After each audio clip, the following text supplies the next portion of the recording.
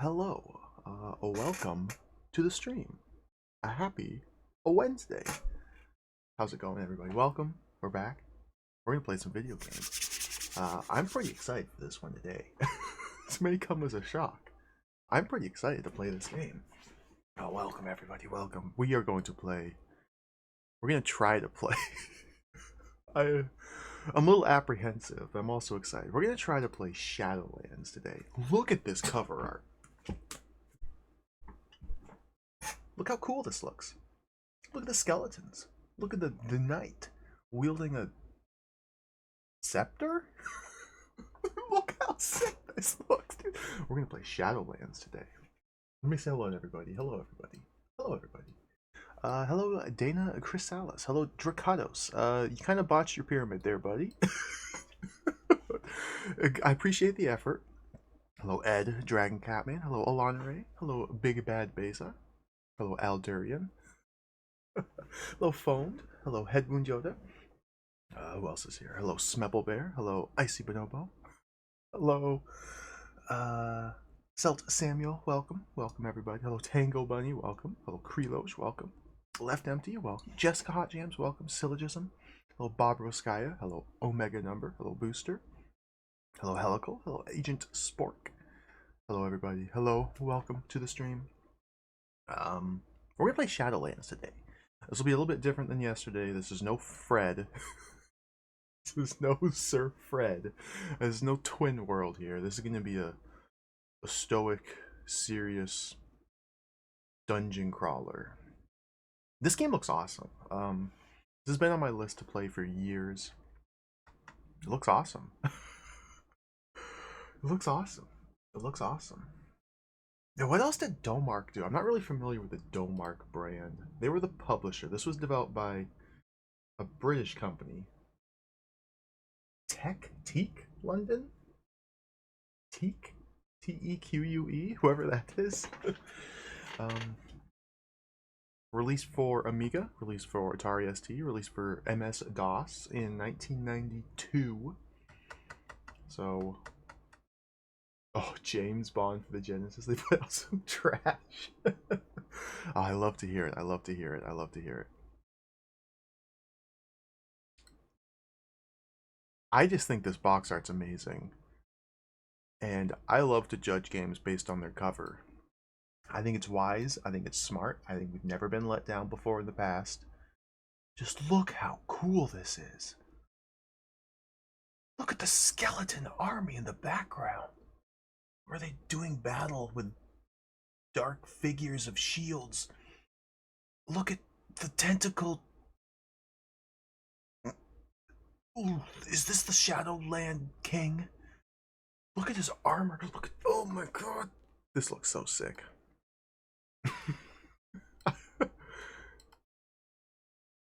Shadowlands. I've never played this before. I don't really know what I'm in for. Years ago, the CRPG Addict did a playthrough, or attempted a playthrough. I know it's one of the games that he dropped. Which, if you're familiar with CRPG Addict, it's a blog, a guy playing all computer RPGs ever. He's an absolute madman. The world is better off having people like him in it. It's one of the few games that he dropped. I don't remember precisely why. But I think it looks great. I think it looks great. It always shows up when I like browse lists of Amiga RPGs that look fun. Shadowlands is always there, and it's like, oh dude, I gotta play it sometime, I gotta play it. And now here we are. There's a sequel to it called Shadow Worlds, which maybe we'll get to, depending on how this game goes. Again, I don't know if this is like good. I don't know if this is playable. I don't know if this will be fun. So we're just gonna play it and find out. Let's turn the box over. Oh, I misaligned them. Sepicide, welcome. Professor KV, welcome. Battle Hamster, Comsun, Retro Gaming Denmark, welcome everybody. Welcome, welcome. Let me make this big. Looks like it's a continuation of the same art. Oh, dude, look at the little skeletons back there. Shadowlands, a completely new and unique role-playing experience. The story is based upon ancient legend. Warrior Prince, slaughtered on the battlefield of the Shadowlands, awakens to find that his spirit lives on, that he can control the minds and actions of his subjects. Seeking retribution, he chooses 4 loyal adventurers and guides them back into the Shadowlands on a journey of discovery and vengeance. Revolutionary new photoscape lighting system casts atmospheric light and shadow over the game world. Fight to the death using an array of weapons and spells against hordes of grotesque, intelligent adversaries. I'm sold already. A multitude of devious traps and perplexing puzzles tax your skill, intelligence, and dexterity. User-definable characters are controlled independently or in groups. The friendly and intuitive mouse-driven control system gives access to the largest, strangest, and most fascinating game world. It's an enormous challenge, but one you can win. Whether you're an expert or new to the genre, Shadowlands is the RPG experience you've been waiting for. These screenshots look great. Like, it has a very distinct style to it. It looks like very influenced by like anime designs, which you don't see too often on the Amiga. Like, look at these character portraits. And then like an isometric perspective for the dungeon crawling. It's not a first person dungeon crawler, like the camera's pulled up. It's kind of like, I don't know, reminds me of classic XCOM style. Yeah. Shadowlands. Shadowlands apparently is the new age role-playing game benchmark, says unattributed quote. I got no hesitation in awarding Shadowlands our highest accolade, says a blob of pixels. Published by Domark. Distributed in the US by Accolade. Powerful names.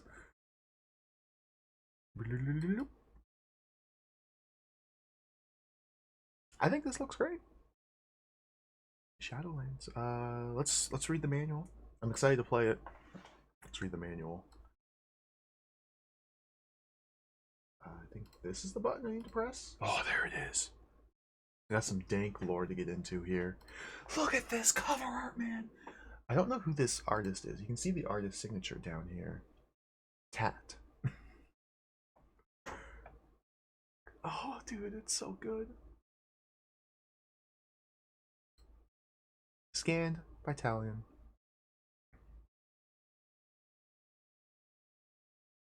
Oh, yes.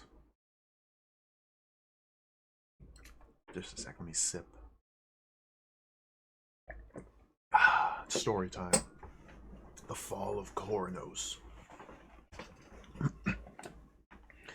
Deep in the heart of the Shadowlands, wrapped in dungeons, bathed in temples, sat the Overlord.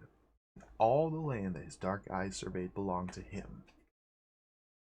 From the melancholy orchards at Randrel to the grand mazes of Sunasi, this was the realm of the Overlord. From the point where the sky meets the sea to the tips of the Garangus Mountains, he was lord of all. The Dark Lord surveyed his realm, and he hungered for more. Oh, dude.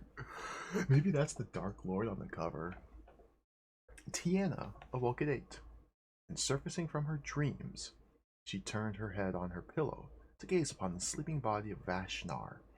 His smooth breath, calm face pleased her.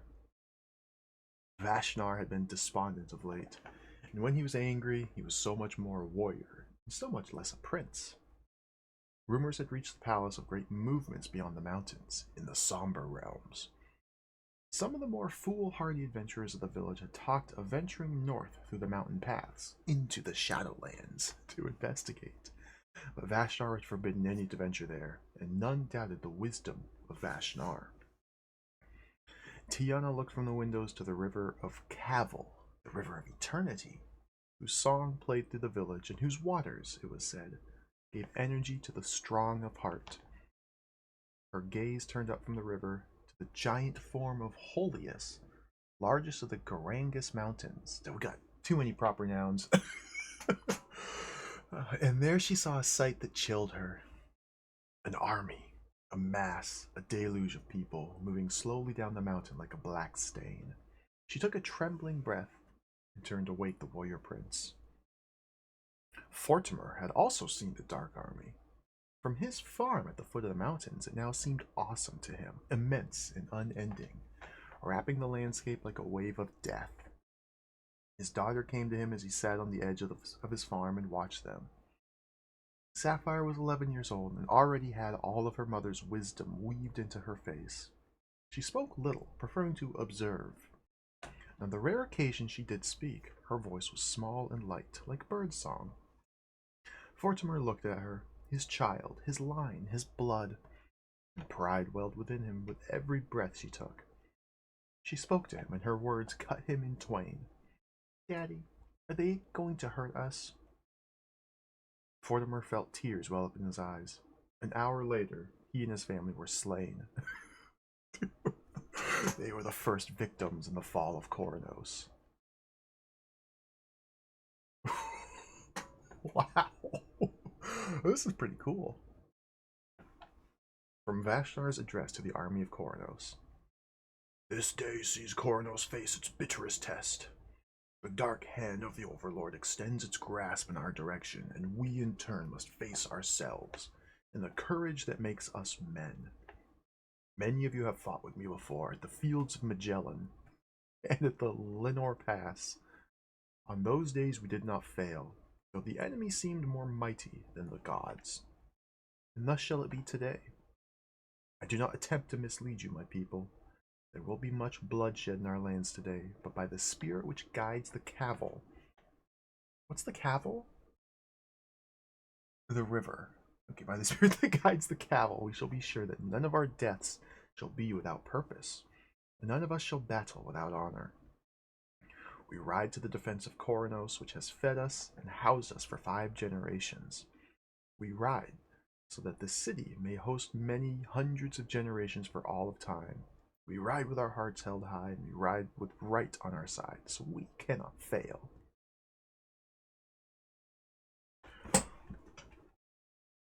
This is a wall of text. As the army moved out of the main square, smoke was seen at the horizon. I bet none of this lore is applicable to the game. It doesn't matter, it's fun. As the army moved out of the main square, smoke was seen on the horizon. Vashnar cursed under his breath, for he knew that the fire was Fortimer's farm. He knew that for all his fine words, he was still mortal, and his life was as temporary as a harvest fire, and as transient as the beauty of a rose. Battle was joined 5 miles after the army crossed the cavil. From nowhere they seemed to come, as if dropped from the sky by some mighty fist.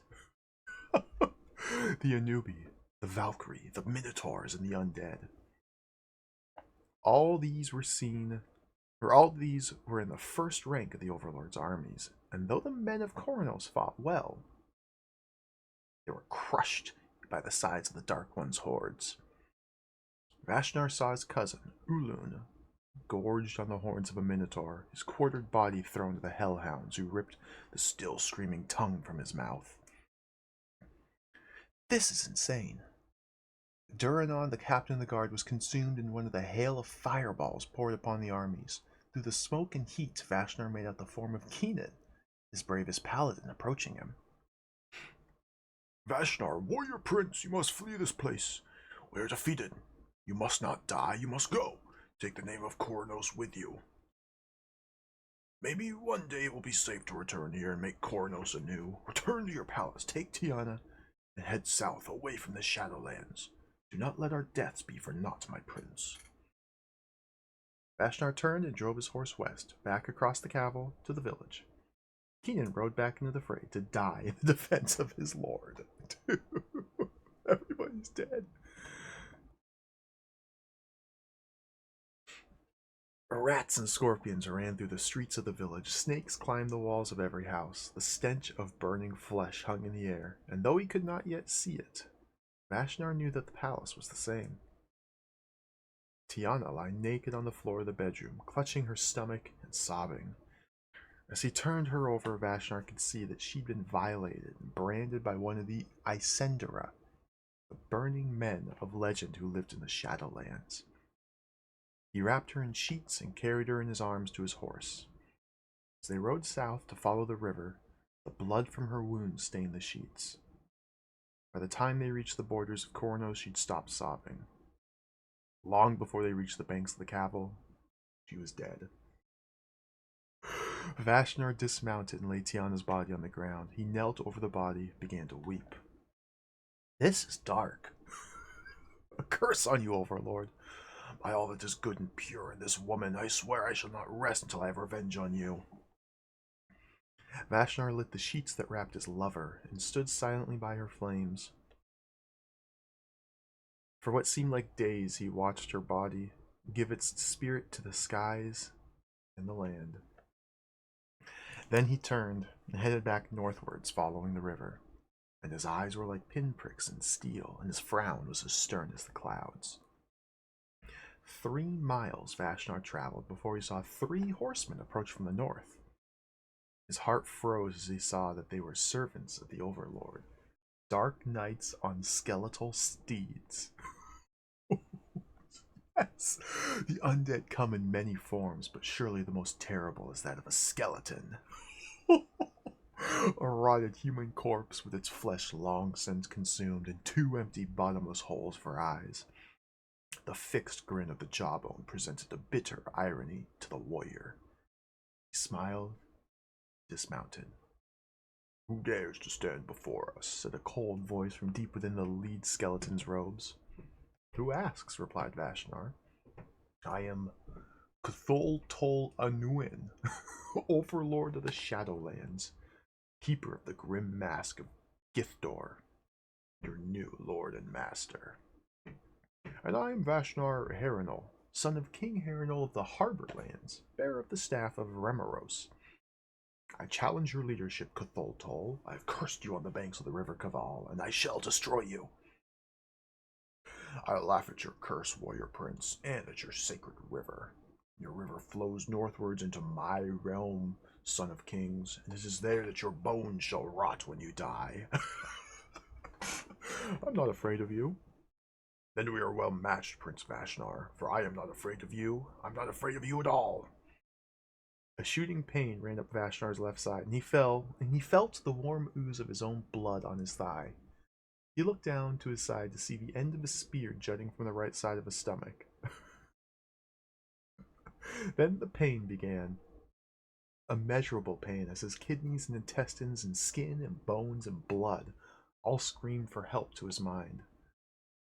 And the scream of his body passed from his brain to his mouth, and Vashnar screamed, a primal scream. Through the layers of pain, Vashnar was aware that the spear was being twisted and moved, gouging up through his back, and then, finally, withdrawn. He didn't even do anything, he just got stabbed. What a loser. He stumbled back, clutching his stomach, and saw the standing form of a skeleton, the spear still in its hand. The grin of the jawbone smiled down at him, and the empty eyes called to him. Vashnar saw himself on the ground, the skeleton standing beside him. As he began to rise further and further upwards, he saw the skeleton kick his lifeless body into the river Caval. He turned away towards the sky, where the arms of the Earth Mother offered to wrap him up and hold him, and he smiled. That's the dream? Said Nanak. The same every night for the past 4 days, replied Helver. Strange. We were sitting in one of the many taverns in the city of Aquanor, capital of the Harborlands. The tavern was small but friendly, and many adventurers came to swap stories and drink ale. Tonight the tavern was packed, and all the talk was of Helver's dream and the fall of Kuranos and the death of Prince Vashnar, and of why nearly a third of the adventuring community had experienced the very same dream every night for the past 4 days. It has to be a call for help. It has to be. proclaimed Rathor, a powerful cleric whose experience demanded that his words be taken seriously. You want my guess? The prince is dead, and the palace hasn't told the people yet. Maybe the palace doesn't know yet, interjected Helver. It's 14 days' ride to Kurnos. What if he only died 4 days ago? Oh, that seemed likely. Surely we should seek an audience with the king, even if only to warn him about the dream. If the dreams affected so many of us, I should imagine that there are many in the king's direct service who've also received it. The king already knows. If he didn't, he wouldn't be king. Then what do? Pack our bags and ride north for 16 days on the strength of a shared dream? It could be a trap. Stranger things have been known. I would like to speak, please, came a soft voice from the back. When the adventurers turned, they beheld a bright white light, and in the center of that light was the spirit of a small girl who bore infinite wisdom in her face. The room parted, and slowly she moved, silently, suspended in the air, to the front of the room. And then she spoke, and her voice was like birdsong.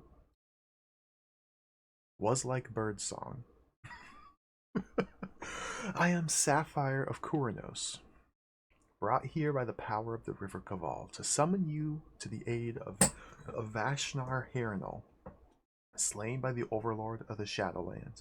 Excuse me. And who lives yet in spirit.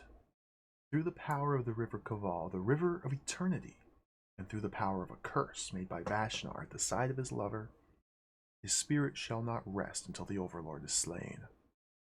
That could take a long time, whispered Nanak to Helver. The light moved towards him. That, Nanak of Duanar, these nouns, dude. That, Nanak of Dunar, is why the cursor is often the cursed.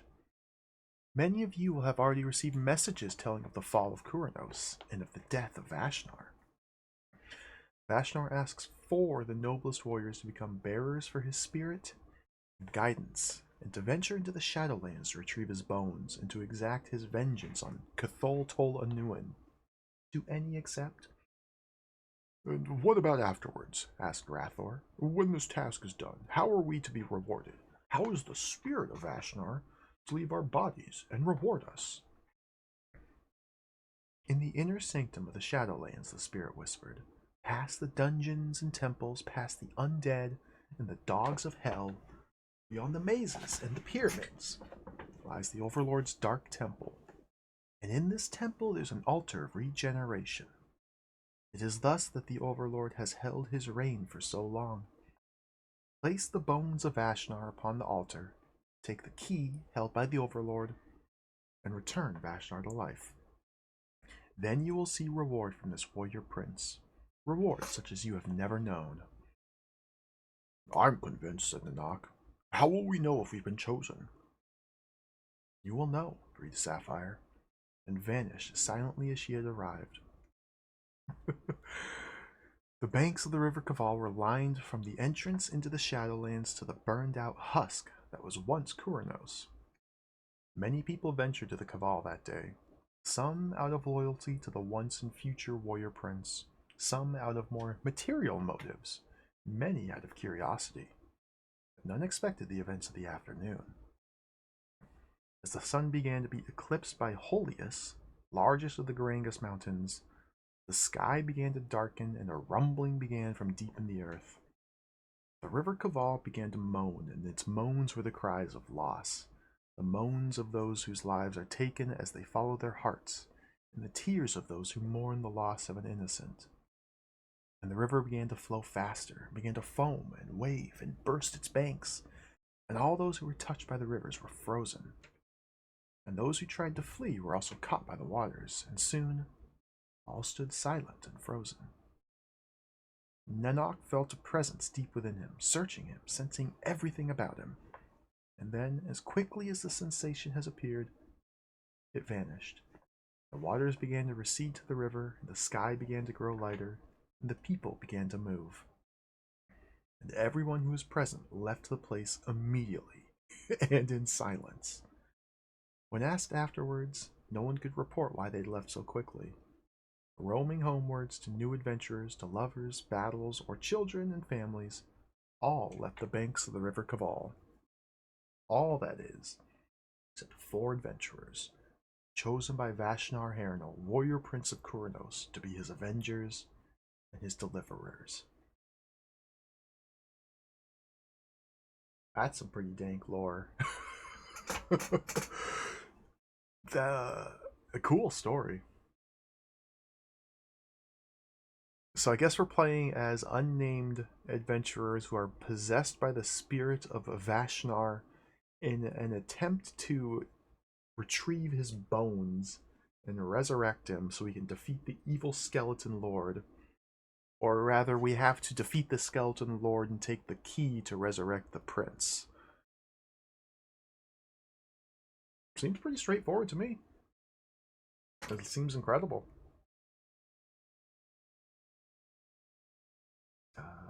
Again, the little bit I know about this game is that it seems to all take place in dungeons. I don't think any of these names or towns will be places that we visit in the game. I think this is like almost entirely just a dungeon crawler game. But it's nice that they set up the story like this. Gives us some motivation. Shadowlands is a challenging and absorbing RPG role-playing game. Thanks to its advanced interface design, it's extremely easy to play. The quest may take you months, but the controls will be at your fingertips after only a few minutes. Shadowlands is chock-a-block with traps, adversaries, and conundrums. Your objective is to guide your 4 warriors through these obstacles to confront the Keeper, the undead guardian of your physical self. Defeat him and you can undergo the process of reintegration, uniting your physical and spiritual selves in the process of self-realization. What? Remember, the spirit may be willing, but the flesh is extremely weak. That's... what? I thought we were trying to resurrect the prince, not reintegrate and self-realize ourselves. Is the Keeper the same as the Skeleton Lord, Cthulhu? I don't know what's going on. What's up, Zetsu Bear? What's Battle Hamster, Space Opera Copter, Stars Cap, Noru? Welcome in, everybody. Welcome. We're just reading the manual for Shadowlands. Here's the box art if you missed it. Look how amazing this game looks. The box art sold me on the game. Look how sick this is. But we have to read the manual. As we do here, we must read about game. One thing I do know just from my 5 minutes of playing around with it last night is that everything seems to be mouse controlled. Which isn't that good. But we'll deal with it. We'll deal with it. Oh, Neck, welcome. Okay, so we can roll our characters. I have no idea how in-depth the character generation is. We'll skim through a lot of this. We don't need to read every single sentence here. We can change our appearance, change our name, change our attributes. In common with other role-playing games, each warrior has a set of attributes that determine how he or she performs during the game. In Shadowlands, characters start with a certain amount of points relating to their strength, combat, magic, and health. The program automatically assigns initial values for these attributes, indicated by the length of bars. The longer the bar, the more points they have. You can alter these if you want to adjust the balance of skills within your party. It would be too easy, however, if you could simply make one character extremely strong and another a powerful magician from the beginning. Instead, you click the chance card to reshuffle the attributes for each character until you're satisfied. Okay, cool. When you're happy, just click on the next one. So we don't actually roll. I guess we're actually literally just rolling characters. You just randomize their stats until you're happy with it. That simplifies things. Don't really have to think about it. There's only 4 stats, and you only get 4 characters. It seems like character generation will be very quick and easy. Playing the game. Once you've entered the game, you'll receive a reminder to save your characters if they're newly created. You're strongly advised to do so, as new characters are particularly vulnerable, cannot be resurrected except by use of the load save game option. The screen is your window into the game world, presenting your environment in isometric 3D style. Hey, Par still. Yeah, this is the... They were really proud of their lighting engine, which they developed for this game. I think they'll explain it here pretty soon. Nowadays, in like today's context, it seems very basic. But for the time, I'm sure it was quite impressive. But judging by the title of the game and like the general premise, I think light and like light management will be like a very important resource in the game. We'll see how it plays out though. The game is mouse operated, and you use the portraits of your warriors to issue commands, which they will then carry out within the game world. In general, these commands are issued by using the left mouse button to click upon a part of one of the portraits located in the game world. Full details are listed below. Oh, look at this. Oh, this looks great. The range of vision of a character is indicated for you by the mouse pointer. When an action's been selected, the pointer shows as a pointing hand icon when you're within the character's range of vision. It's an arrowhead when it's outside the range. Okay. For example, click on the Red Warrior's extreme left portrait left leg, which is the extended leg on the right when viewed from your position. I'm getting confused. This invokes the walk to command. Now move the mouse pointer across the screen and select the location where the mouse pointer icon shows as a pointing hand. Click the left mouse button again, the warrior will walk to that location. In this manual, whenever we refer to the right or left part of a portrait, we are referring to it from your point of view, not the character's. So yeah, you can see here the little icons in the screenshot.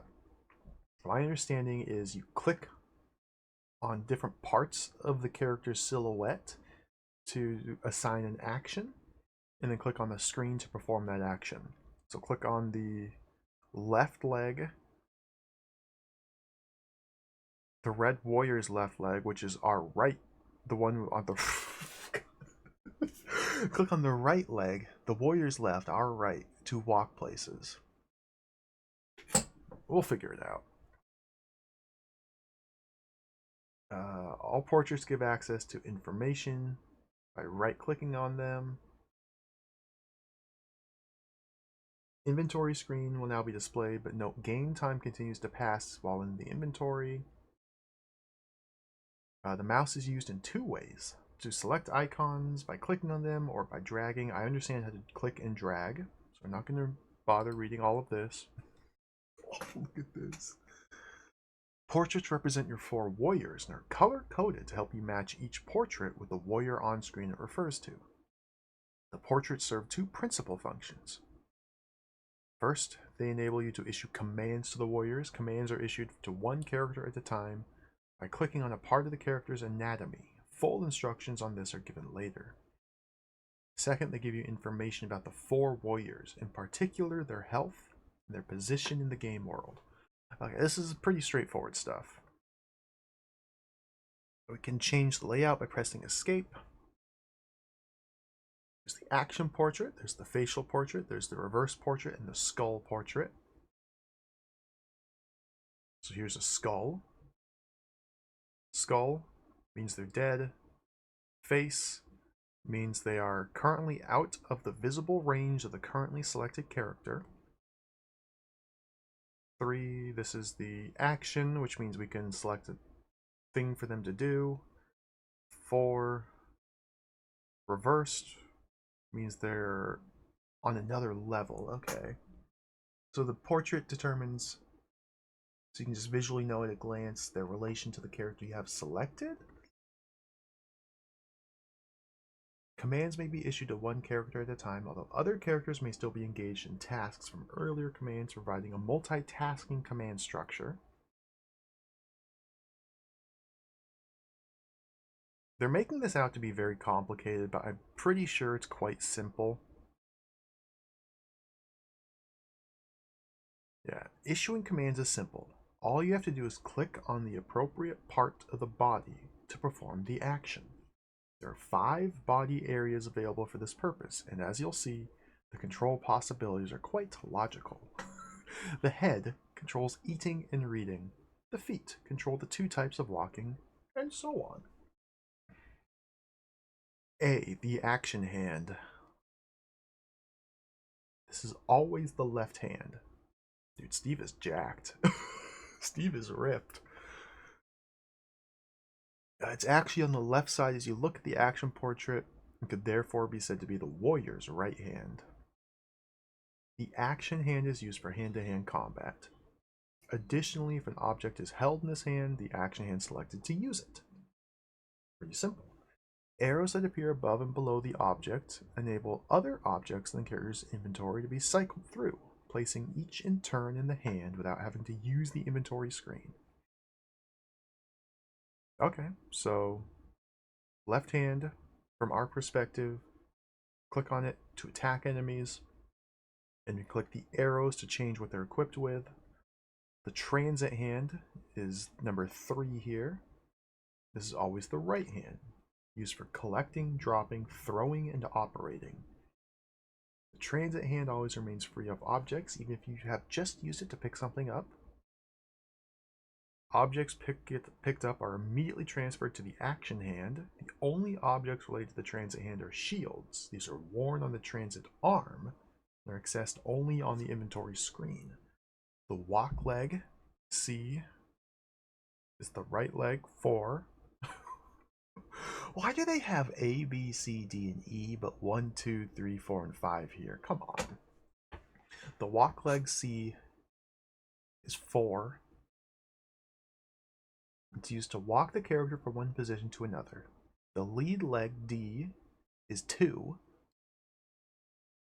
Always the left leg.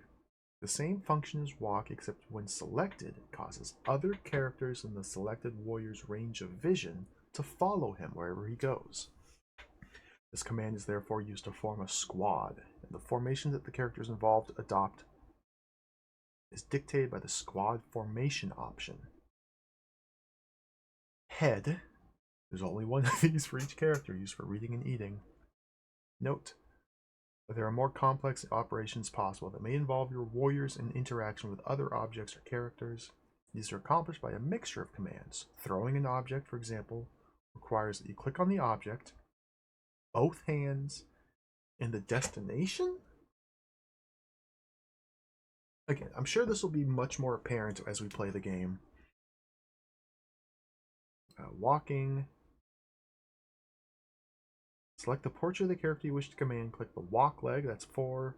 Click the hand. Click the screen position you wish to walk him to within his visible range. Dragging the pointer will cause the character to follow.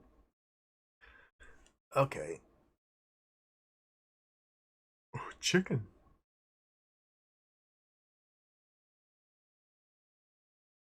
Each character requires food and water as time progresses. Okay, use the head to feed them.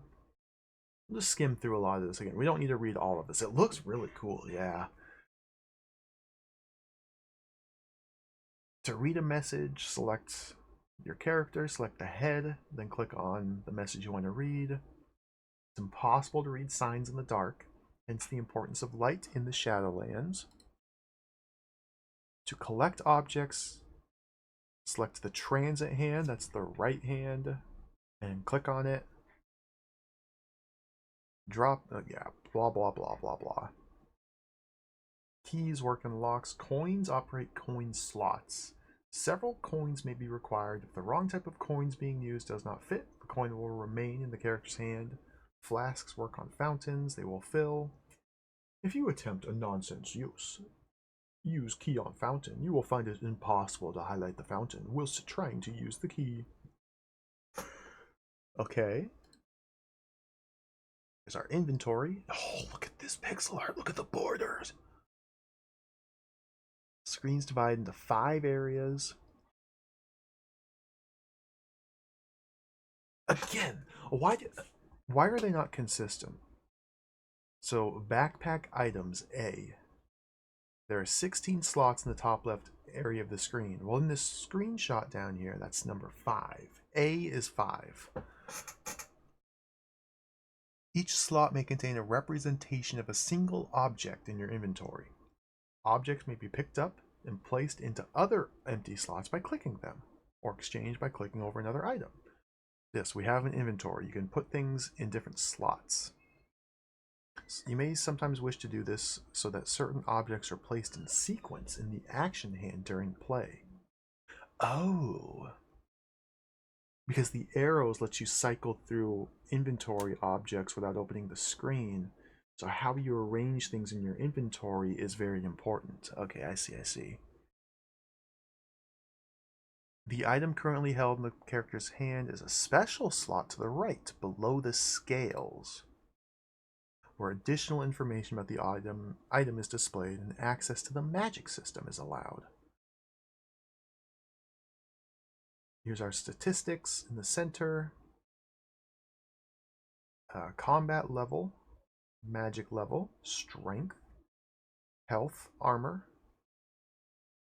It does not say what these mean whatsoever. Combat level is just our experience, apparently. Magic level is just our experience with magic, because we have two separate experiences. Strength is just our rating, whatever that means, just our rating. Health is health. Health suffers if he's thirsty, starving, injured, or overburdened with items. Oh, with carrying capacity, of course. Armor is the degree of protection. Food, water, force, particularly important for magic, and in particular the charging of spells. See the magic section for more information. We got the portraits over here. Yeah, okay. Chessboards. Shadowlands offers the party of 4 characters, and each character can either operate alone or as a squad in the company of others. Furthermore, your party can split into 2 squads, with each one led by a different character. A squad will form whenever you use the lead command. That's the left leg, not the right leg. Who joins it and what formation they take up is determined by using the chessboards on the inventory screen. This seems really cool. You can store up to 5 squad formations and setups using the function keys. Okay, so you have 5 separate formations you can swap between on the fly with F1 through F5. Interesting. How you arrange the little pawns on the board determines their relative position to one another. You can split them into 2 groups or just leave them in one. Okay. Eat or sleep, eating, and save. In the center of the screen at the bottom are icons for sleeping, an eye, eating, a mouth, and save and load. Click the eye icon to send that particular character to sleep. His energies will replenish much faster whilst sleeping, although he'll be prone to becoming attacked. To wake up a character, simply issue a new command. Eat food, save game. Light. Shadowlands features Photoscape, a new real-time system which realistically lights all areas of the game world, casting shadows and creating an unparalleled sense of atmosphere.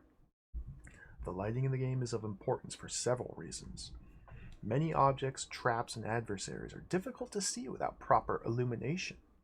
As in real life, you'll miss important details or make mistakes if you cannot see properly. In addition, light plays an active role in many of the areas you will find yourself in. It may affect the behavior of traps and of creatures. Used wisely, however, it can be turned to your advantage. Many objects and events create light: torches, explosions, magical items, spells, even some creatures. Torches vary in their power and will gradually burn down. You find a lit torch which you wish to keep for later use, extinguish it, and place it in a backpack. You can place a lit torch in your backpack where it will be held in a special carrier outside the pack designed especially for this purpose. This has the advantage of generating light but freeing the action hand for other uses. Oh, okay. So you can carry lit torches on your person. Any character generating light either from a torch or through the use of magic has a flame icon. You can place torches on walls, you can light torches. Select the portrait, place the lit torch in his action hand, click and hold the torch for 2 seconds. It will burst into flame. Good. Okay. Weapons. A variety of weapons in Shadowlands. 2 ways of using them, general and specific. With the general method, you select a weapon and a destination. Anyone who comes between your warrior and that destination is liable to get attacked. On the other hand, specific use involves targeting a particularly adversary, following which your warrior will concentrate on that enemy, fighting to the death. Okay, makes sense. You can attack move like an RTS or target specific enemies. Dude, this looks so cool. I imagine this feeling like very oppressive with the significance of light. Oh, this might be fun. This might be a good game. Reg, welcome. Magic. How does magic work? Spells are found as parchments around the Shadowlands and may have various effects and alignments. When a spell is used, the parchment's magic force is drained to a certain degree and ultimately can become depleted. You can also find spell books within the Shadowlands. Each of these contains room for 6 spell pages, and parchments may be placed and carried in these books. If a book is used rather than an individual parchment, the spells contained within the book will be cast one after the other in page order. Oh, that's kind of cool. Combine and order your spells for maximum effect. A good sequence of offensive spells can subdue even the most powerful opponent. It reminds me a bit of Legend for the Amiga, which I haven't played. I watched Bardic broadcast play through a fair amount of Legend. Just kind of the tactical, isometric perspective dungeon crawling. We can order our spells in spell books, so we can cast a chain of spells all at once. Use a spell, hold the spell parchment in the action hand. Yeah. Recharging spells. Many objects have a level of enchantment or magic force. This force is an energy contained within them which controls how effective an object is. A sword with a magic force of 67 is more effective than one with an MF of 12. An apple with an MF of 34 is more nutritious than one with an MF of 4. Your characters will have varying degrees of skill at absorbing MF energy from objects. The energy is absorbed into their bodies. The amount is indicated by the force bar on the inventory screen. It may then be transferred into magic spells to recharge them? Oh, interesting. The laws of enchantment state that this energy can only be absorbed from objects, not charged into them, and only put into spells, not absorbed from them. This means that objects from which the MF has been absorbed will become less effective and cannot be recharged. It also means that as spells are used throughout the game, the total magic force in the Shadowlands becomes dissipated, and material objects will gradually become more and more useless as they're drained of their MF. Wow! To transfer MF from an object to a spell or spellbook, go to the inventory screen, put it in the held inventory spot, click the scales to absorb as much energy as required, put the spell in the slot, put this. Okay, it makes sense. Seems pretty straightforward. If a book is charged, the MF is equally distributed among the pages. More advanced magic users can use this process more efficiently than novices. German. Alright. 10 gameplay tips. Conserve light power. It's a valuable commodity. Keep an eye on food and water. Read all the signs. Pick group formations appropriate for the characters and conditions. Do not place poorly shielded characters right at the forefront of the action. Keep characters with launched weapons away so that they may be used effectively. Combat, try to gang up on particularly powerful adversaries. They'll be less efficient when fighting several attacking characters at once. Then move on as a group to the next adversary. One-on-one combat may be fairer, but not nearly as effective. Place spells in books in strategic order, so that they will work in conjunction with each other for maximum effect. Organize books with certain spell types. Place healing spells together in one volume, and give this to your best priest as a first aid kit, if required. Beware of adversaries with magic spells of their own. Study the game world carefully. You may be able to spot valuable clues in adjacent areas you've not yet encountered. Forewarned is forearmed. Watch out for objects which are enchanted with magic force. They're sources of pure magic power for your spells, and take nothing for granted.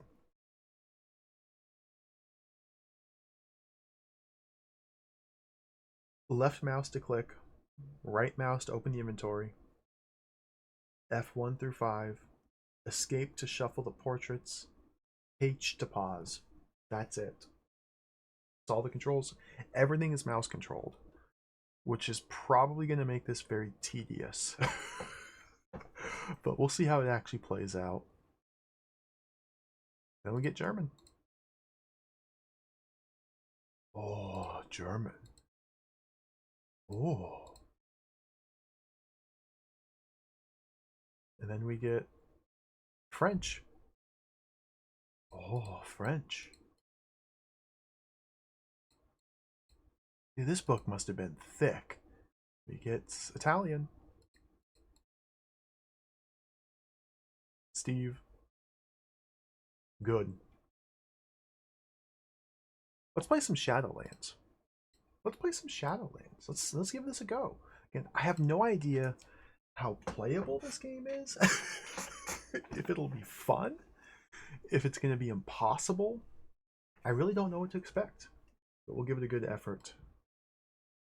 It looks so cool just from the box art, the screenshots. Shadowlands.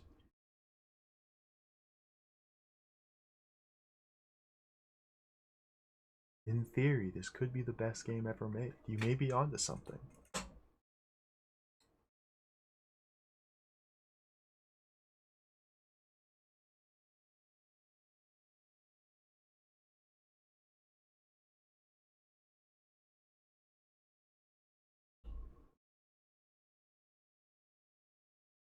Is that the Skeleton Lord? Ooh!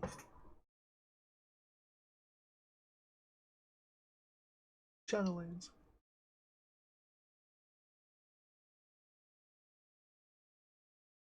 Okay. Shadowlands. I feel like they should have music. Design, Dean Lesser. Program, Gary Costas. Art, Mark Anthony. Sound, Matt Furness. 4 people made this game. Now notice how they have sound but no music? I take it back, we got music.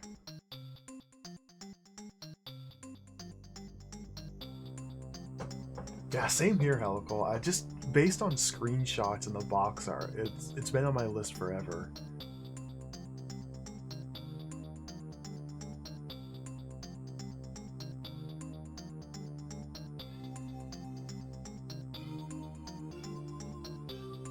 Oh, beautiful. Start the timer. Start rolling characters.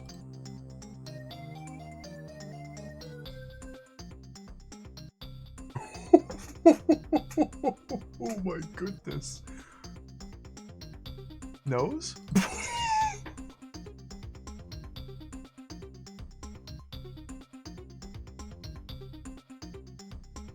Eyes?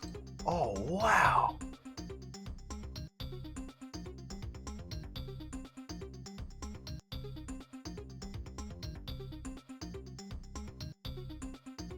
This is cool.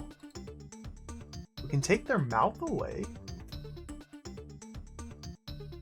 Magician, warrior, orc, and priest.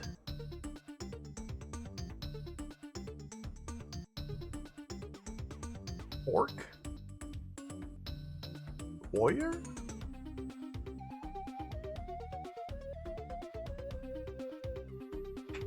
So I guess these are kind of our archetypes. So we want the magician to obviously have a high magic. This seems like a perfect magician right away. Although maybe we don't need as much combat for the magician.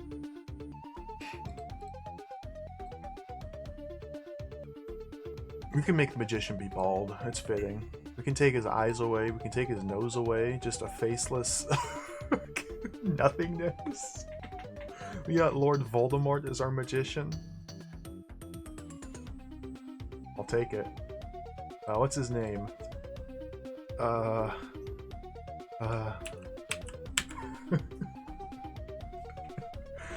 we got Rig. The warrior. The mighty warrior.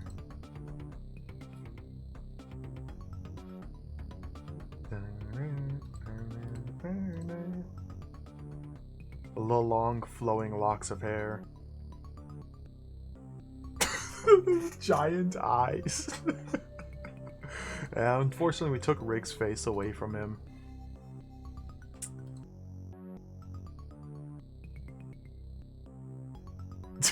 These.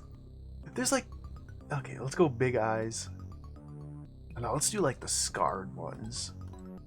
This one, he's got like wrinkles and scars all around his eyes. Can we schnoz him up? Full schnoz? Full schnoz. Full schnoz.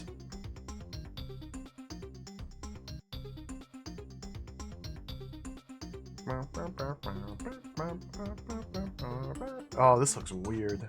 The beard does not fit.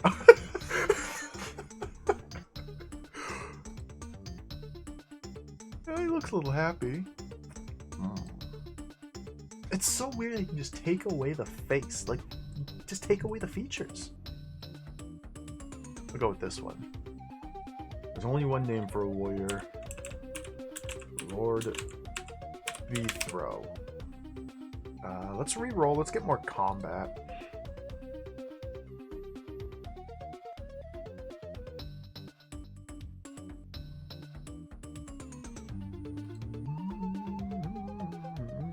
Betho. Lord Betho. This should be pretty good.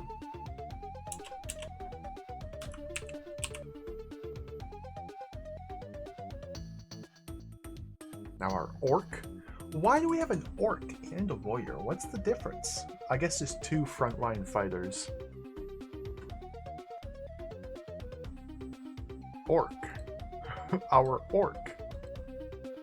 He's gonna have white hair. We'll give him the white beard. Orc is code for old man, apparently. Magician looks the same. I think it did say that it re-rolls everybody, but that may have been misleading.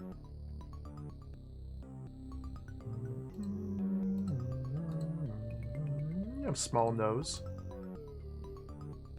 Just full white hair. Orc.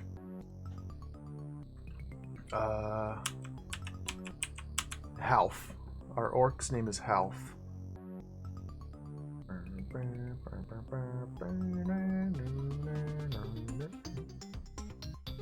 I presume we want kind of the same stat distribution as the warrior.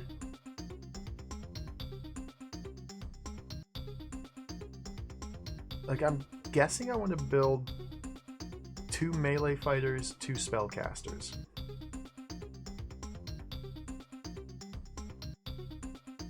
Half orc.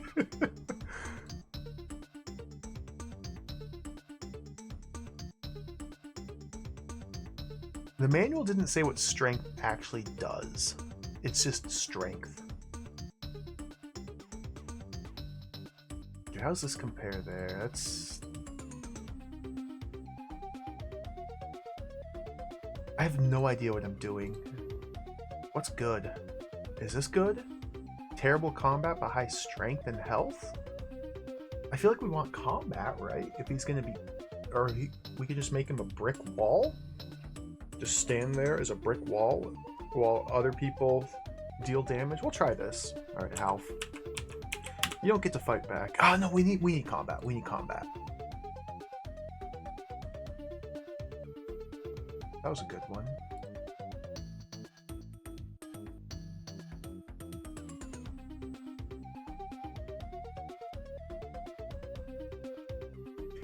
Look at this.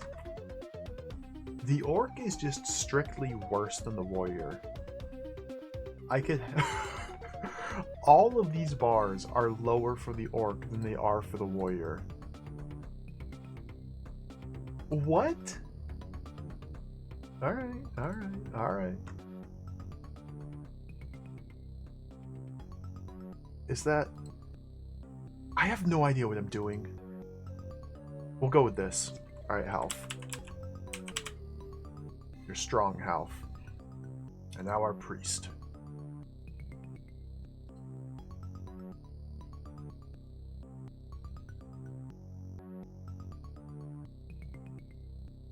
You can have the dark hair.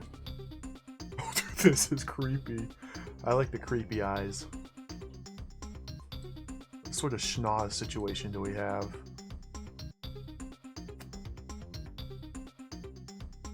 No schnoz? Just no schnoz? We gotta have a nose. What even is this? That's...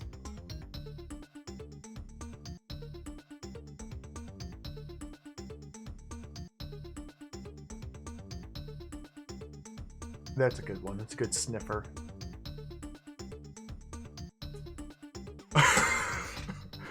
Okay, and our priest probably needs high magic as well.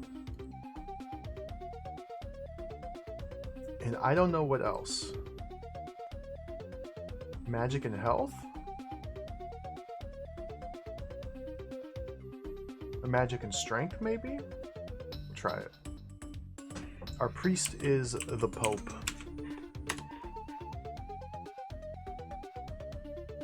Why didn't it save their names?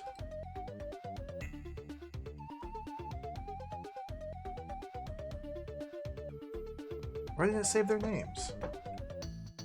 Rig. Enter. Oh, it's space? Nope.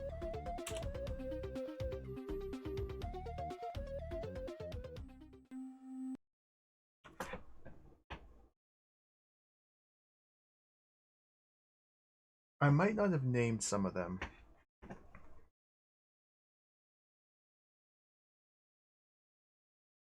May have only named Rig, yeah. That won't do. Oh, did it? I just didn't notice. Okay. Mistakes were made. We may have to redo it. We gotta reset.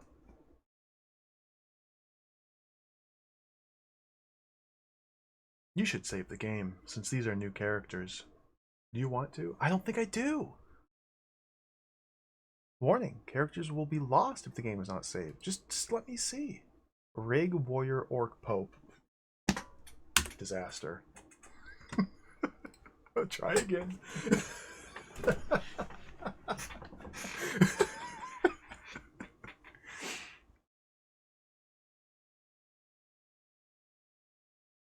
We have to do this right. This is very important. It's possible that I'm just rolling bad characters too, and we're gonna end up just in a fail state somewhere down the line because I didn't build an appropriate party. Seeing as how the manual doesn't really explain stats very well, I don't really know what's important for which characters. I didn't even know that we were like building archetypes. What's an orc? Why do you have orc? Dude, look at this guy. Is that the Shadow Lord? The Shadow Lord's a skeleton. Oh, look at the skeleton down there.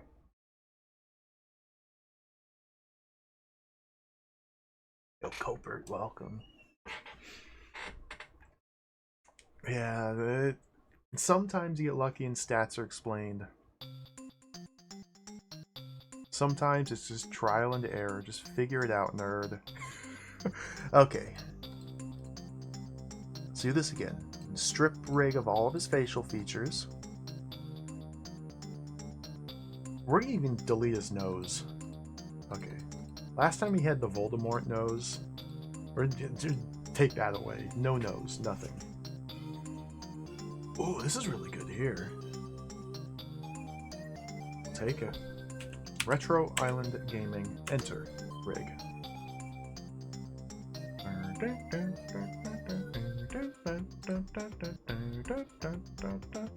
I've already forgot how I built. Look at the orc this time. That's a good orc.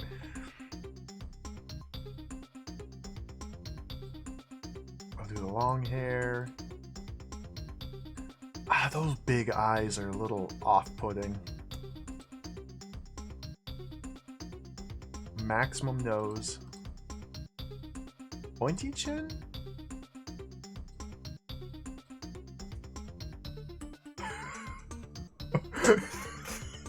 I like this better. Oh, Rat Clown Car, welcome. I have not played Tower of Souls, no. I would like to. Our warrior, we do max health. I want to emphasize combat and health, I think. And then with the orc, try and lean more on strength.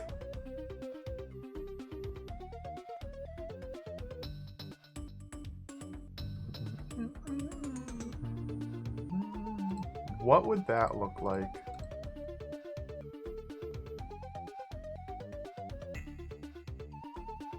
That's a good idea, Dana. With the eyelash.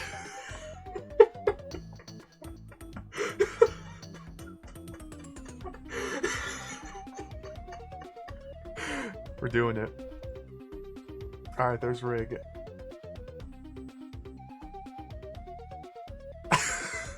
Apologies to Andrew. I love Rig, don't get me wrong. But you just gotta do something about your face, man.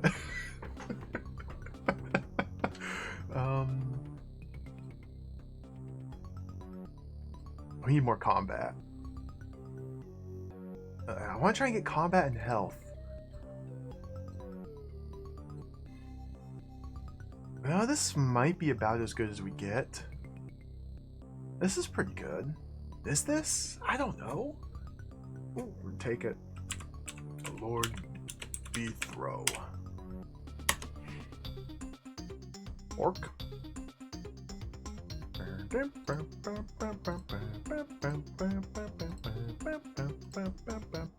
Maybe I should be using like magic on these frontline guys. Like I really don't know. Or maybe this is good. Higher strength. Higher. Alright.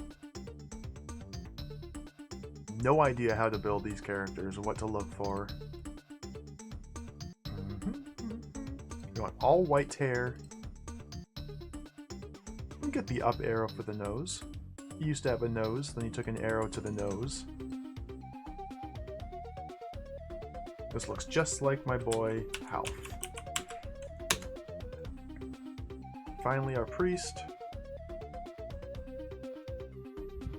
Oh, dude, the possessed eyes.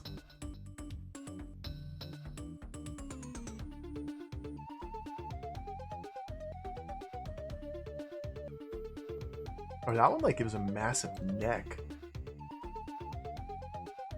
Look how huge his neck is, dude. Is that just necular muscles?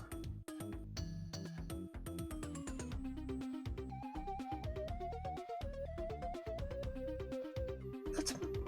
Oh! I like this one. Okay, we probably want as much magic as possible for the priest.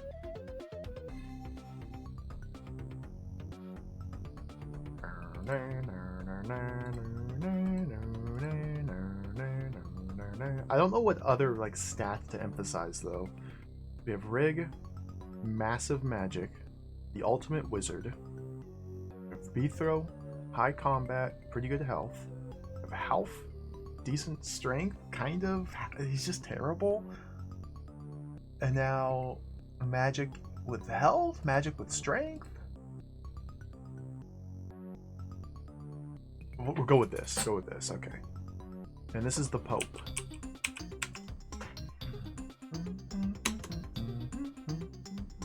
Duke Donuts, welcome. Killer Miller, welcome. If only that name weren't taken. God, there's so many cool Amiga games. Alright, let's go. I have no idea what I'm in for with this game.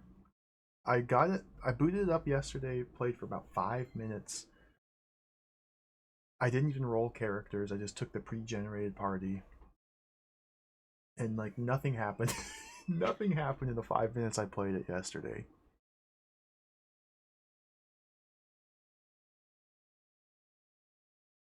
Please wait.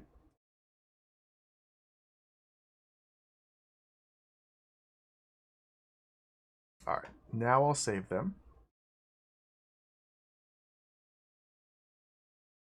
Let's put the save disk in. I didn't even test the saving. I hope it just works. So let's just hope it just works. It should just work. Save disk in. Okay. Okay. Do not use this disk to save your game. What? Oh, do I have to check that?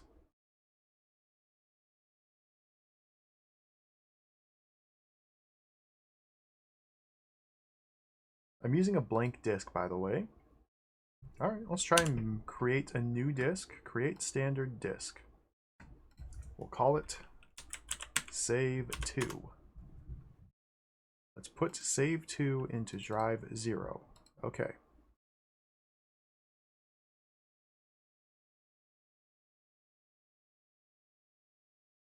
Do not use this disk.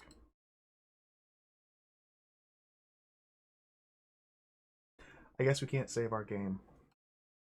That's... What? I'm using a blank disk that's unformatted. WinUAE allows me to click the button that says create standard disk. There must be one of these other settings I have to tick.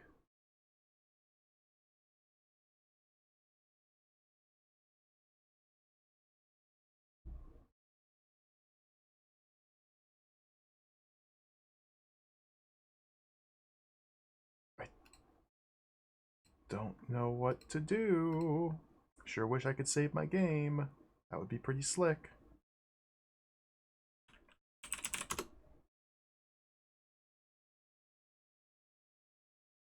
Maybe if we put it in the other drive? We may have a problem.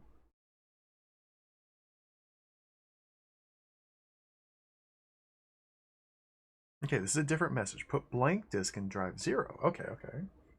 You have not saved before. Dude. Okay, it's gotta be drive 0. Where's my save disk? I don't have one.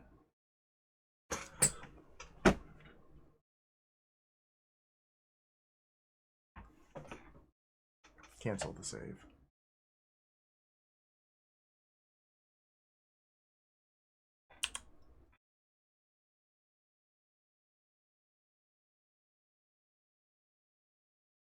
Put the game discs back in. Alright, here we go.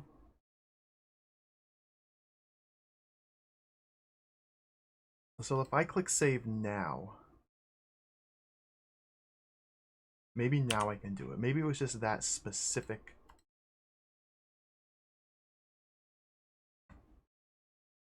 Maybe just that specific screen.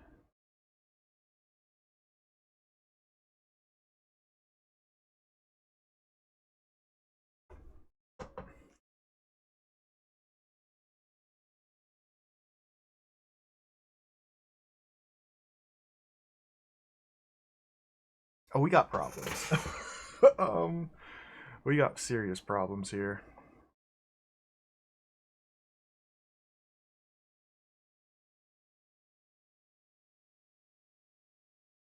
I don't think it is. Like WinUAE lets you create standard disk. I'm literally just creating a disk, titling it save, and putting it into this drive. That works with every other Amiga game. I'm not sure why it's not working here. Unless there's supposed like some special setting I'm supposed to tick. Create a custom disk instead. Save 3. Okay, let's try again. Usually I get this working and figure this out ahead of time. I have failed to do so today, obviously.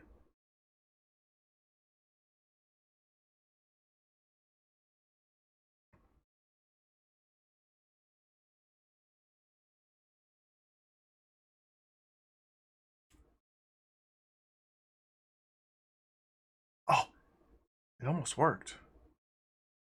It's trying.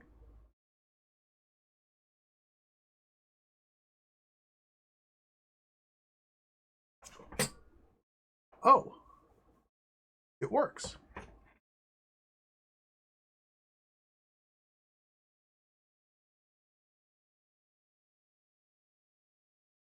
"20 minutes in, we've been able to save the game."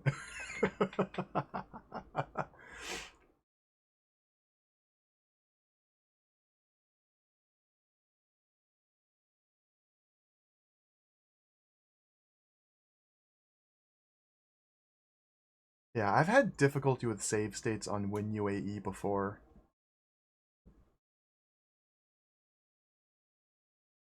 So I try to just avoid using them, period. I'm sure there's ways to make them work and make it consistent. I've botched it before. So yeah, what I did, WinUAE, new floppy disk image. There's a button to create standard disk, button to create custom disk.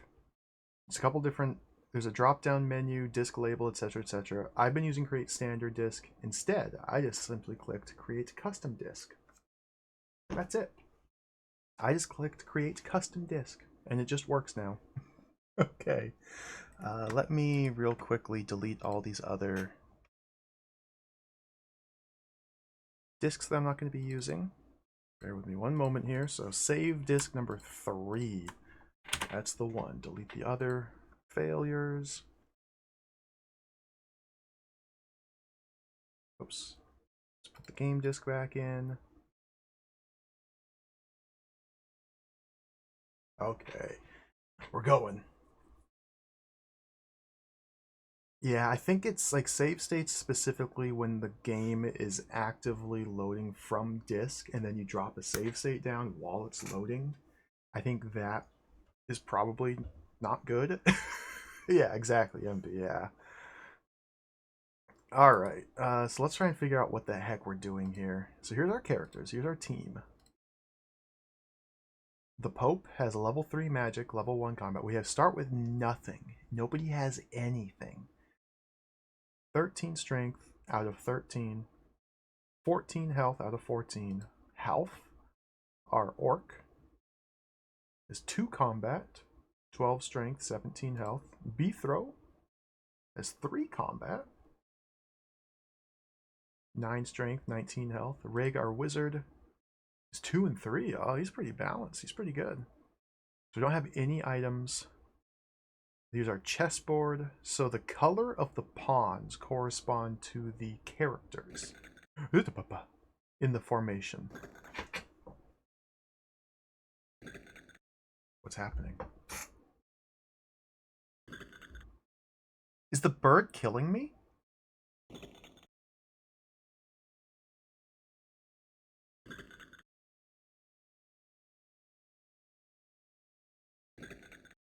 Uh.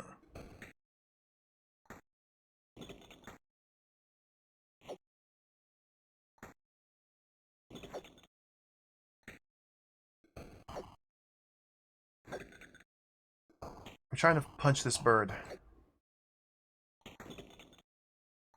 1, 2. Alright, we're ganging up on a bird and punching it to death. Okay, I punched the bird to death. Did I level up? I'm losing food and water. I'm trying to just figure out what's happening. So here's my formation. So I think I want a rig to be back. I think we want like Beethrow and Half up front, as expected. And let's put rig over there. Let's put the Pope over there. We'll just try that. This is formation F1. And then if we have Bethro lead the party. There they are in their formation. Here we go.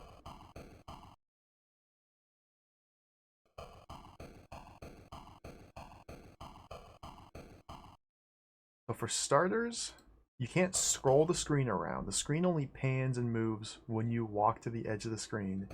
And the game pauses. You can pause the game with H, but you can't like move the mouse to issue commands during the pause screen.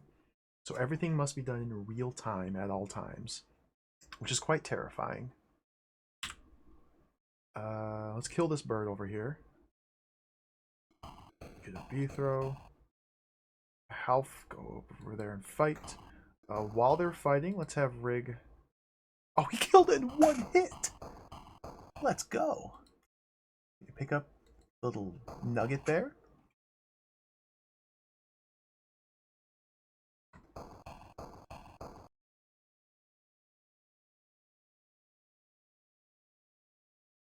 Collect.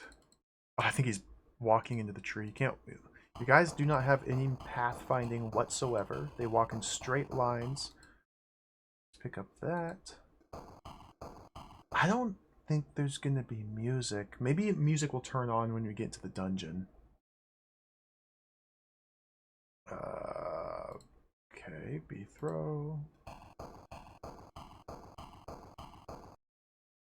So we've punched 2 birds to death. We've picked up 2 apples. We're off to a good start. There's a bunch more apples here. I think we need to grab as many apples as possible. Oh my god.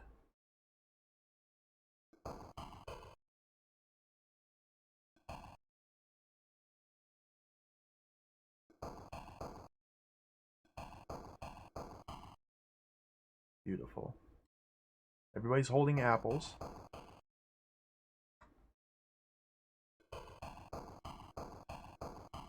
Oh, Darklands. Darklands looks so cool. I want to play Darklands. Oh my god, you get stuck on everything. Okay. Now we had music in the character creation screen. So escape lets us shuffle the portraits around. We can have them in the corners instead. Oh my goodness. You, Rig. Walk over here. So let's just spend about 10 minutes grabbing all these apples. Hopefully our characters don't starve to death while we're doing this. Beef throw? Apple?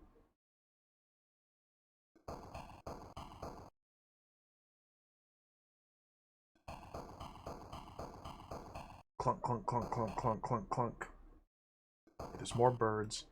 So we need to... These apples have a magic force of 50. Put that over there.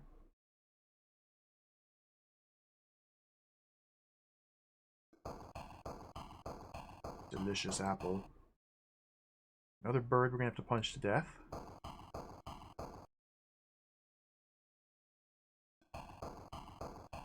Oh, don't put the apple away. I don't want to try and punch him with apples or accidentally like throw an apple. Kill it.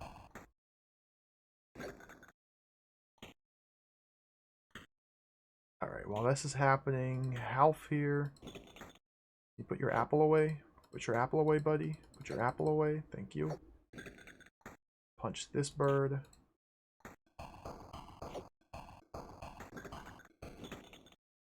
Oh, look at him go. Okay, get the Pope out here. Throw some hands, Pope. Oh no, that's not punch. Okay, punch. Get him. Rig, put your apple away. Okay, you got that one dead. Now let's okay, that one's dead too. Perfect.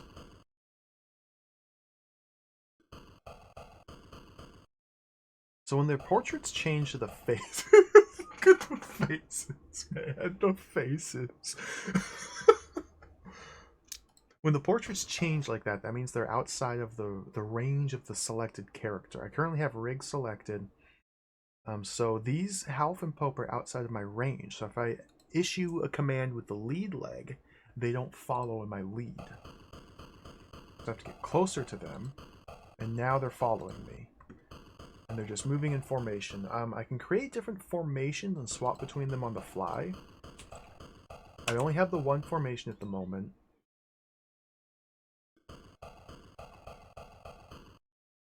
If we create a second formation with F2, F3, F4, F5. Okay, there's pre-built formations here. So F3 is just a solid horizontal line there. I feel like I should... Whoa. Beethro took damage from the birds? He took 10 points of damage? How do I heal?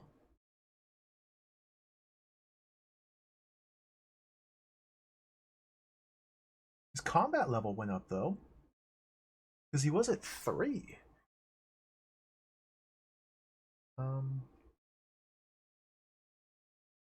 We read the manual. The manual did not ever say how to heal your characters.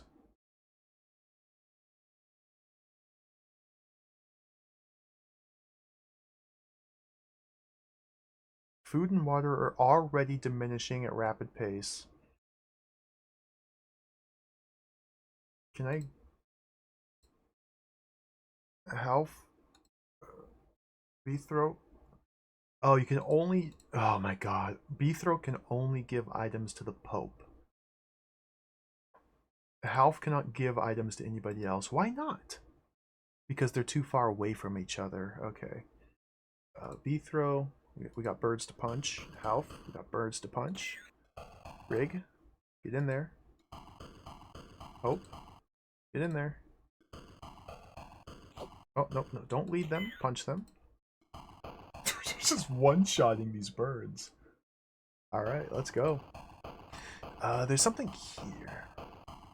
So we don't have any spells yet. We don't have any weapons. Literally, the only thing we start the game with is nothing. Nothing. Except for the apples, which we've found so far. Alright, Beethrow, you're the leader.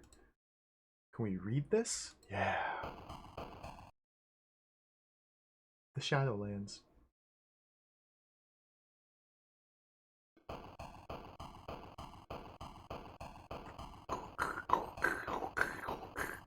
Good sign, yeah.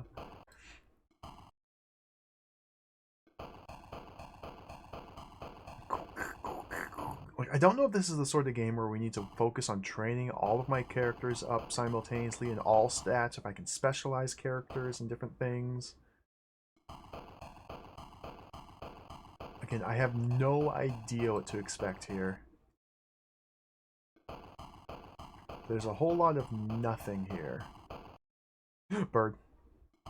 Punch the bird. Health. Punch the bird. Hope. Punch the bird. Rig. Punch the bird. Bird's dead. Whoa! That's an arrow! Or that's a bow. Oh. I guess Half can pick this up. Oh, dude. Bow. Magic force of 15. Now, do we need arrows to go with this bow? That's the question. Let's adjust the formation. Since we have a bow, let's use F2 as our bow formation. Half. You want to stay back. We want Rig to stay back. Yeah, Rig to stay back. We want Pope to stay back. We want Beethrow in the front. This is my bow formation here.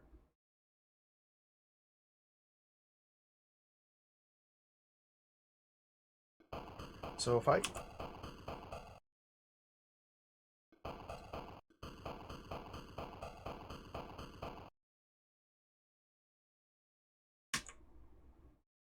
Okay, yeah, you can change their formation on the fly. Okay. Cool. F4 is split the party into 2 groups. Okay. Looks like there's a beat stick here. B throw. Pick up the beat stick. Dude, Alf, get out of the way. I can't see it. B throw. Pick up the beat stick.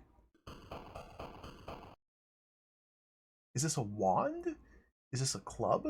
It's just a stick. It's a 50 magic force stick. And my guy's health is just back.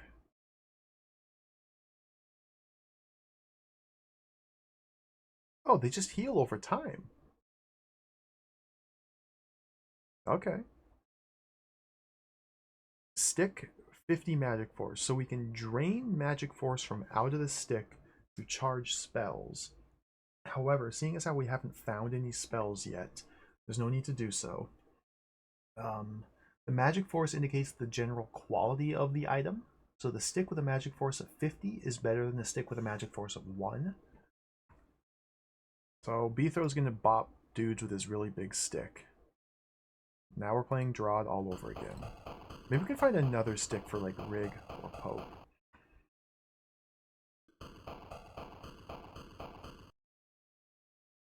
Oh, look at this! Graves. Bird. Kill it. Oh, it's out of range. You see how the mouse cursor changes here? There we go. Half, shoot him. Oh my god! Look at the little pew pew arrow. Okay, good. Can we read these? No. You can read that though. I wish there was a way to move the camera without having to move your characters around. Let's go into... This is good formation. It's good formation.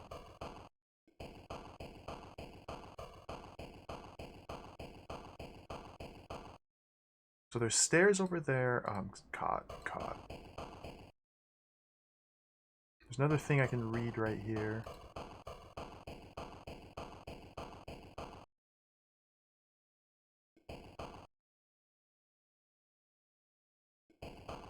Field of the Fallen Heroes. Oh.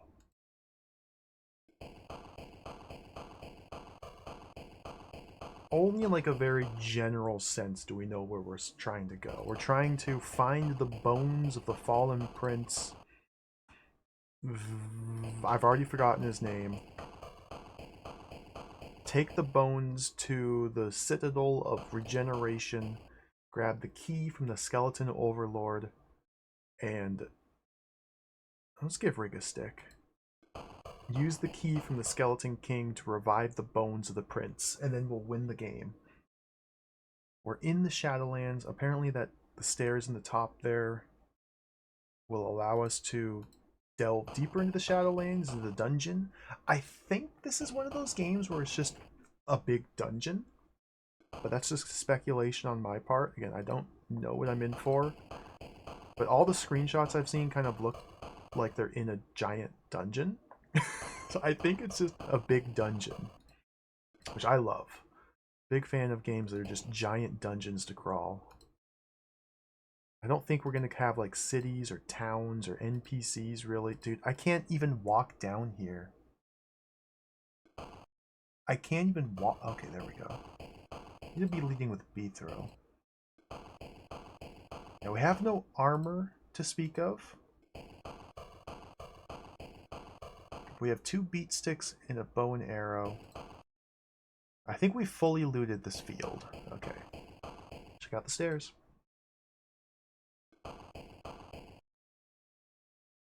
Food and water could be a big problem. So we're already down this low. I've just picked up a couple apples. That's it. Look at the fantasy pauldrons and the capes. Oh my god. So we have no water yet. We have sources of food, but those sources of food are also magical. So we may want to hold on to apples to charge our spells if we happen to find any. I don't know if we can, like, search in these trees. I love the bodybuilder portraits. No water sounds like it could be an issue. Yeah. Oh, Geoff, welcome. It's a good point. If you're strong enough, if you're muscular enough, you just flex your muscles. And she'll withstand every strike your opponent tries to land.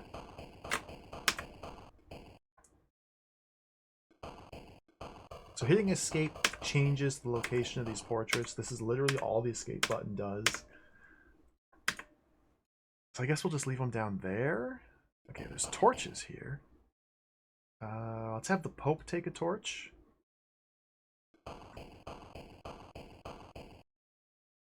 Okay, so now you can see there's a torch symbol in the top right corner of the Pope. There's another torch here we want to take. No! Okay, he left. He's gone forever. Rig.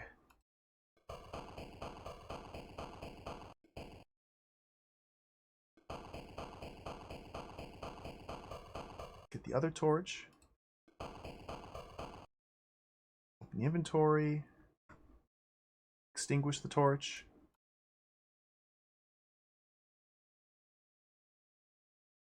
Extinguish the torch. Put it in his hand and extinguish the torch. Put it in the pack. Extinguish the torch. The manual says to extinguish torches, you click on them for 2 seconds. It's not working.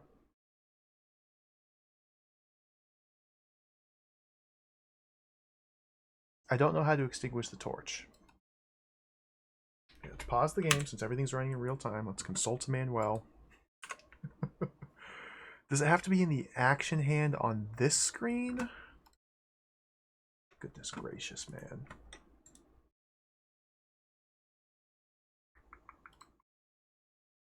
Oh, we're in Italian. We're deep in the Italian manual. Let me fix this. Bloop, bloop, bloop, bloop.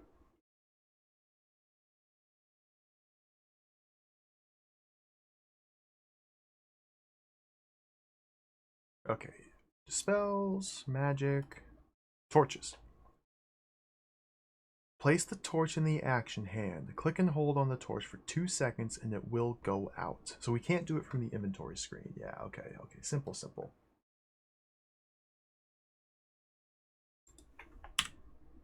So rig.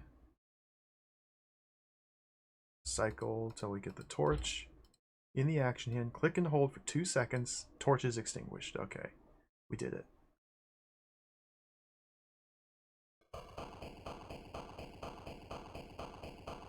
Let's clump the party. Half, get over there, dude. I might want to trade the beat stick to Half and give Pope the bow and arrow. Please wait. Oh, here we are. Look at the lighting. Beautiful. Okay. Okay, what do I do? How do I play this? Is that the stick? Okay, that's his torch. Give that to the Pope. Oh my god. Okay, Pope, put the torch in there. Give the empty torch to the Pope. Put the stick in your hand. No. Take Half's bow, put it in Rig's hand. Get the stick, give it to Half. Okay, now they're both equipped. Rig has a bow. Pope has a torch in his backpack, which is perfectly fine. It doesn't say our maximum carrying capacity. We have 6.5 total weight. What's our... How... Dude, my numbers are going down. This bow has lost 1 point of magic force? I've got a lot of apples here. Okay. Bethro, lead the party. Another torch. Pope's the king of the torches. Take this.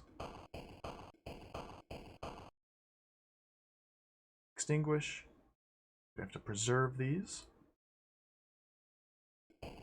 There's some nuggets on the ground here.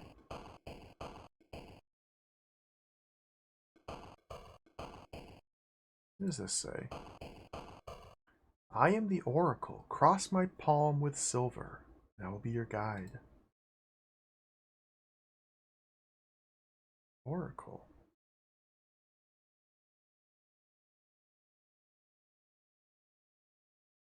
Oh, these are little silver coins. Grab them one at a time. Oh, look at that. And I guess we put them into the slot here?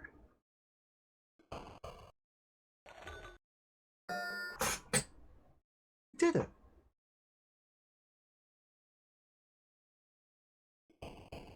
Good. You learn quickly.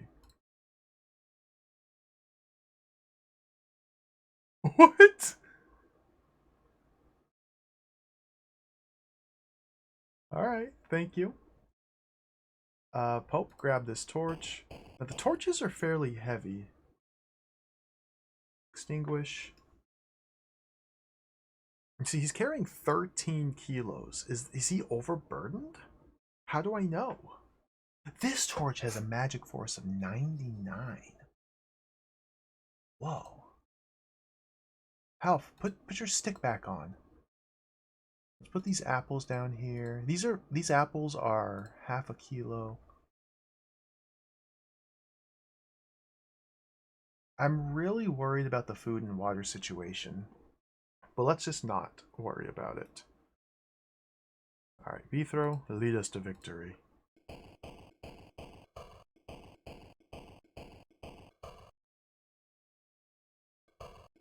Another torch.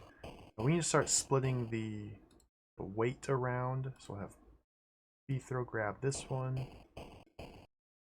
Yoink. Extinguish. Swap to beat stick.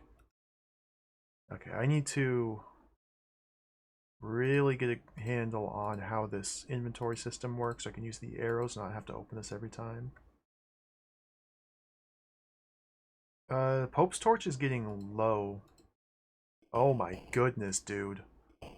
Look at that. Oh, wow. Okay, there's a thing there and a door there.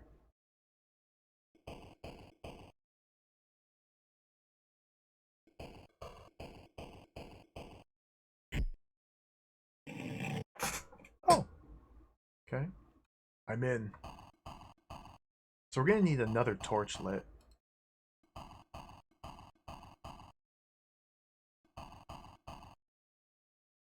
There's another beat stick. Another torch. Okay, well there's our torch. We'll just deal with that one. Who doesn't have a beat stick? Pope doesn't have a beat stick yet. You want that one? I can't see where it is. Okay, there we go.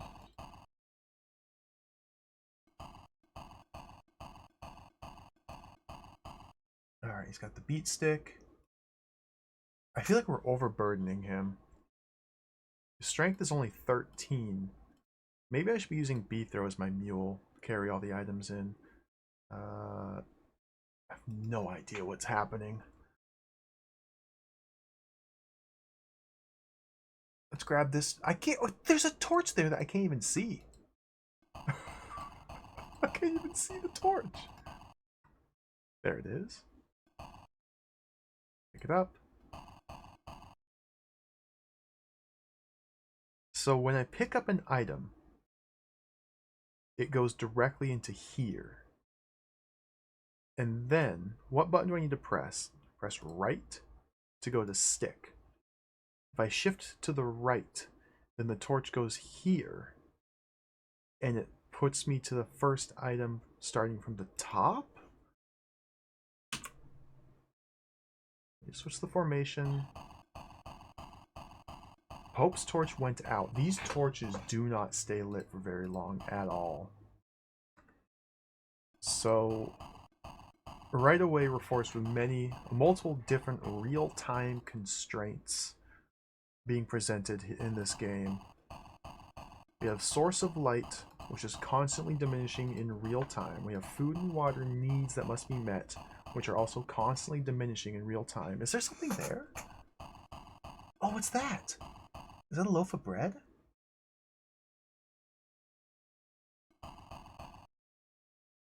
Oh! Oh, look at that! Bread. Magic bread. Okay, just put that there. We have coins. I guess I should have tried using a second coin back in that oracle slot. We have delicious floor bread. Oh, there's a potion. Is that water?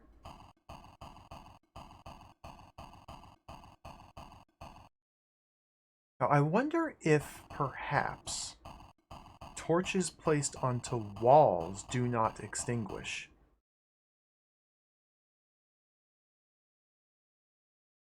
Maybe we can maintain light as a resource if we are placing torches into walls rather than just carrying them with us. Rig, you want to grab that one for me? How do I even do that? There's a command to place a torch on a wall. Let's open the manual again. I'll be doing this a lot in the opening hours of the game here. Place a torch on the wall.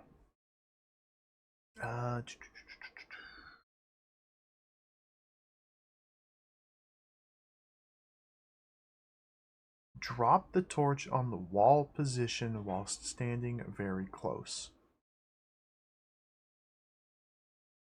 Okay.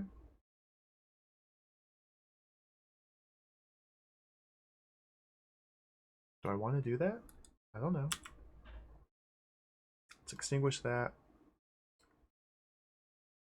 Throw, take the lead. There's like little sconces for them. So this right here is where I got to last night. I think I'm already farther than I got last night. Like I... Skeleton! Okay, he's on the other side of a wall.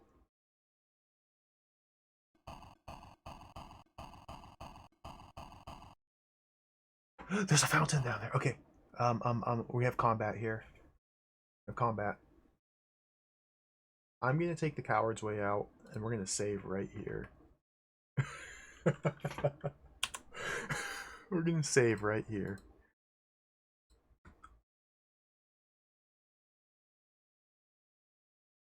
Can you see items on the floor at all if you don't have a light? Probably not.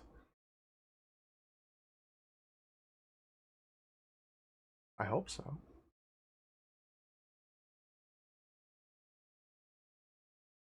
See, this seems like it's going to be really cool.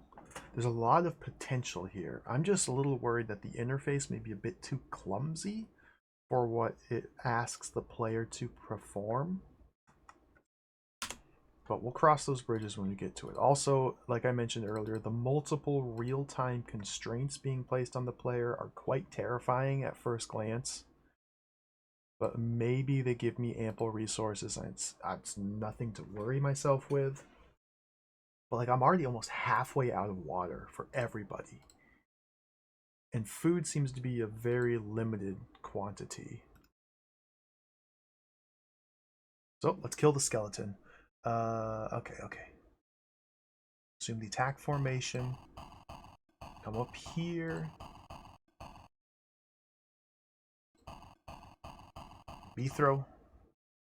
Charge. Half. Charge. Rig, fire a shot. Rig, walk over here. Rig, shoot him with the arrows. Hope.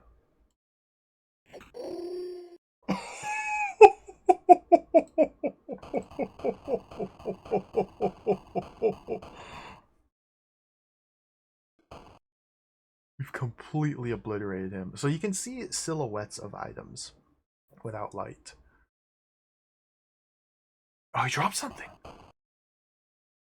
Is this a skeletal ring? Empty flask. Okay, good. More bread. Pope. No, who's this? Rig? Let's go grab this.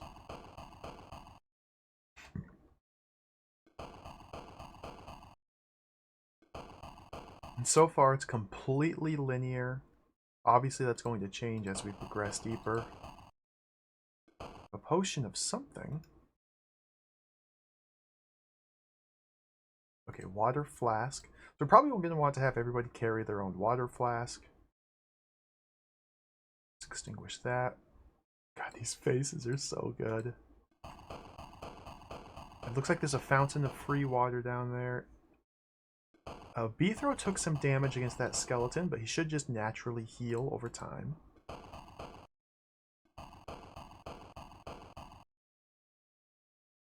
It looks like up here is the way to move forward, so let's come down here first. Get the whole party down here. We need to top off my guy's water. I'm going to leave that torch there on the wall.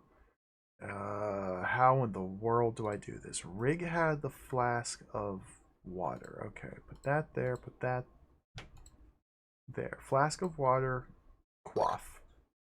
Okay, hold it in your hand. Rig, use your flask of water on the fountain.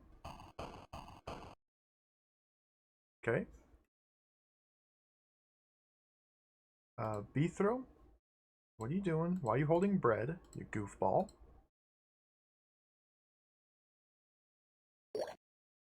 Okay. Oh, this is not going to be tedious at all.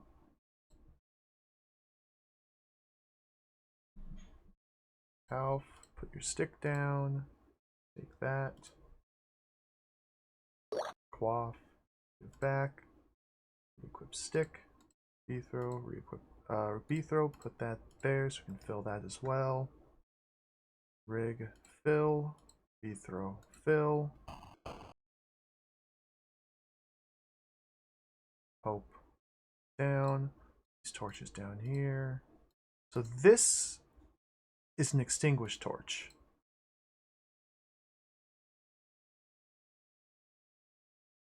Pope's too far away from everybody. Okay, we've got to move Pope closer. We can't pass items between characters unless they're standing like directly next to one another. Okay, boom. So everybody's topped off on water. Let's refill this last flask. So we have 2 flasks. If we could find a flask for each character, we'd be in good condition. Okay, food is down a little bit, but I'm not going to worry too much about that just yet. I still don't know who's got the most total weight. Alright, Pope's overburdened. Half is not. Let's get some of these torches over. Dude. To Half? Oh no, that's for the shield, which we don't have any shields yet. Okay, Half, drop your stick. Hope. Shift some of the weight over here. Half, put that there. Hope. Oh my god, dude. This is awesome. This is gaming. Okay, put that there. Put your bow back on. Put that there. Put your stick back on. Pope, put your stick back on. Okay. Up the torch. Beethro's torch is actively lit, so we can extinguish that one. Beethro, lead the party. Pope, switch back over to your beat stick. Let's go.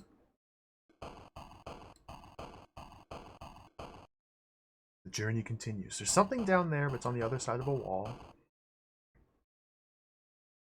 Dude, Rig's face. Apologies to Rig. No offense is intended. Is that something there?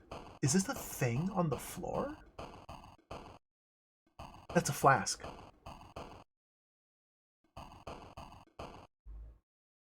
Okay, it looks like there's another fountain there. I'm not going to worry about filling that flask. We got plenty of water still. skeleton up there. Looks like there's a scroll here. Oh, or maybe that's a nothing. What is this?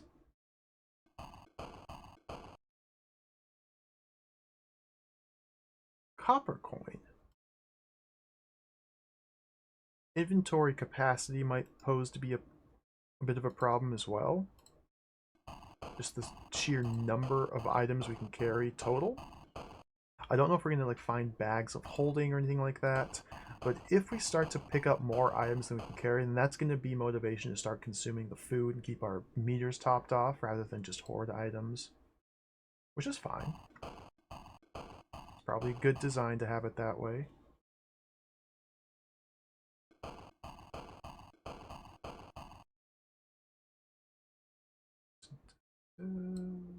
Stick. Another coin.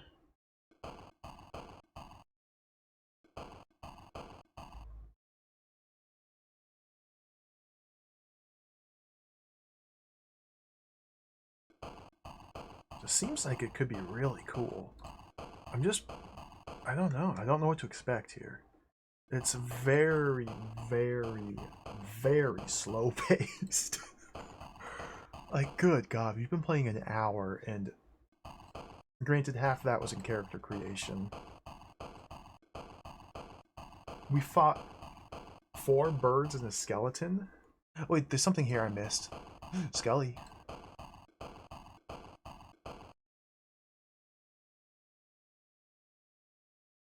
What? There's something here.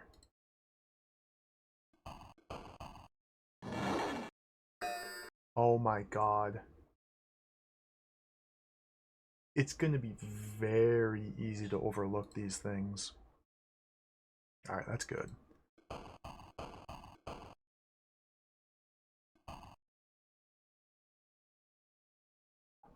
Excellent. I wonder if time is paused while these messages are displayed. I'm gonna assume so. So, there's a magic secret button on the wall, which caused the excellent word to appear. Now, the magic secret button is virtually indistinguishable from regular wall tiles. However, when it's shrouded completely in darkness, it was obvious that there was something there. When the wall was lit up, it was not obvious. I would not have seen that. Period. So we need to use darkness strategically to know the location of items, because they appear as just solid black pixels if it's something we can interact with. Wow. Okay. Combat rig. Fire an arrow. He's out of your range? I sure wish I could see the skeleton. Fire an arrow. Oh, look how big that bow is. Alright, B throw.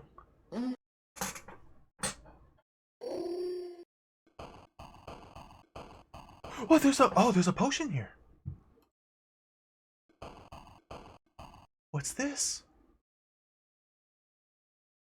Strength potion?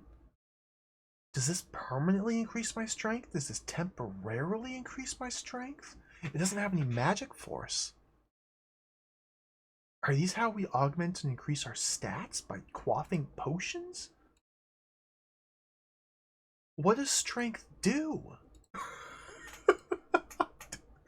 Oh.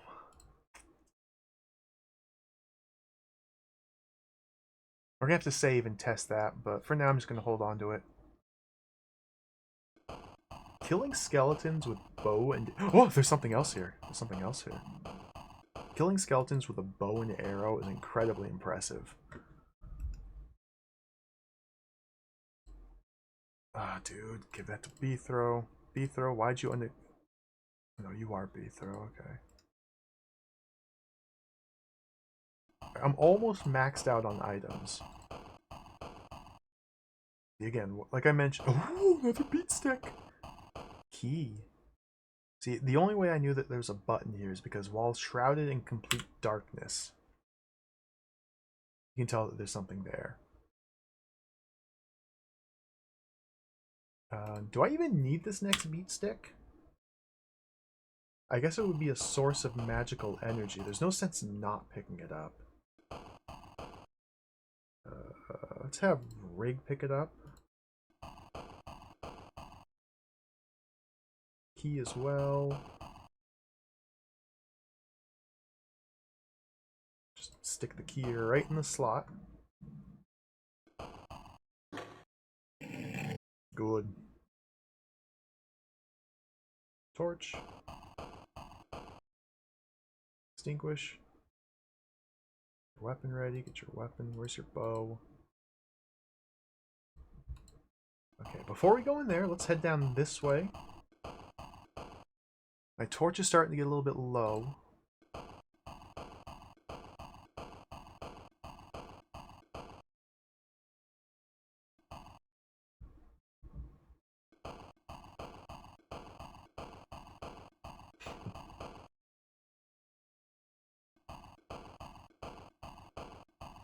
Okay, looks like we might want to go into that key room. There's a pressure plate there. Another skeleton. Okay, dead end. Is there anything? Looks like there's a torch up here in the corner. Skelly. Yeah, so far this is just completely linear. We have one inventory slot. Oh my goodness. Health? Okay, Pope is full. Or Pope is empty. Pope. There's a button there! You're kidding me.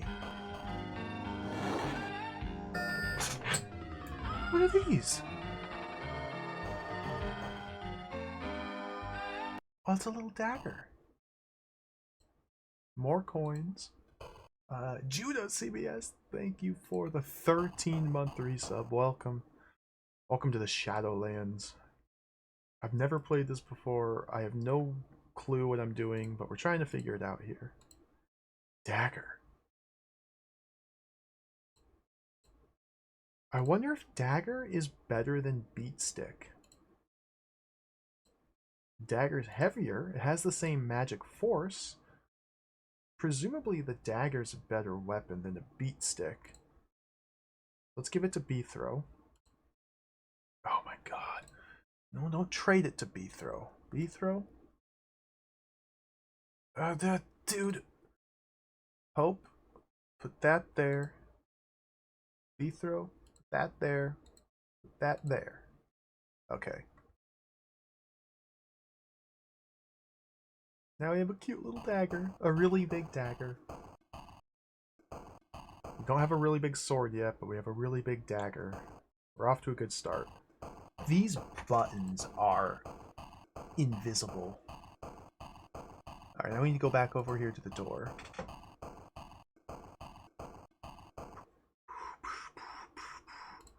Pressure plate.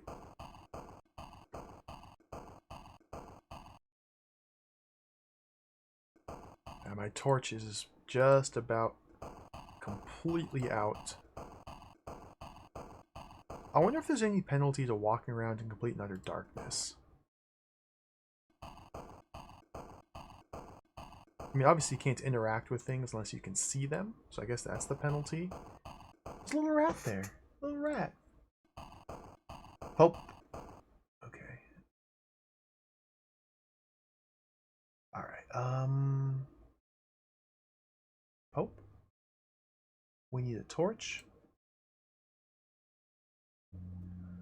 Okay, I don't need to keep opening the inventory, and I could probably drop this diminished torch. There we go.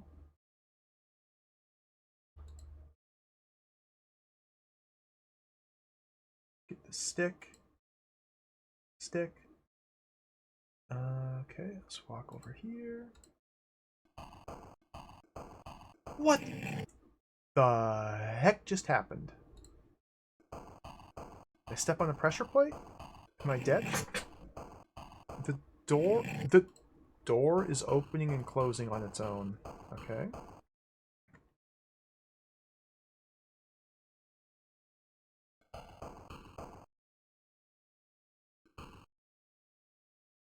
coin.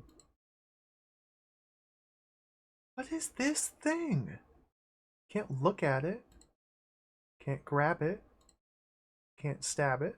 There's a little rat here. Hello, rat. Can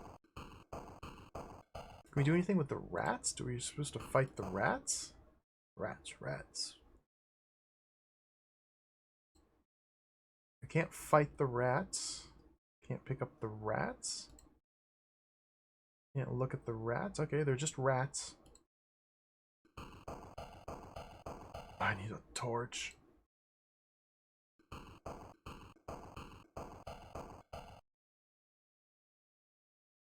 Doesn't seem like we can interact with the rats whatsoever. 1 silver for good advice. Okay, we can do that. I don't think they would trick me just yet. Good advice.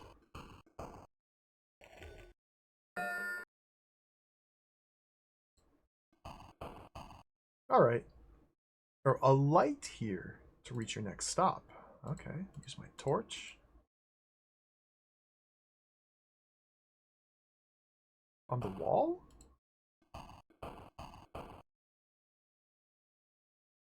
Huh?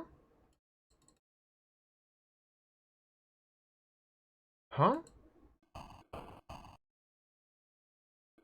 How do I drop items? Maybe I need to place a torch onto the wall into the mouth of the fancy little sconce there. How do I drop items? It says just to drop the torch. I don't know how to drop items. Dropping. Select the portrait of the character. Place the item to be dropped in the action hand. Select the item. Select the transit hand. Select the position where you wish to drop using the hand pointer. If the position is very close to the character, he will simply walk over and drop the item. If the position is further, he'll throw it. Note that a warrior will always attempt to throw an object to the exact position you indicate. However, if he's too weak or the object is too heavy, he may not quite reach. Okay. So we need to drop it.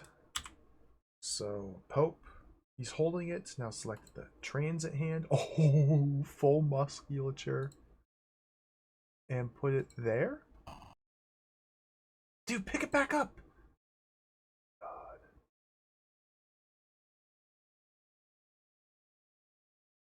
Okay, we have to stand near the wall. Click. Click. There. He threw it. Okay, pick it back up. Okay, select that. Select that. Place it there. I don't know. How do you? No, don't throw the coin. This is like mind-boggling. Okay, can I try and put a torch next to this face? So we stand here. Select that. Select that. Put it on the wall.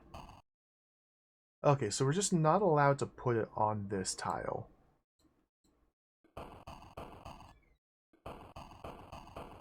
I don't even know where the pressure plate is.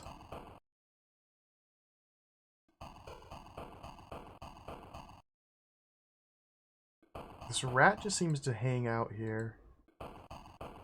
A light here to reach your next stop. Oh! Oh! Oh! I get it. We need a new torch.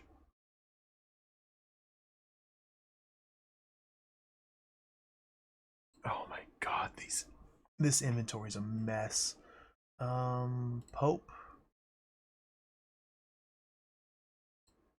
That there.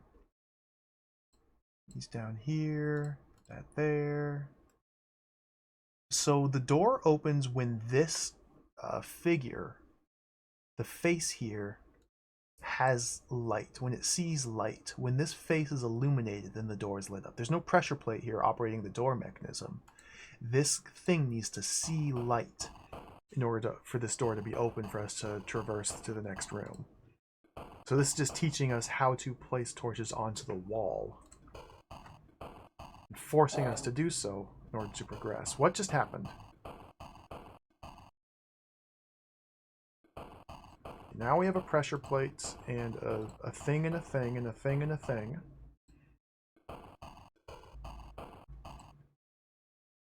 This is really cool. Alright, Beethro, what do you have to say? What do you see here? Wait and see. Ah, get it? Get it? Get it? Health? What are these?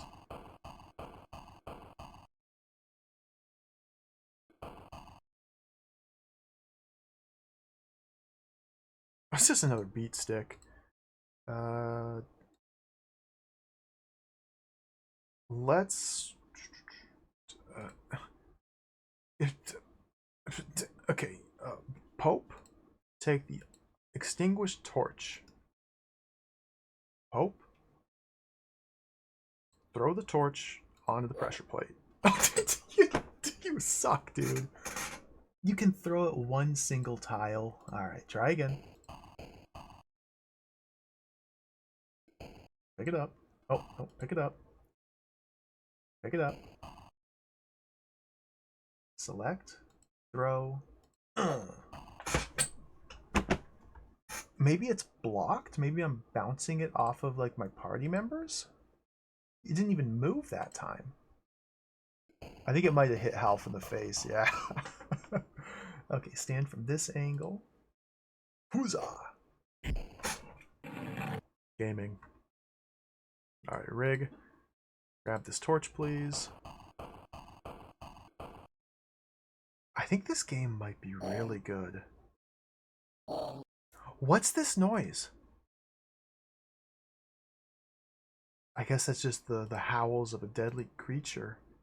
Why is Beethro's force so low? Alright, Rig, get your bow back. Half, put the apple away. Beethro, lead the party. Rawr. Rawr. Oh, skeleton! Kill this demon. Smite the foe.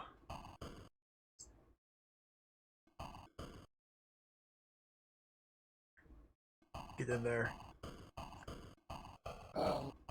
I wish I could see him. Okay, attack. Health. Attack. Attack. Mm? Mm? Mm? Mm?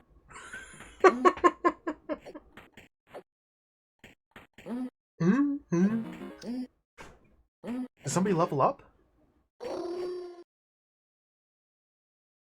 That's a shield. Okay, Beethro. Pick that up.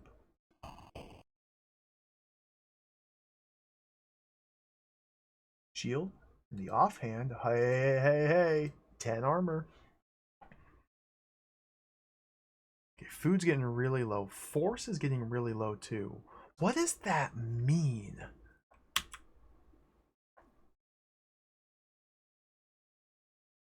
Combat levels up to 5 now.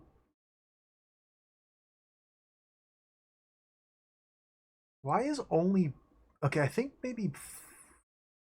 Check the manual. I don't know what force means.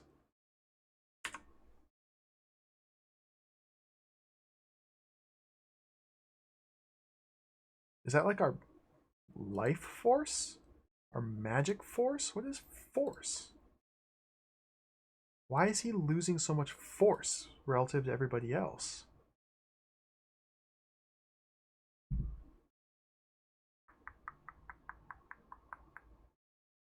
Force. Force. Force. Force. Particularly important for magic. And in particular, the charging of spells. That's all it says. That's all it says. Strength. The first figure indicates your current rating. The second indicates the maximum rating potential for the character. What does that mean? It just doesn't say. We just have to figure it out. Alright, good. We don't need to know. We don't need to be spoon-fed everything. Alright, Bethro, get your sword back out.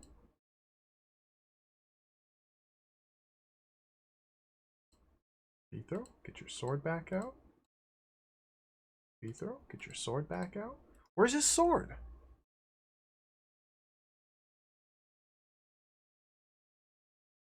It's gone.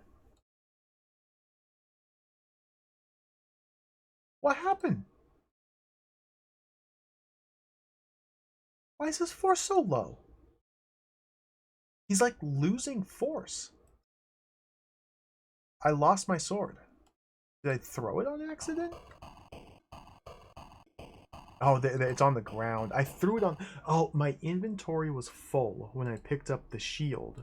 Therefore, he automatically dropped the sword in order to pick up the shield. Okay, it's obvious. Obvious. Okay.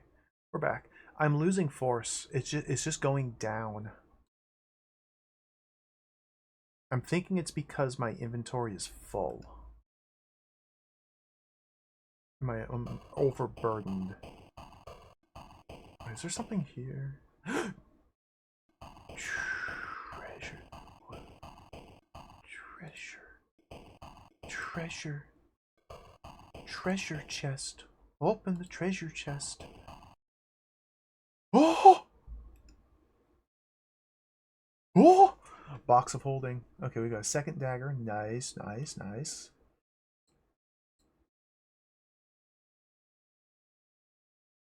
It's there.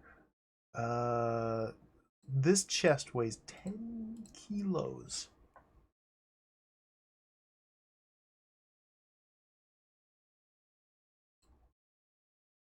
Okay, items still maintain their weight whether they're inside a chest or outside of a chest. So this doesn't allow me to carry more weight. This just allows me to have more item slots at the expense of 10 kilos. I don't know how much my guys can carry, is the thing. The Bethro's the strongest, so I've been throwing him with all the items. I guess we give the chest to Half now? God, dude. That there. Okay, let's put some coins in here. Who else has got some coins? That there. This is the most cumbersome game and just awkward and tedious. You can only transfer items between characters one at a time. Alright. What I got more coins.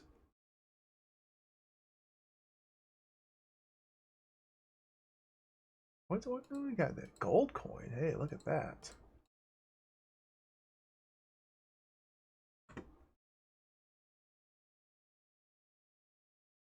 What's happening down here? Why is this guy flickering? Pope? Pope's out of force completely. Why is why is he dying?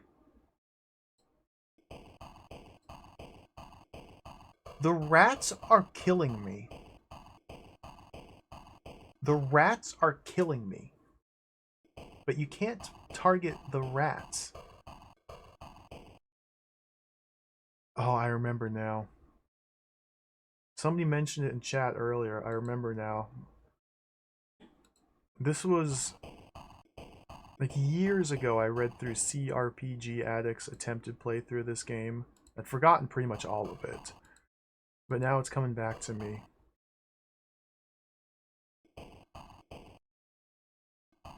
Rats constantly just gravitate towards your characters and nibble at them and drain their stats and their health.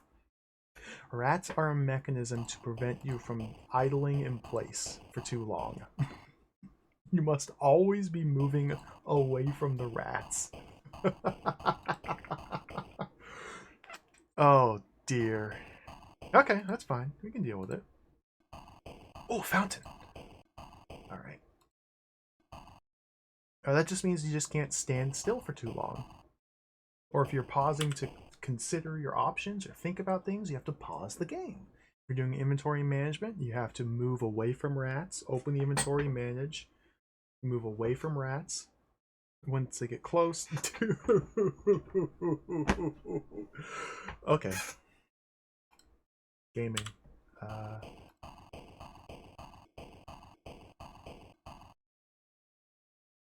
So why was my force just... I guess the rats drain my force as I take... I guess you lose force as you take damage. I think that might be what's happening here.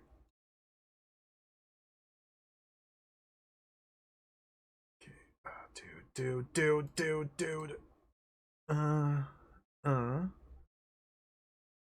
Okay, we need to eat some apples now and drink some water again.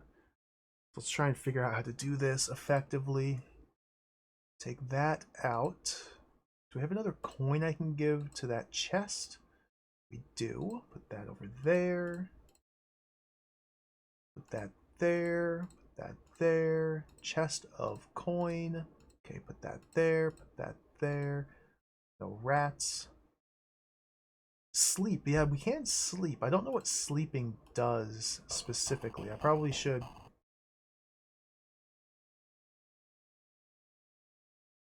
I've learned and figured that part out. B throw. Pull that out. The manual mentioned that you can sleep, but it doesn't really say what it does. Demo scene, welcome. Welcome. Dialoco, welcome. Kagarado, welcome. Welcome in, everybody. I know I've missed a lot of people, but we're playing Shadowlands. I don't know what I'm doing. I'm trying to figure it out as we go. Okay. Drink the water. Drink the water. Dude, we're almost... Yeah, beat... Who do I have selected? Oh my god, dude. Okay, I can barely tell when he's selected. Let's... Oh, we gotta eat an apple as well.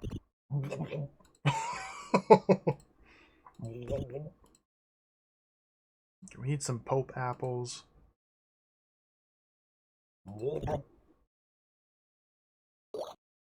Okay, we need to give an apple to the Pope. He's too far away. Okay, now we should be close enough. Rig, apple. Pope. Unequip your beat stick. Back to rig. Put your apple there. Boom. Apple. Mouth. Okay, now we just need water for Pope. Do I only have the 3 flasks? I do have a 4th flask. Okay, everybody has their own flask now. Pope. Quaff. Okay, now everybody needs to refill their flasks. The rats are coming. Oh my goodness, dude. This might be a devil game. Okay, go. We had just enough time to do that. We gotta move on. We need to get my weapons ready. So get that. I need to organize my items much better so I don't have to clumsily click these arrows. Just go in here. Sword, hand. I still don't know what the potion does. I should probably drink that potion. Get the beat stick. There we go. Get out. Go. Something over here. Dude, they just never relent. These rats do not relent. Okay, get the coin.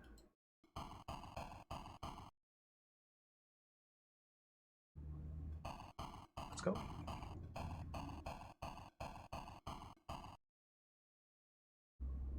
Another torch, perfect.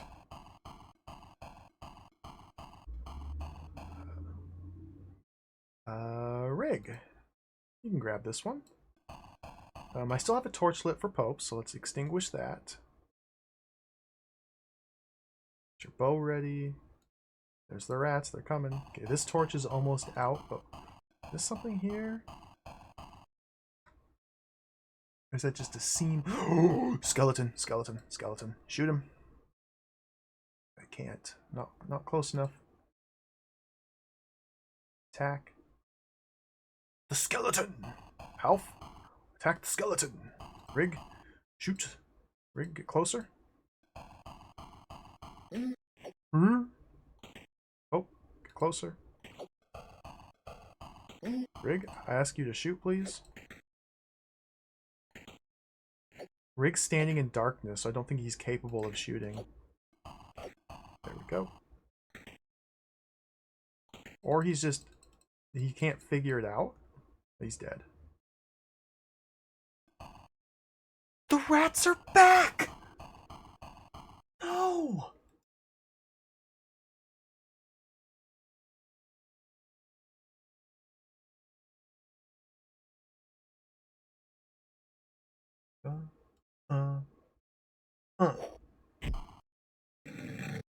That. Leave the beat stick on the ground. As much as I'd like to hold on to these items to suck them dry of magic, we just have to keep going. I cannot believe this rat mechanic. This is insane. Alright. Another coin. Another coin. Health. I don't think they hurt you straight away, no. I think it's only when there's like a couple of them that they do any meaningful damage, but regardless, it's just terrifying. It's just an omnipresent threat. You just cannot enjoy your time in the dungeon. You always have to be moving, and it just compounds the stress because there's the other real-time constraints as well, with the light, the limited source of light in the game, the limited food. Water seems to be unlimited, which is good, but food is limited. Rig's no longer attacking with his bow. Maybe the bow's out of magic force. We do have the ability to separate our guys into different parties. Oh, yep, the bow's just done. It's diminished. It's out.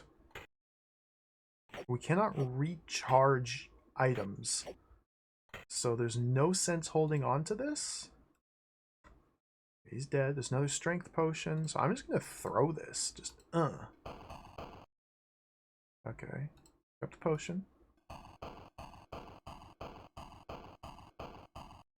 We might be soft locked because I might have needed that bow to hit targets from a distance. What is this? Another strength potion?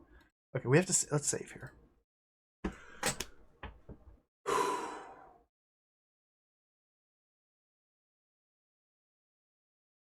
Okay.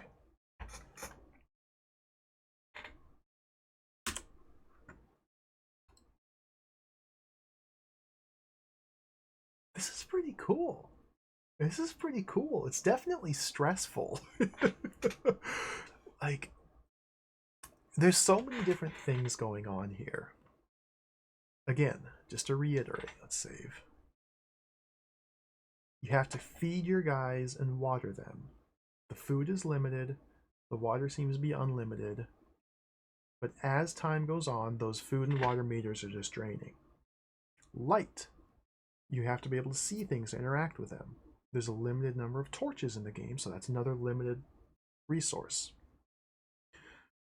So there's 3 real-time resources that must be managed. The rats of attrition are always creeping towards your characters, so you cannot stay in the same spot for too long, so you always have to be moving. Now, in addition to all of this, everything is mouse-driven and very slow and clumsy. So it's very awkward just to interact with anything, but you're forced to constantly be interacting with everything. Now that we just saved, let's see what happens if I quaff this potion of strength here. Bethro, you're up. Strength 24-24.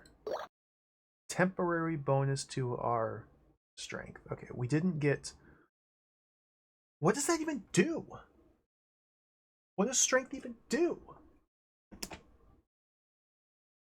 Why do I want a temporary bonus to my current strength? I thought it would like augment my maximum strength, but my maximum's 24. I'm out of force. Go to sleep.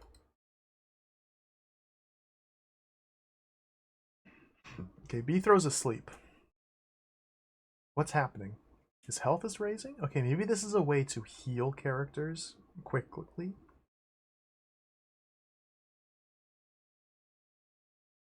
I'm not sure why he lost so much force.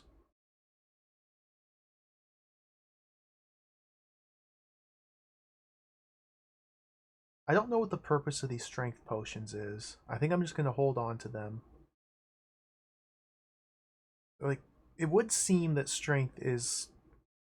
The manual says it could...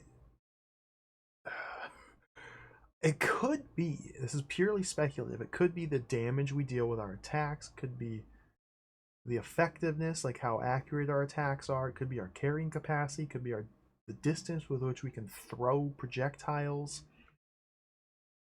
It could be like our resilience, how long we can live without eating food or water.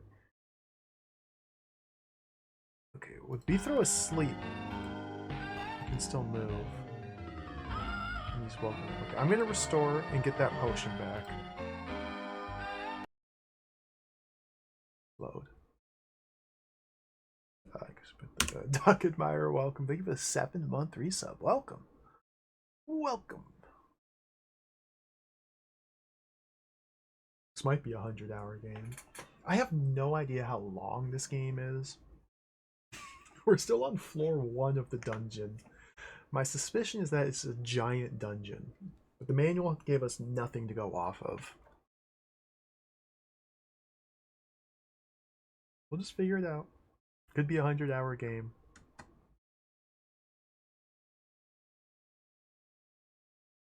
So far, it's not hard, is the thing. It's stressful, and it's more the potential for these mechanics becoming overly oppressive that is stressful.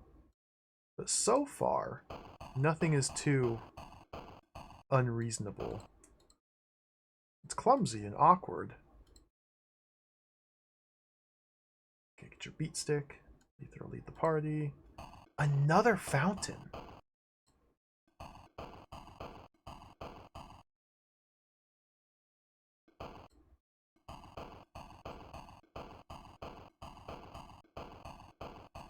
More floor bread.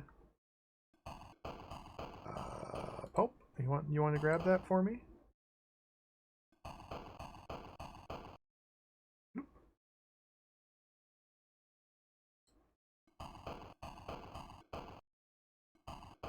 No magic yet, so I haven't found any magic. Yeah, food scarcity is quite terrifying as well. But we'll see if it's actually a factor or not. Okay, this looks like a synchronization puzzle. Maybe this is going to teach me how, or force me to split my party and pull those 2 levers at the same time. But they are giving me lots of apples, and a single apple like fully recharged my food. So perhaps the food scarcity is not that bad. It's hard to say though. Okay.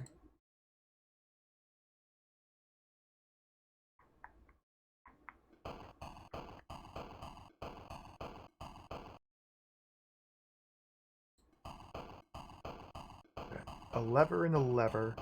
So we need to go, is it F4? Split the party? I don't know how that splits them though. Red and green, Rig and Bethro, and then Half and Pope. That's fine, yeah. Rig, Bethro, Half, Pope. Okay, so Half over there. Bethro up here. Let's stand back. Pull the lever. Pull the lever. Easy game.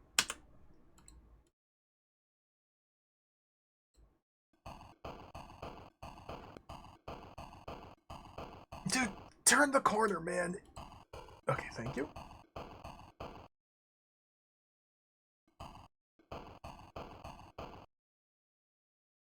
Oh, there's a bunch of pressure plates. Skeleton Lord. Okay.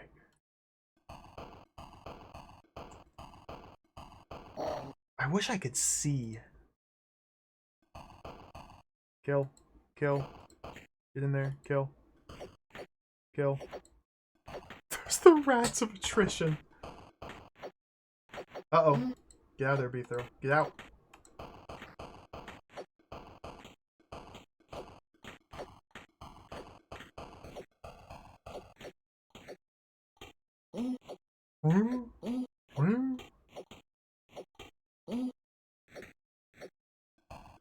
Got him.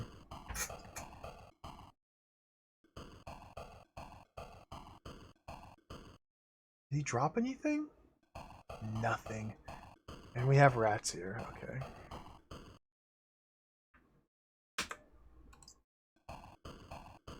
Probably have to weigh down all 4 of those pressure plates now. We should have multiple dead items with which we can use. There's freaking rats in here with me. Oh, there's a thing here. What is this? What is this? Okay, so this slot is for coinage. So we need to coinage our way. We don't know what type of coin goes in there, so we just have to try each type of coin individually. I can't. Who is this? Who's standing in the way? Get out of my way. Thank you. And look, the rat's just nibbling on me. Ding. I'm getting rich on your ignorance.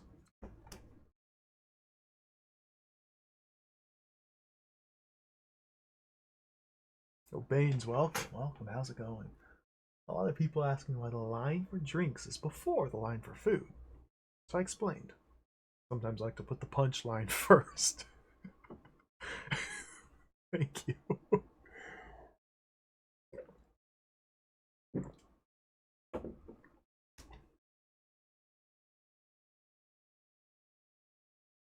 They're just mocking me. Alright. Good. Let's weigh all these pressure plates down somehow. Do we have any... Okay, we have an extra beat stick here. Let's use... no, do I have... How many dead torches do I have? Okay, Pope has a dead torch we can use. Just the one? Oh dear. Alright. So we can use a beat stick and a dead torch. That's 2 items. So Pope, where are you, Pope? You're there. Look at the rat, dude. This is insane. I missed. Pick it up. Pick it up. We might just need to separate the party, and you can't split. You can. We might just need to.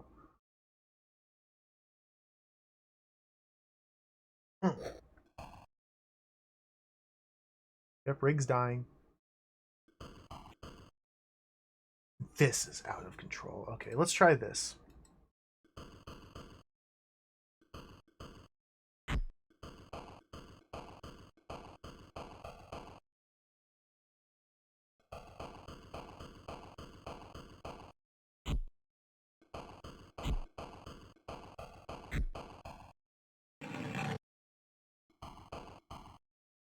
Okay, it doesn't close. Perfect. Rats, man!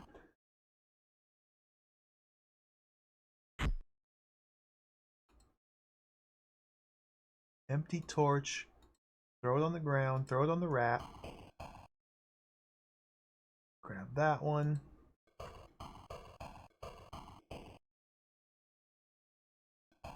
Looks like we're almost at the end of this floor. We don't need a second torch lit. Let's extinguish. The beat stick ready. Health. Swap to your knife, please. Rig's getting nibbled. He's just getting nibbled. Just getting nibbled. Oh, there's the knife. Okay, go. Get in there. Okay. Oh, look at this. The chamber. Little pocket down here? Is there something important here?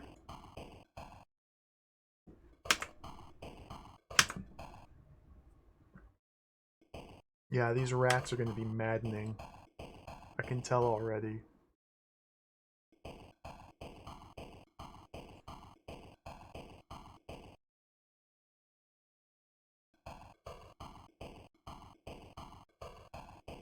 Okay, there's a door there which is locked by a slot.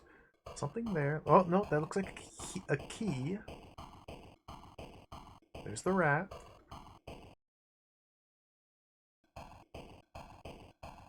We might need to put Rig and Beethro to sleep for a little bit. Have them do some Betty Bye time.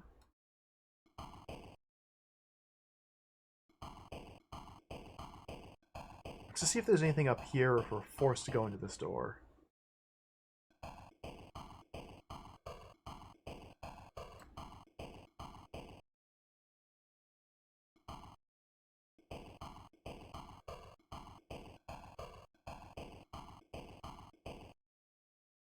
Oh!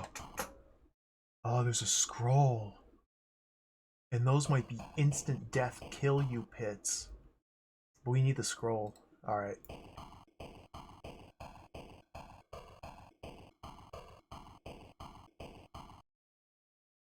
So the key goes in that door there. We probably have to spend money to get into here. My health is going back up pretty quickly just as we walk around aimlessly, which is good. What are my meters at? Food, water, everybody's still fine, okay.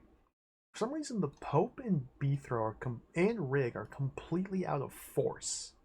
I don't understand why, but they have completely lost all of their force. Health still has some. The Orc. But I don't know why I lost all my force for everybody. It doesn't make sense. Oh, dude, Rings of Medusa was so much fun. I really want to play the sequel.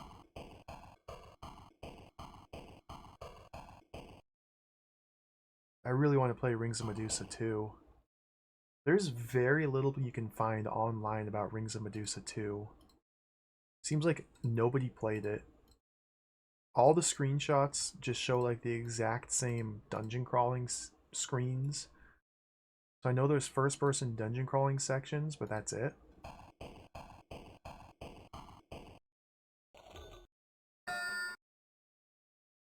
Okay, are these gonna mock me?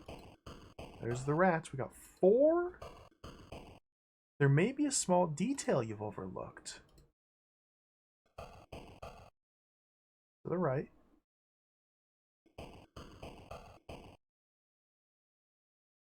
Pressure plate, probably.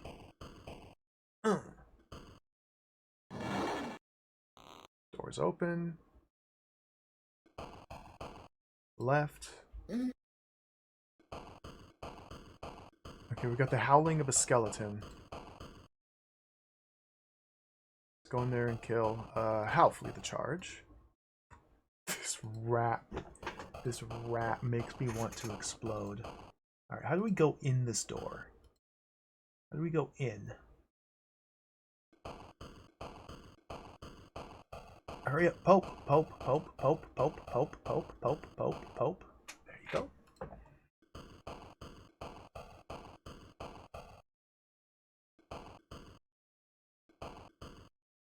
I just want to move the screen so I can see what's up here, but nope. It's not to be. Clunk, clunk, clunk, clunk, clunk. So we know up in the corner up here, there's the skeleton. Okay, there's a wall. I gotta be careful of these pits. They might be instant death pits. I'd rather not fall into an instant death pit. I can't... Where? Okay, there's the skeleton. He's got a rat friend with him. Health. Going. Stand here. Attack. There.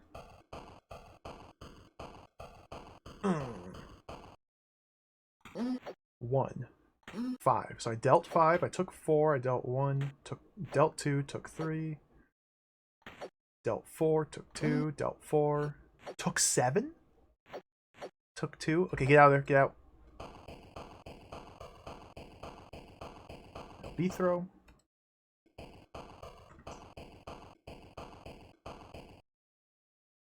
We seem to be momentarily safe from the rats, but I can't see. Okay, there's the skelly.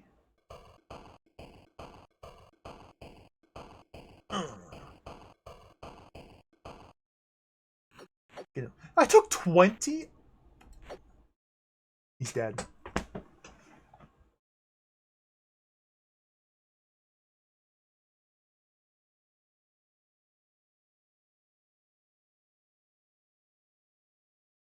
Skeletonized instantaneously. Why did my character with a shield take 10 times more damage from a single hit than anybody else? He has a shield. And he's just dead. Alright, Pope. We're probably gonna have to reload. No! Wait.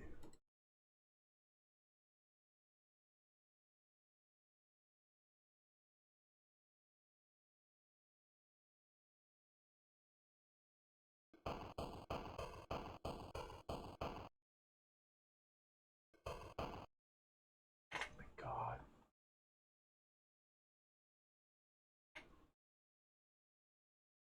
I want to see what this scroll is.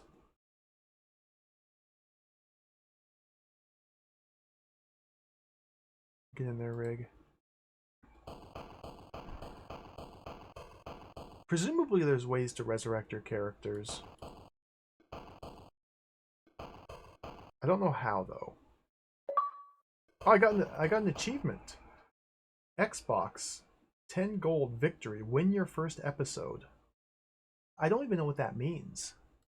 I haven't played a game on the Xbox Games Pass in over a week. And I just got an achievement from Xbox. Alright, thank you, Xbox.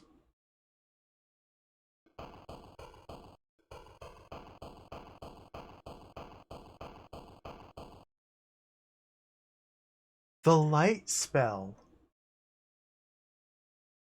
Okay, well, we have to restore.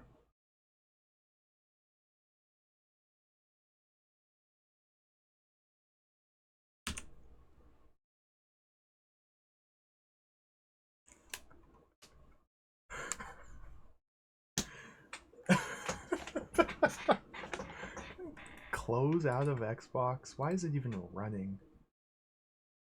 Why is this even running? How do I not? Can we not?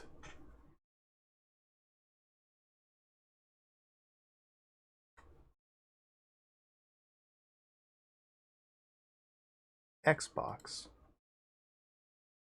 End task. Dead. Alright. I have no idea what I got an achievement for. Okay, so we're back here now. There's the skeleton. We have to do all... Okay, we lost a little bit of progress. That's fine.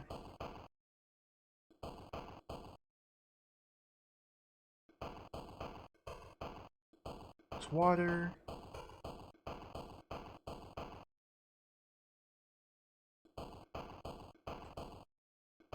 I wonder if it's worth...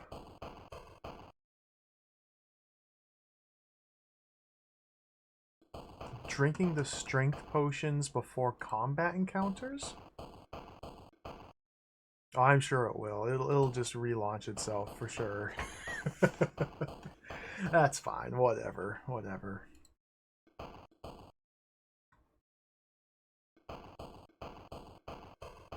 Okay, so to do this, gotta fight the skeleton, gotta step on the 4 pressure plates. We're back.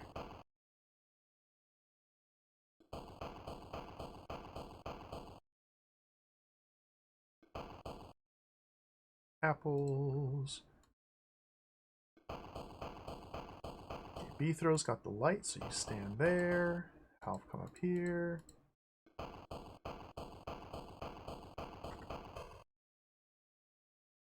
You stand there. Half. So this is rig. Okay, so half. Boom. Rig. Boom. Gaming. What's my formation? Yeah, this is the good one. Okay, F1's the good one. Now we have to come in here, and there's the Skeleton Lord. Strike him down. Pope, pope, pope, pope, pope. Oh my goodness. Skeleton.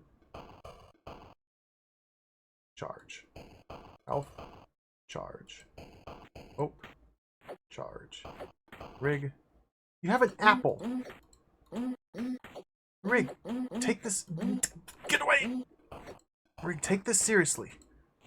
Where's your beat stick? Okay, attack.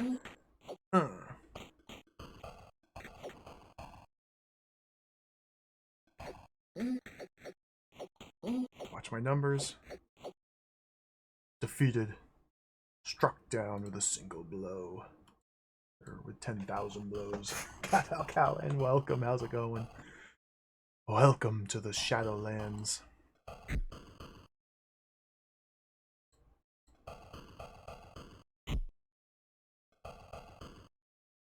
Divide and conquer. Boom. Doors open. That. That was just a coin slot, which we don't need to actually use. Extinguish. Extinguish. There's the rat. Attrition rat. Let's go in here.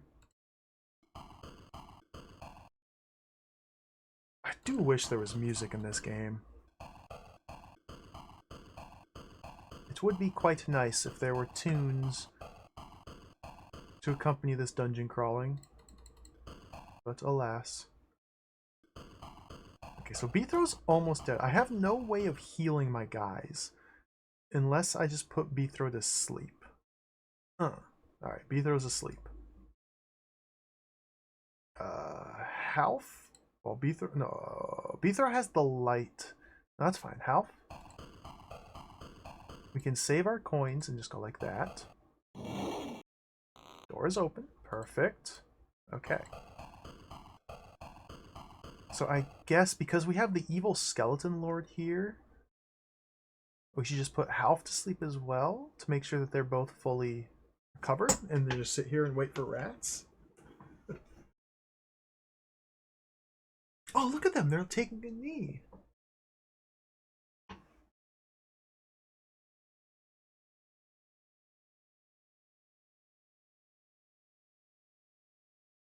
Alright, Shadowlands.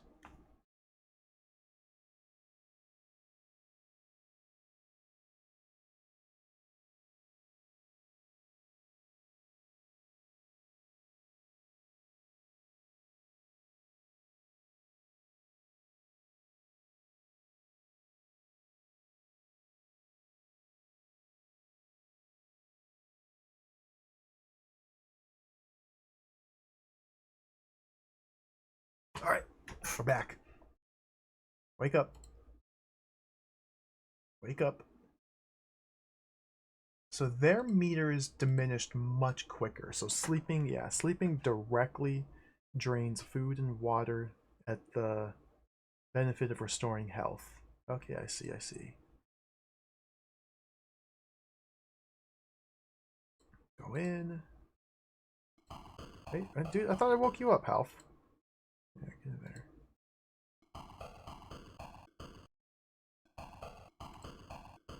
What's your problem?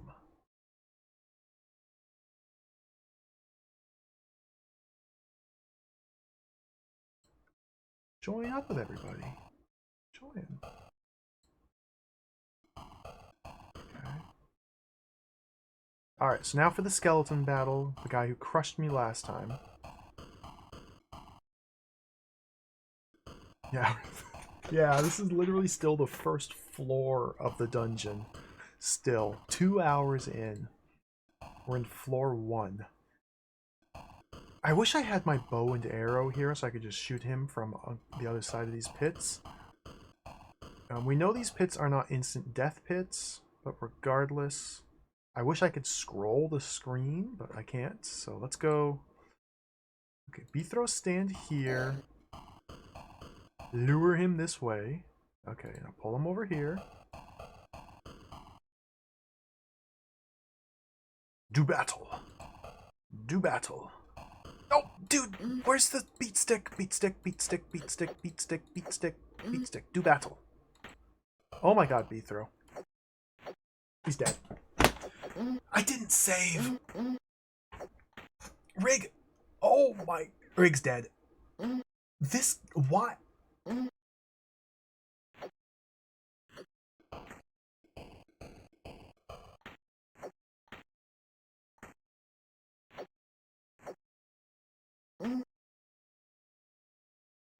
Let's see what happens when I die.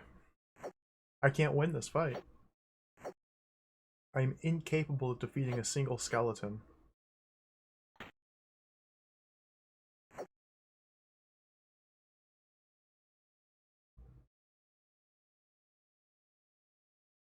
You failed in your quest.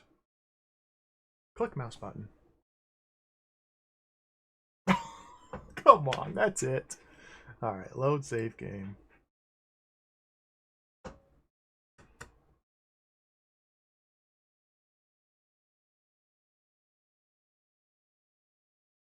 I should have saved. Okay.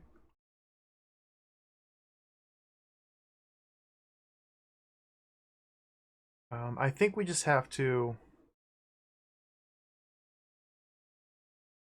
grab the light spell and run for it. Like, I want to kill him because he might drop something I'm good. But 2 attempts now, he's just crushed me. He deals so much damage. Yeah, we're back here. Alright. Alright. Plus, killing him for the experience seems important as well. Combat level 5, combat level 3. Bithro's my combat master, but he died in almost a single hit. So I don't understand what I'm supposed to do here.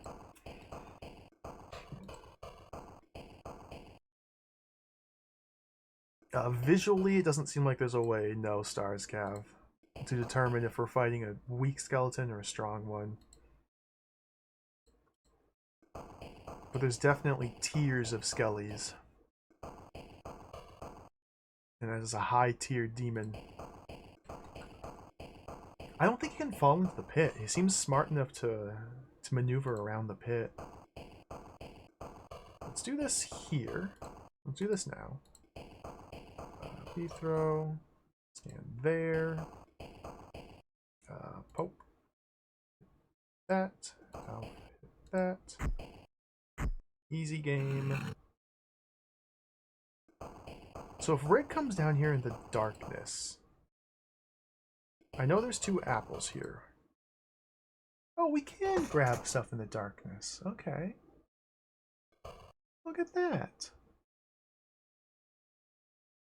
Get your sticks ready.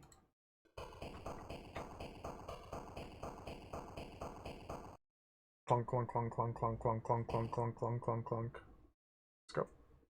I probably want Half to be doing more combat so we can train his. He always gets caught. Dingus, dude. Just walk around. I don't know if we're gaining experience with every hit we land. If you have to gain Land the killing blow to get experience. Get him. Just mob him. Okay, who's he attacking? Who's he attacking? Who's he attacking? Something happened. We got a little chime, a little musical chime.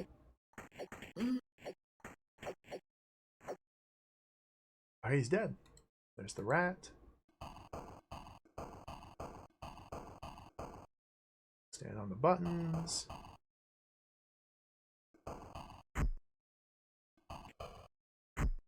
So the musical chime indicates that something happened. What happened, I don't know, but something happened. Let's pick up the torch. There's the rat of attrition. Extinguish the torch. Pick up the other torch.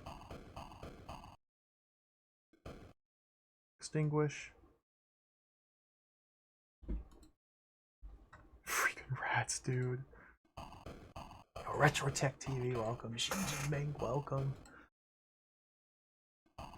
This is a very interesting game so far. It's a very slow, methodical dungeon crawler here. So I'm going to try and fight the skeleton again, but we're going to save beforehand. Let's press the button. Here comes the rat. Dude, the freaking rat. We need to put my guys to sleep. Beethrow, go to sleep. Half, go to sleep. What leveled up? I guess Half went to combat level 4, maybe? Yeah, maybe Half's combat level went up. I don't know how to, like, raise my health. There's 3 digits for health, so presumably there's ways in which we can raise our maximum health. Okay, we need to do some inventory management. Oh, Rig's too far away. Rat, dude!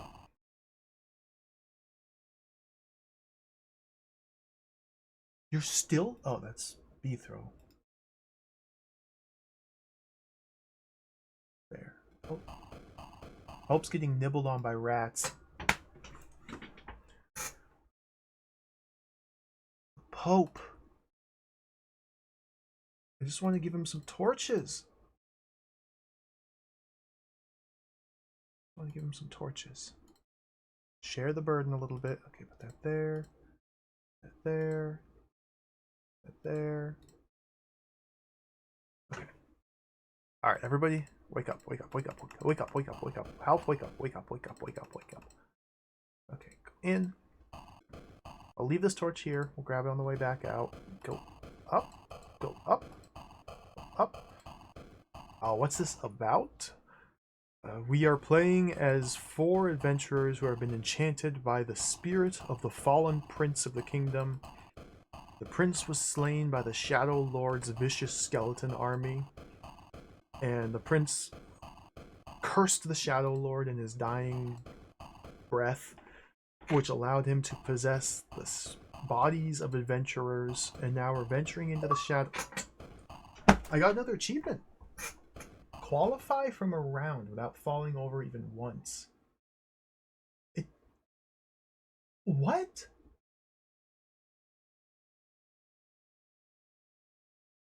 I hate Xbox, dude. I hate Microsoft.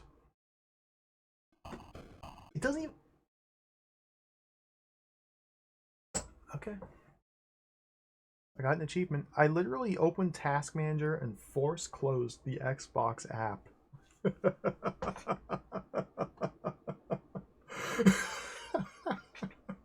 And I'm still getting achievements for it. Save.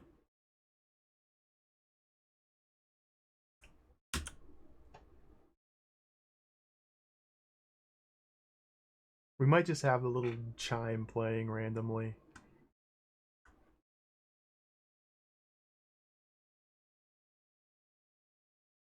It doesn't even say what game it's for. Like, I haven't played a game using Xbox Game Pass in like over a week.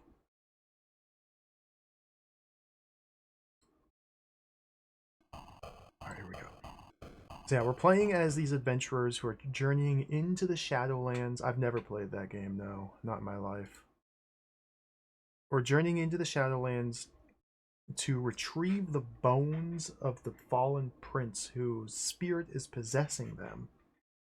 Then once we pick up the bones of the fallen prince, then we use the altar of resurrection deep in the Shadowlands, at the heart of the Shadow Lord's inner sanctum, to resurrect the prince, whereby he will bestow great riches upon our party, and we will save the land from the evil reign of the Shadow Lord. And Beetho's gonna die. Get away, Beetho. Get him. Rig. Careful, Rig. Beetho.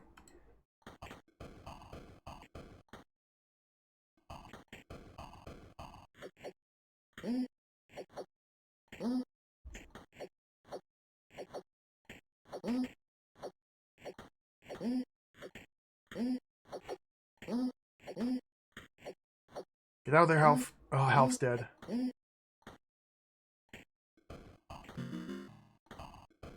Okay, somebody leveled up. We're leveling up mid-combat here, which is interesting. It seems like every time we land a blow on an enemy, we earn experience. Okay, it's possible to kill him, but I lost 2 party members.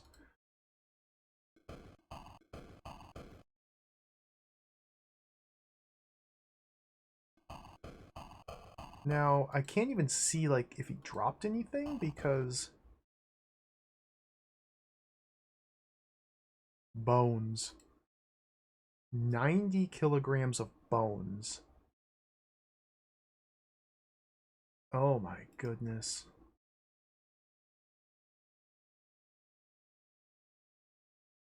Throw it. Okay, that's the corpse. We can pick up the corpse of our party members. Okay, bones. That's the corpse of another party member. Throw it. What's this? Ooh, dagger?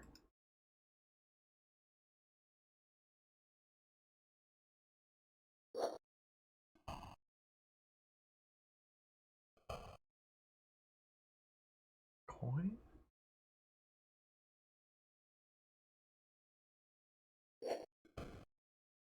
Trying to see what the skeleton dropped.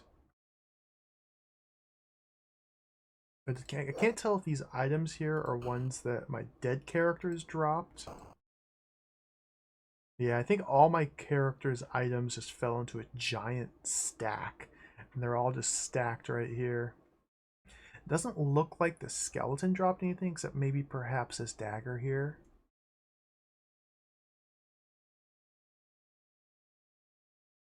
So, let's reset. Alright, take care, Left Empty. Thanks for watching. I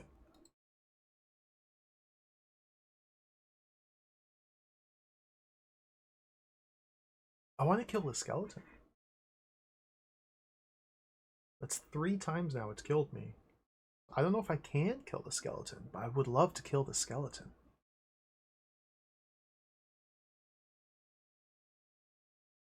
We'll try this, like, I don't know, 2 more times maybe.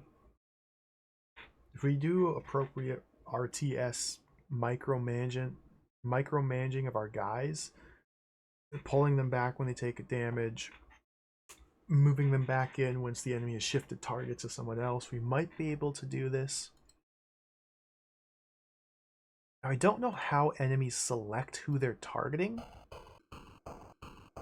Like, do they just focus fire a single one of my guys until they're dead? I think Sir Beathro's still holding the shield. He is, okay.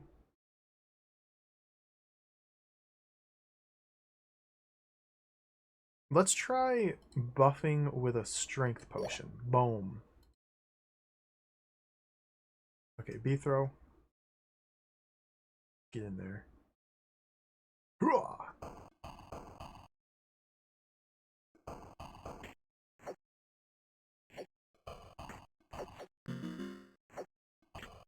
I hit for 12! Okay, get away. Get away, get away, get away, get away, get away, get away. Get him.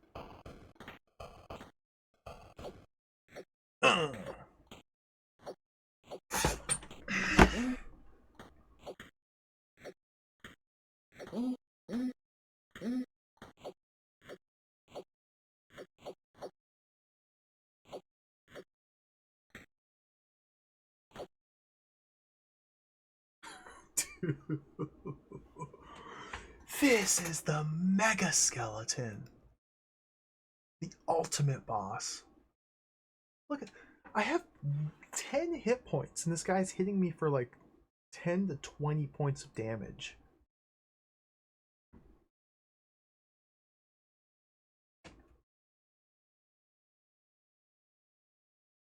This is impossible.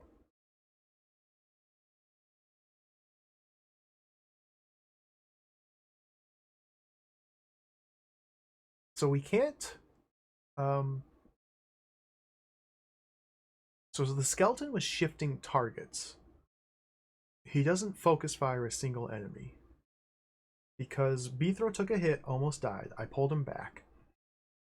Meanwhile, the skeleton was attacking somebody else.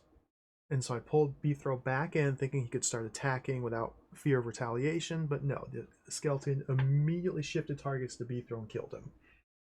So they have a little bit of AI. They're smart. They probably pick their target based on who has the least amount of health. I would suspect. And Beethro's got a freaking shield. The shield's garbage. It's not doing anything. He takes so much damage. Let's just grab the scroll and run.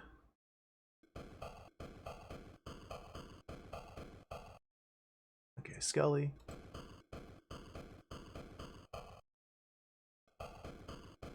Don't fall in the pit. Oh,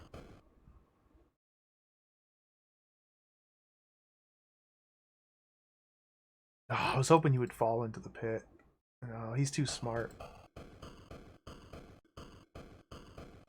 As much as it pains me to leave an enemy behind, I think we just have to go. Like, I'm not capable of winning this battle. And now we have a scroll of light, which uses force to cast, and nobody had. Rig got force back? Good job, Rig.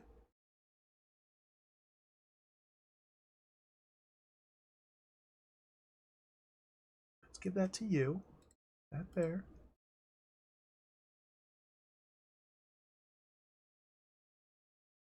Let's get out of here. There's a torch up there I'm just leaving behind. So in order to cast spells in this game, we need to...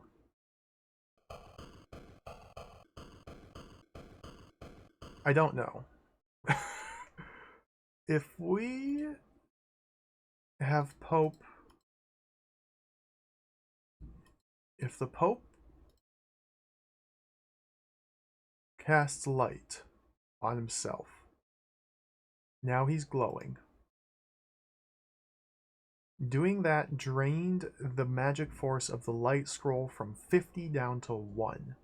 So if we want to cast light again, we have to drain magic force from items into our scales, then infuse it into the scroll, and that'll give us another chance to cast the light spell.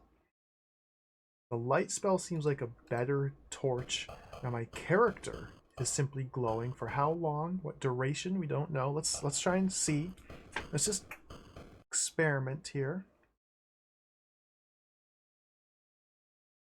I don't want to just stand here and wait.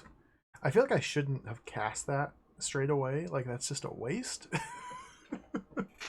So, in fact, I'm going to reload.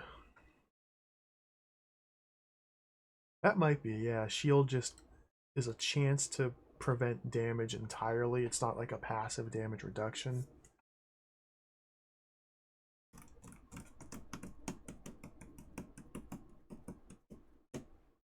Maybe.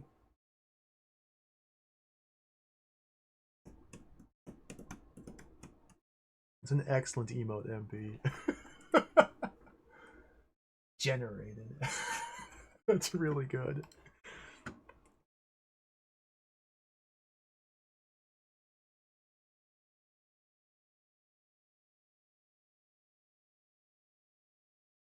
Ready to play. Okay. Go get the scroll.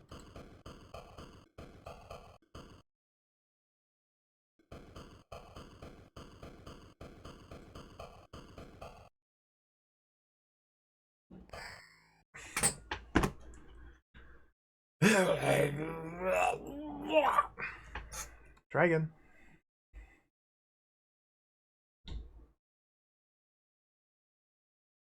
This is the hardest game ever made. Why do you...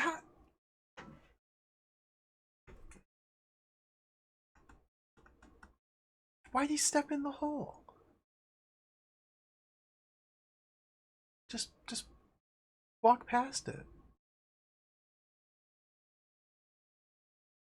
Another thing that makes this tricky is it's not precisely clear where I'm clicking. Because the cursor is like a hand that looks like this. And so like, where am I clicking? What tile am I clicking on?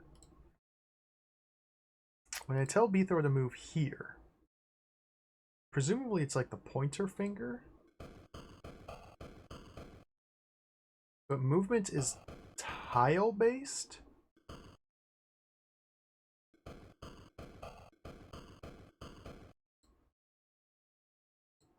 Go up here. There we go. Get it. I canceled the pickup animation. No, get it. Get it! He's dead. What is going on? Mode.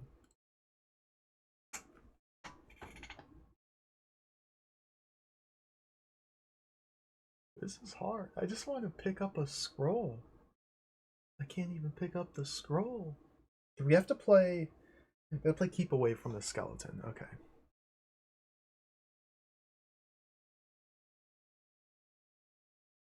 This is still level 1, by the way. This is the first floor of the game. This is the very start of the game. I have no idea how deep this dungeon goes, if there's multiple dungeons, if it's just one giant one. Yeah, nothing's been explained other than like the overarching quest. Okay, so let's pull the skeleton over here.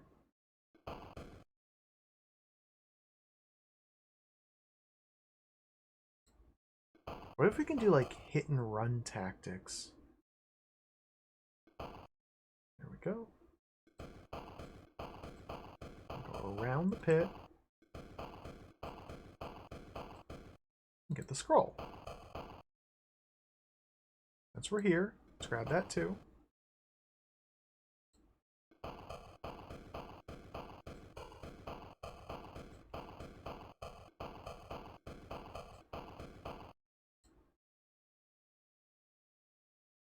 Somebody mentioned earlier the sequel to the game might not even be, like, finished.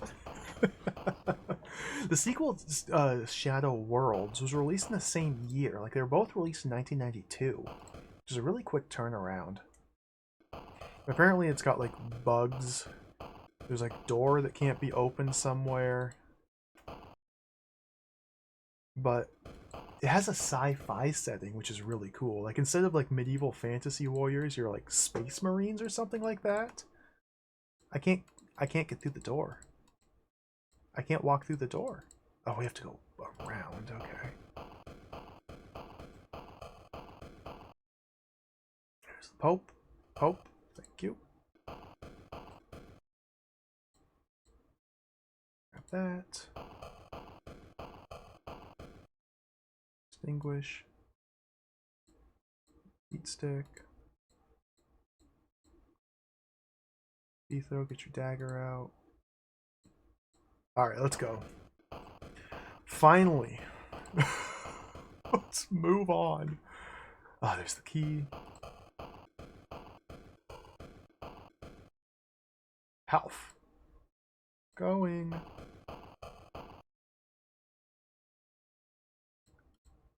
A lot of water. How's my food and water? Could be better, but nothing to concern ourselves with yet. Health.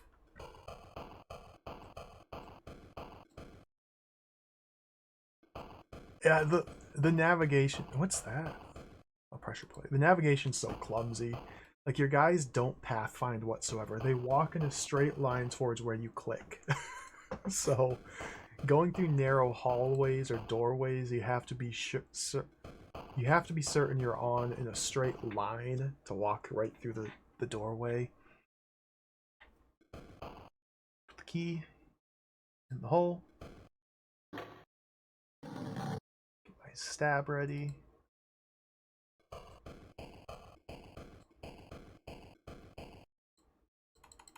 Oh my god. Go. The Pope likes to just walk into a wall and stare at it. It's because my formation is actively working against me there. I should probably get like a straight line formation that I can swap to on the fly for when we need to go through doors. Okay, this is new. Skelly! Oh my god, there's 2 of them! Oh dear. Save.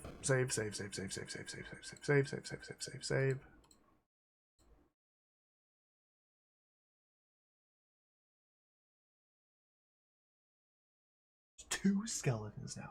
If these are 2 skeletons, both as strong as the 1 skeleton from before, then this game's impossible. There's no way they can expect somebody to kill 2 enemies when I couldn't even kill 1. Hopefully these are just 2 baby weak skeletons. Okay, there's stairs down to the next floor, which will likely link up to where these holes drop you. Another chest! Oh. Alright, skeletons. I'm gonna get some. Attack! Health! Going! Rig. Okay.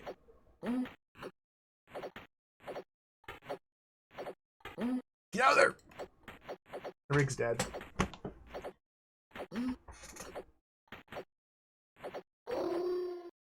Okay, they're not doing nearly as much damage. The rats are attacking me too. Oh my god. This...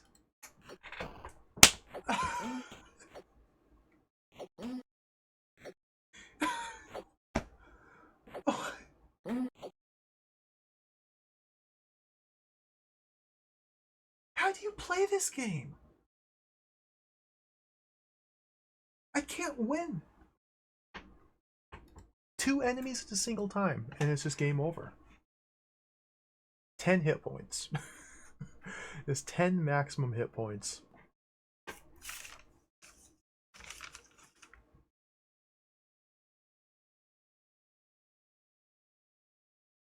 I don't know how to raise maximum hit points either.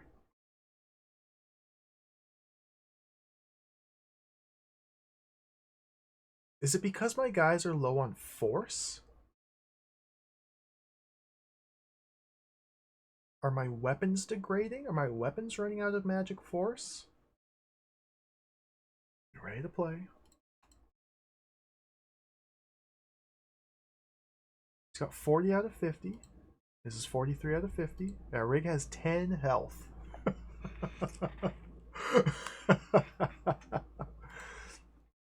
Vithro's got 37. Half has 32. Pope has 23. The Rig, I guess, just shouldn't be a part of combat, period. Especially since I lost my bow and arrow. The bow and arrow only had like 13, 14 shots. It seems like every shot I fired drained 1 point of magic force. So let's do this. Use the F2 formation here. We want Vithro, we want you. Rig, get over there by yourself. Pope there. So now we can use F2. Rig, you're just standing there doing it. The problem is if we don't have Rig contribute in combat, he's never going to get any stronger.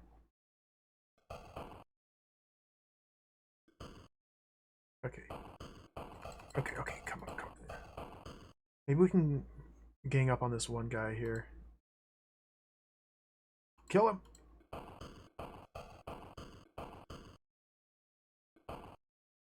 Kill him! Kill him! Something's happening.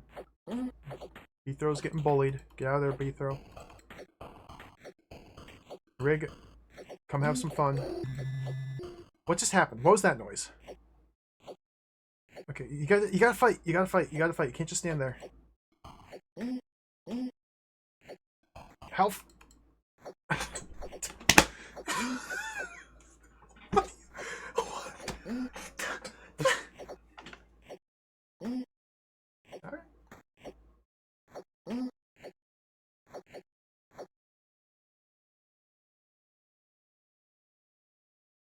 I don't think this is a real game.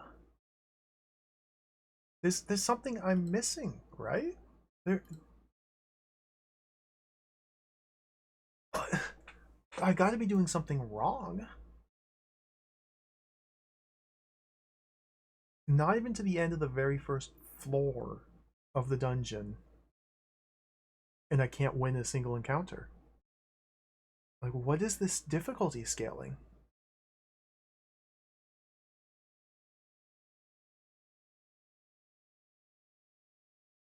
This doesn't make any sense. Did I build my characters wrong? Maybe I should have saved the bow and arrow for this point?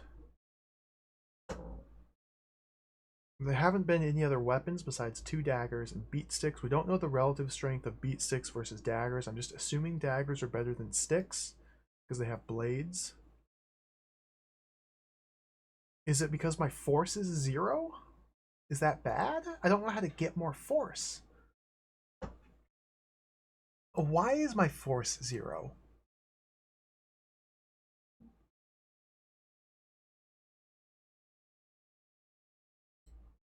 Let's drink one of these. Let's use potions of strength. Let's buff our guys before combat.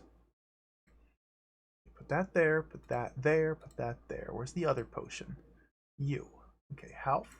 Put that there. Rig, potion, health. Okay. So now Beathro and health have potions. You guys go back there. Or Pope can go there. Rig can go there. Alright.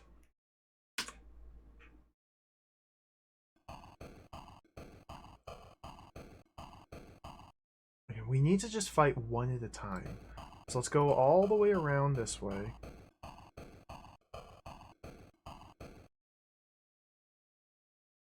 Like maybe it's teaching me that potions of strength, temporary buffs are incredibly significant and important. Okay. Quaff, weapon. Quaff, weapon. Okay. Now we're augmented with enhanced strength. I wish I could see the enemy so I could click on him, but I can't. I wish I could see the enemy. Okay, there he is. Can we fight just one? Get him. We're not gonna fight just one. Get him. They're smart. Okay, get him.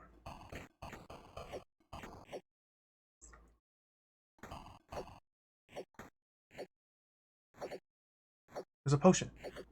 He's dead. Is he dead? Did I kill him? Get away, get away, get away, get away, get away, get away, get away.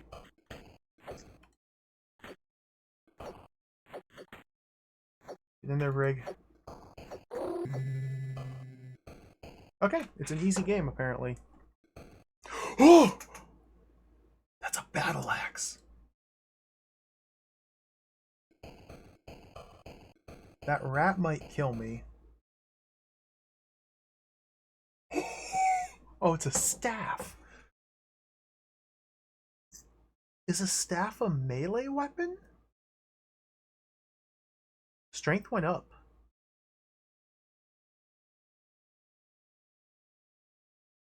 Do I want to use the staff instead of the dagger? this. Another box. Who's got the most inventory space? Hope. Hope. Box. What do we have in the box? What's in the box? What's this? A lasso? A key. Oh, okay. Box. Call this the torch box. Torches in the box. That there. Oh my god, nobody can trade items to health. Or to Pope. Pope. Get right next to them.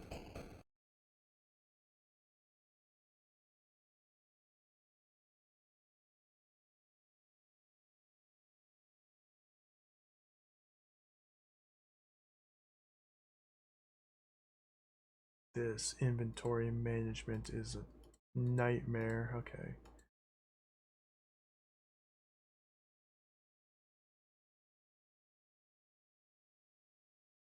Put that there. Stick there. Throat potion there. That there. Spell. Pope. Stick there. Pope. Spell there. Stick there. Okay, we have a stick now. Alright. I'll pick this up.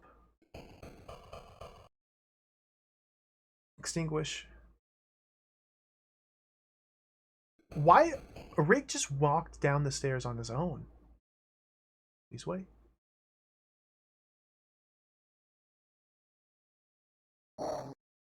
Oh. We probably light the torch. Level 2. Alright, we've made it to level 2.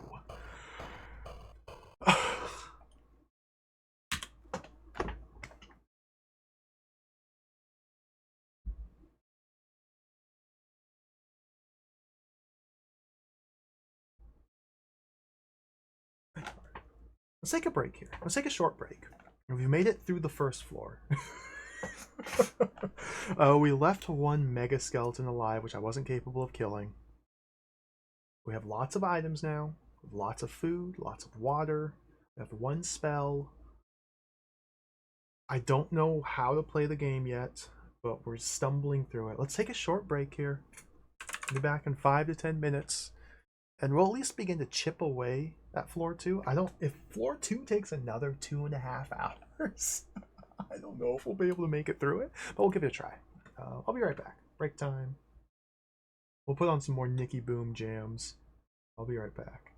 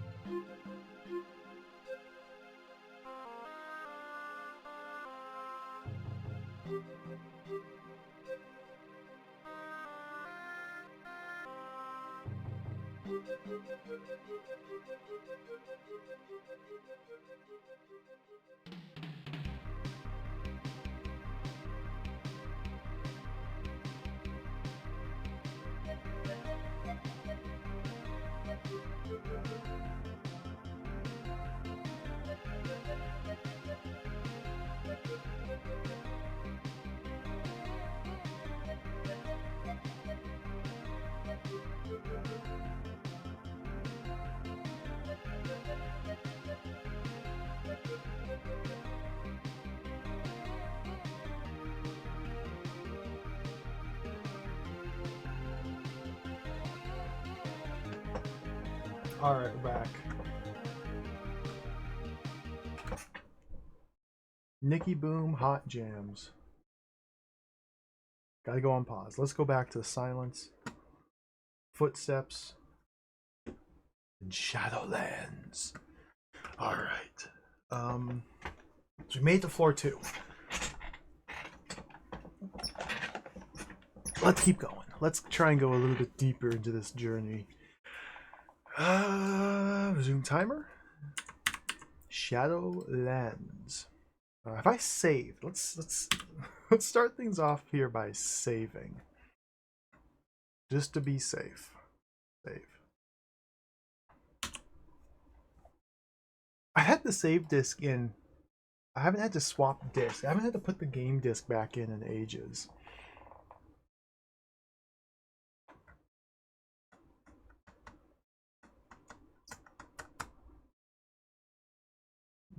Oh, you don't like this game, MP? You're not gonna go rush out and play it? I don't know. I think it's pretty cool. It's really hard and awkward and clumsy, but I really like what they're going for here.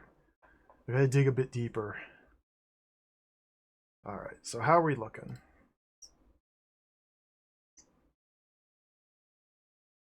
We're gonna have to resupply our water soon. We should be able to press forward to at least to the next fountain. Food still fine. Water's okay. I have full flasks for everybody. Let's give Throw the beat stick. Put the torch there. I do wish I had a way of knowing like the relative effectiveness of these different weapons. Like, is a staff better than a knife? There's literally zero way of knowing. It's just like Dungeon Master. Formation. Let's try something like this for now.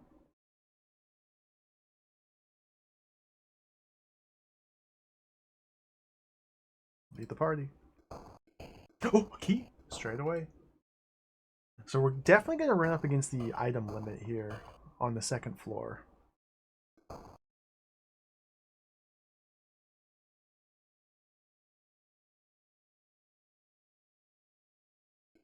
I have very limited slots left in my inventory to put items in.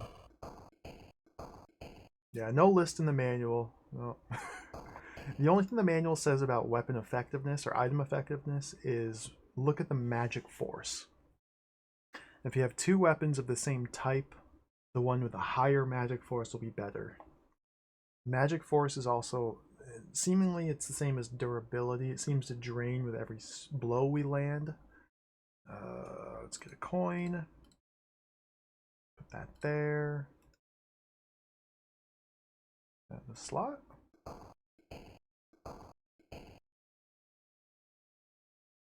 Didn't work.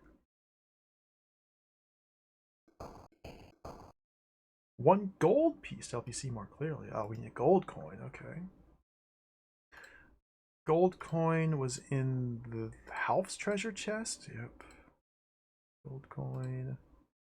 Place it with that. What's that? Am I getting rat attacked? I don't know.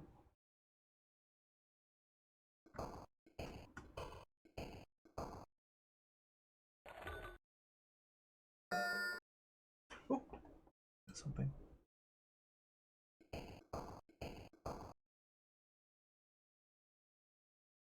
What?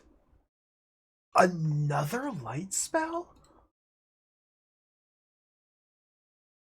Weird.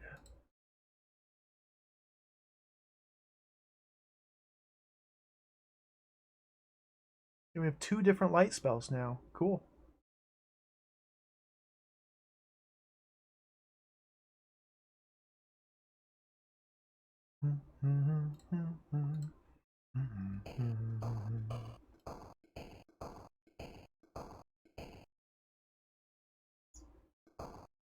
There's a locked door.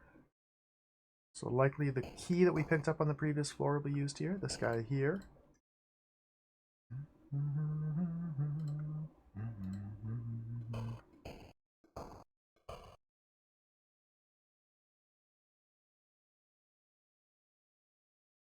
No?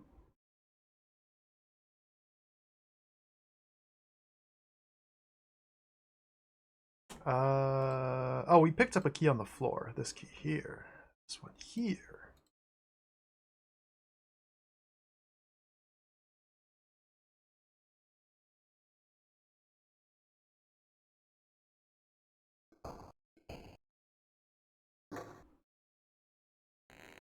I'm in.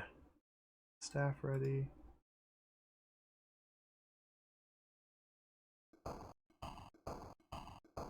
Yo, Lingo Lord, welcome.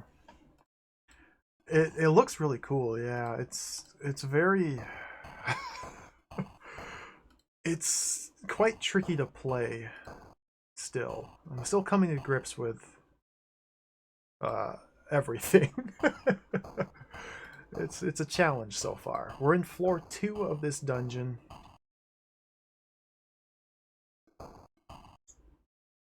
Oh, what's this? Rats. There's the rats. Oh. Okay, maybe here's where I use that other key.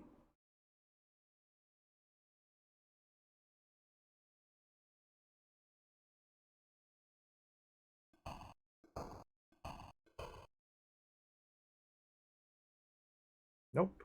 Okay, there's a mystery door there that we can't open.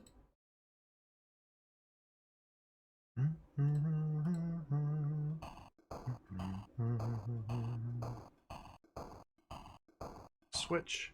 Pull the lever.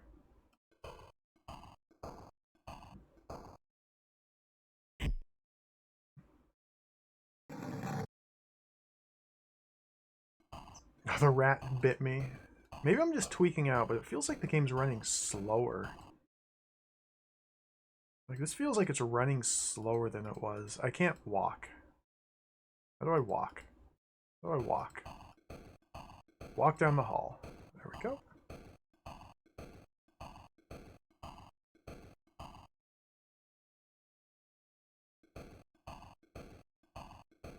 Another lever.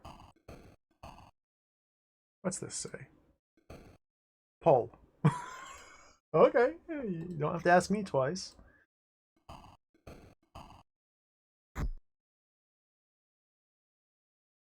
Oh!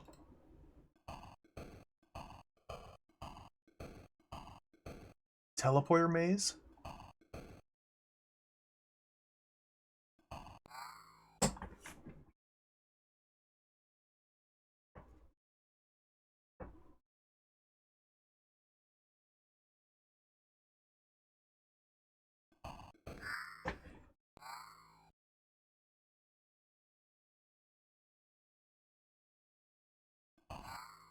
Okay, we're here.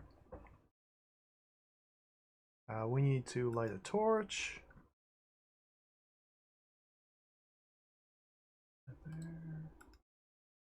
Dun, dun, dun, dun, dun. Oh, no, no, no, no, no, no, no, pick that up, pick it up, pick it up, pick it up, pick it up. Pick up the torch. Okay, there's water there.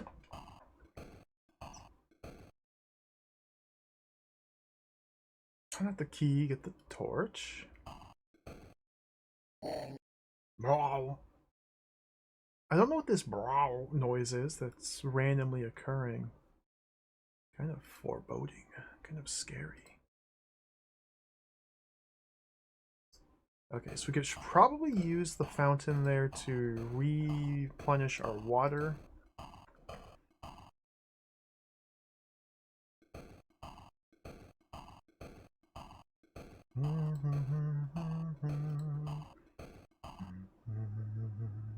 Instead, let's just search the room first. Beathrow's almost healed. That's a skelly.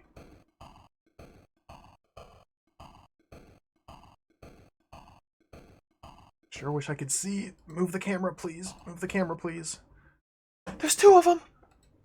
Oh, that's bad. That's bad. That's bad. Retreat.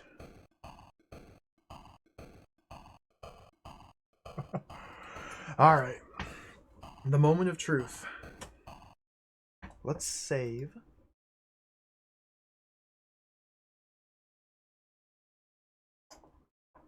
Hopefully I can defeat two skeletons. This seems like it's going to be a common occurrence. Two skeletons, now fight them.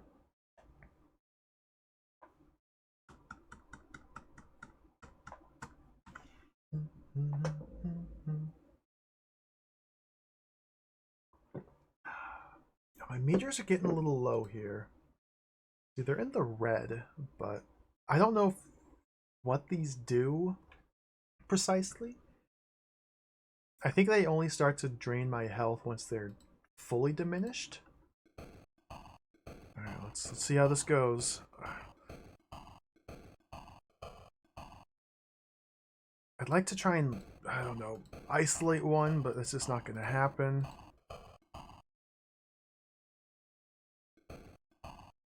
Get him!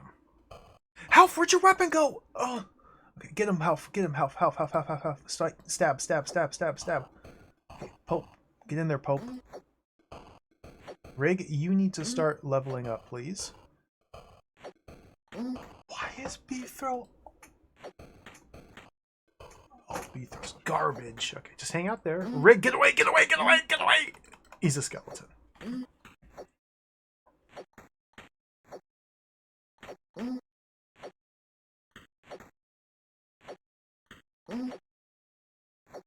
Okay, these seem to be weak skeletons. And by weak skeletons, I mean that one of them can single-handedly kill my whole party.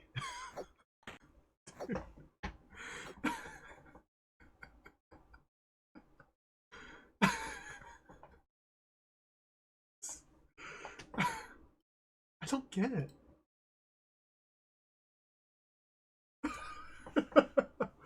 Oh, a strange game. This is by a British development team, Dialoco. It's a British game.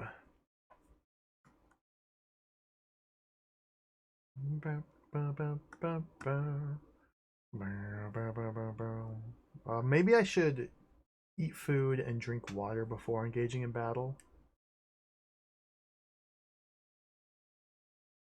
It's possible, yeah, it's possible I rolled my characters incorrectly and I just have a bad team. I just set myself up to fail. The thing is, they don't explain what the stats do. So how do you know what a good team is versus a bad team when nothing's explained?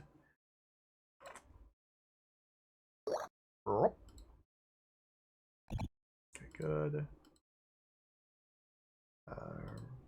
Health.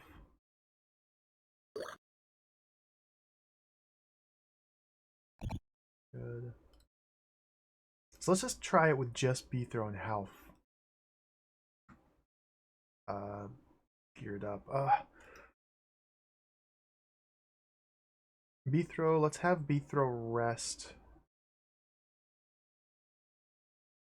Get those hit points back up. While that's happening, Half can work on refilling the water.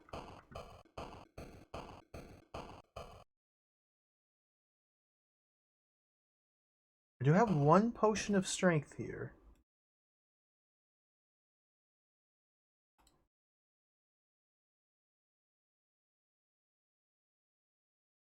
We're probably going to have to end stream relatively soon. I can't go for quite as long as I was hoping. But I want to try and get a little bit further. Every single combat encounter is like an immense brick wall of difficulty. This game is demented. Chat business, welcome. We're trying here, but this is a little bit demonic here. Waiting for him to heal. Okay, healed. Wake up. Save again.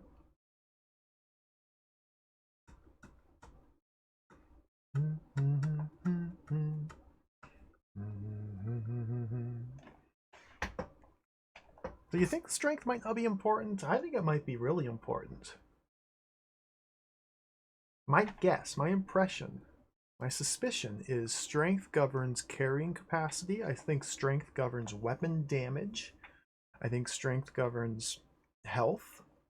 Although health is a separate stat, so maybe not there. I think strength determines how far you can throw weapons. I think combat level. Well, combat level, as this raises my health, seems to go up. Combat level might just be like a 2-hit chance. It might also contribute to weapon damage or damage dealt. I don't know how to raise magic level when the only spells I've got so far are 2 light spells. But I'm sure eventually that's going to be like incredibly important. But these are the only spells we have, and that's not going to help me in battle. We do have one strength potion. I don't remember where I... Okay, there I put it. Or we'll try not to use it, though. Alright. Beathrow and Half lead the charge. Alright, let's get a slightly different... Let's pull them back to there. Okay.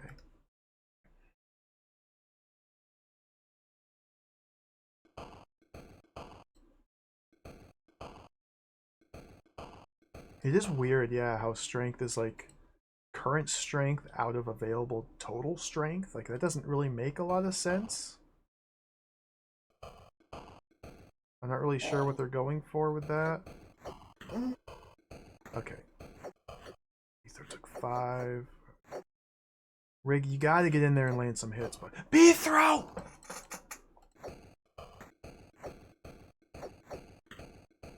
Rig's gonna die. How do you play this game? Help's dead.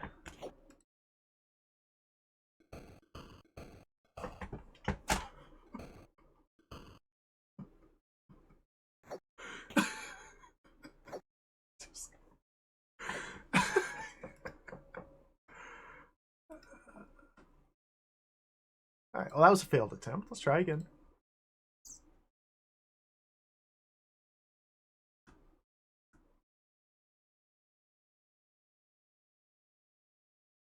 Yeah, we may have to assemble a better team.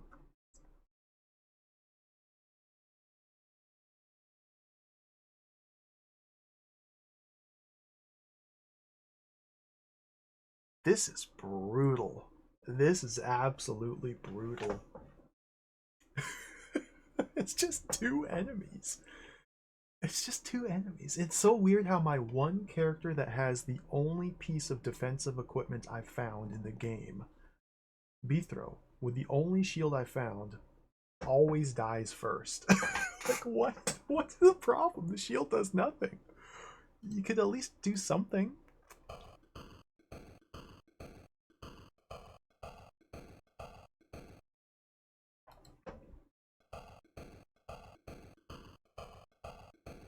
Alright, let's try and flank around. I don't think we can split them. I don't know, maybe I can throw a weapon at them to like draw one of them away from the other. Perhaps trying to learn how to isolate enemies would be advantageous. And again, the interface is so clumsy with everything being just point and click and mouse driven. Okay, I've got to pull them back. Okay. You can't move the screen around unless you walk a character to the edge, so you can't like pan and zoom and look.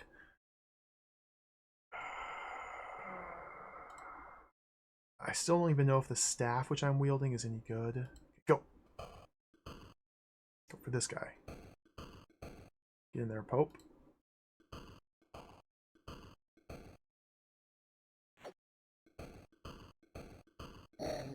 Arr. 2, took 3. Took 3. Took 6. Took 6. Took 4. Took 6. Get away! Okay. What was that? What was that noise? Rig, get in there. Somebody leveled up. Half is dying. Half is dying. Get away. Rig, don't die. Don't die, Rig. Don't die. Alright, Rig's dead.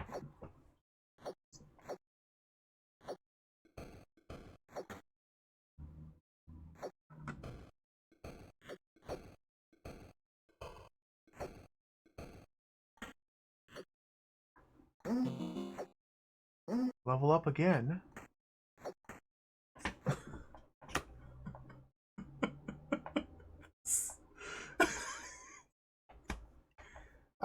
I couldn't even kill one of them. All 4 of my guys attacked a single skeleton and I couldn't win. The other skeleton wasn't even involved in this encounter. I was able to focus all 4 of my characters on a single skeleton and he just killed me. This game's impossible. I don't understand how to play this. I'm doing something wrong. Let's try switching the staff back to the dagger. Retro Demi Luigi, welcome. Welcome. I'm not exclusively an Amiga streamer, but lately I have been playing a lot of Amiga games. Amiga's so cool. What a wonderful computer. This is Shadowlands for the Amiga. I've never played this before. I'm trying to figure out how to play it, and man, it's putting up a fight. Ready to play. Alright, we'll swap the staff back out. It doesn't seem to be doing it. I only hit for like 2 or 3 points of damage. So we'll go back to that. Maybe the beat sticks work? Maybe it is like... Maybe I should factor in like weapon types? I don't suppose there's actual damage types though. Like blunt weapons against skeletons are more effective, and then piercing weapons against flesh and blood creatures. But we've only been fighting skeletons. I don't know.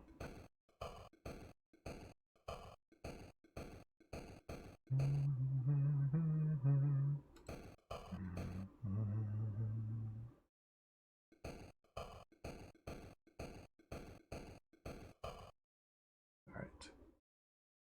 Beethro, lead the charge. Health, going. Hope. Bash him good. Rig. See if you can take a couple hits and then just retreat.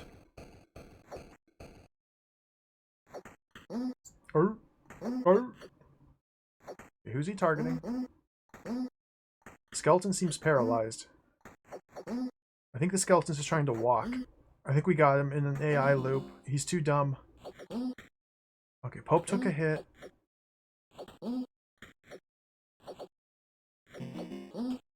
He's not even fighting back.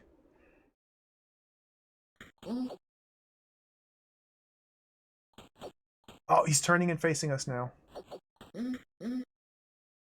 He's not... He's not even doing anything. Okay. Pull back. Pull back. Pull back. Pull back. Pull back. Get away. Get away.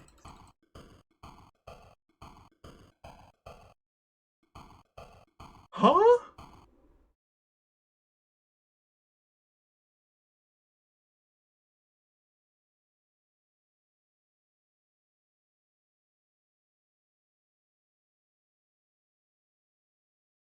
Save. Welcome to Save Scumming. We're just going to save scum every single enemy of every single encounter in the entire game, apparently. I don't understand what happened. Why didn't he fight back? How can we intentionally cause that to happen with every fight? Maybe the trick is to just manipulate the AI so they don't fight back. Alright, let's go. Do battle. Half. In there, Rig. So now he's fighting back, so I'm probably going to lose this encounter. Let's watch Beethro's health here. Oh, they switch targets to Rig! Get away, get away, get away, get away, get away! He's skeletonized.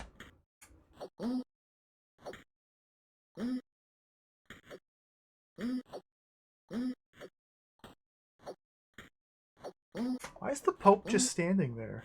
Pope. Mash him.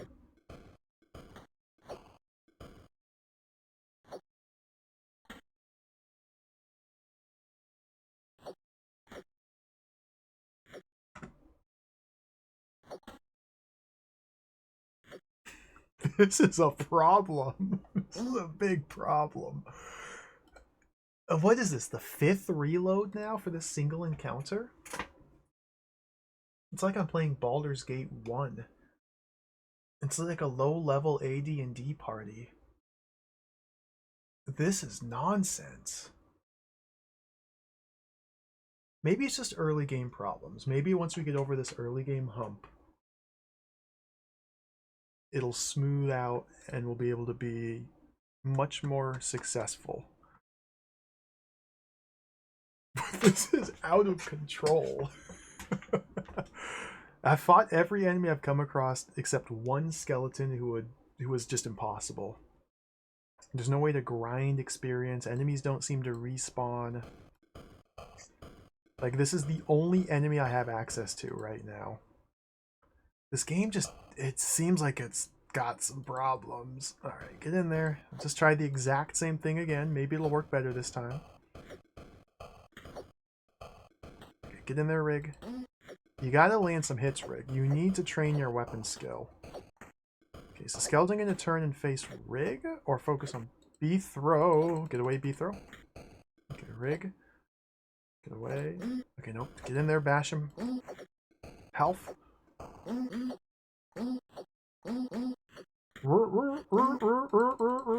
away, get away, get away. Oh, Health's dead.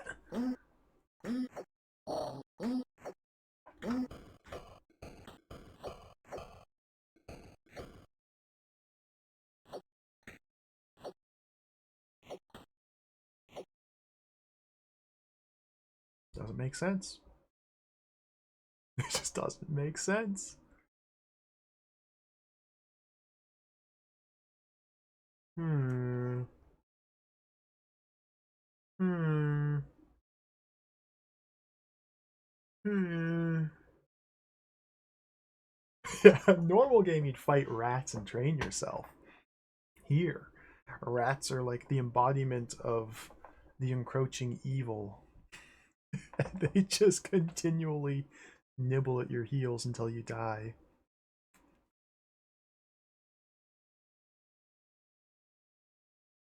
I desperately want there to be like a playable video game here in this video game. But we are hitting a brick wall. Maybe... Like, what can I do differently here? What can I do differently? I can try different weapons. I have my strength potion I can try and drink. I have one strength potion left. I don't even know if strength makes combat any better or not. We could heal these 5 points of damage that health is missing. We could heal these 8 points of damage that Pope is missing. I don't know why force is so low. It just disappeared from all my characters. Even health now only has like a pixel of force. Maybe that's why I'm losing, because I don't have any force. But how do I get force? We have to slurp it from items?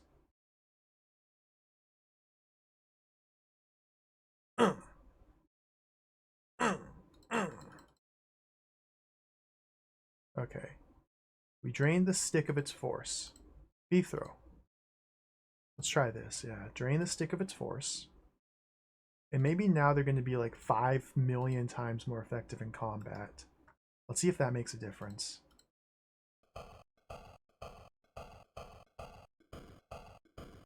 Charge. Health. Going.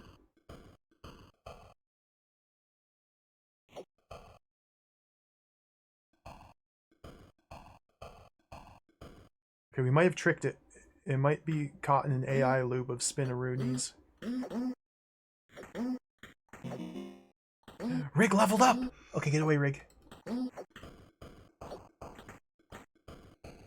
Oh, it's fighting back now. I think Magic Force is similar to durability, yeah. In that whenever we land a blow on an enemy, we lose a bit of... I'm only taking 1 point of damage now. And 2 points of damage now.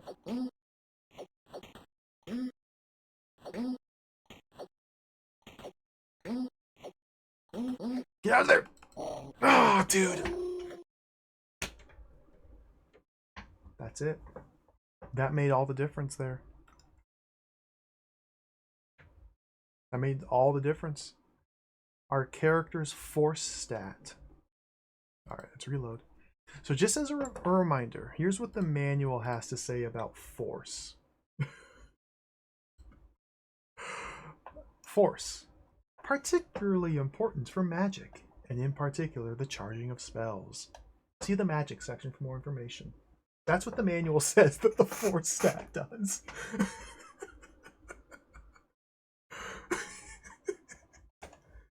But apparently it makes a tremendous difference in our combat effectiveness. Yeah, strength.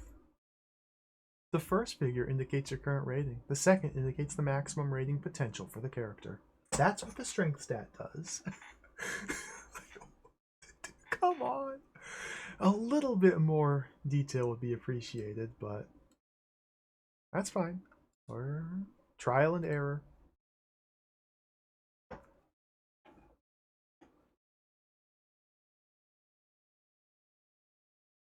I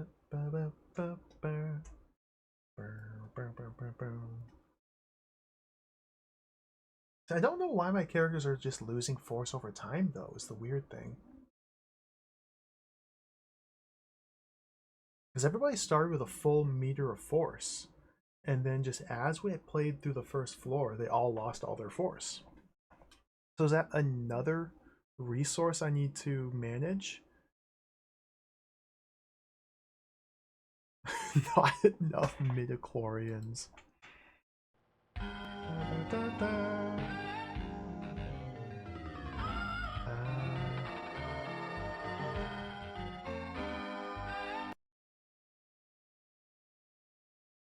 have force. Lingo Lord, thank you for the gift sub. Thank you. Appreciate it. So, food has force, which we can drain food We can drain the force out of the food. So let's slurp this apple. I don't know if we can still eat this apple now. Let's also drain this stick. Okay. Equip that. Health. Drain. Stick. Drain. Equip the dagger. The Pope.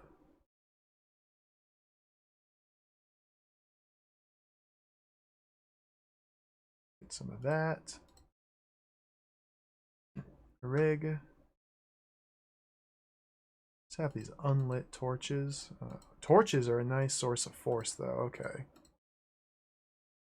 So these unlit torches are an ample supply of force to drain. That probably also diminishes the length with which they can stay lit. I don't know. I'm making a lot of assumptions here. All right, try again. Charge. Health. Charge. Pope. Charge. Hopefully Rig can get another level up here.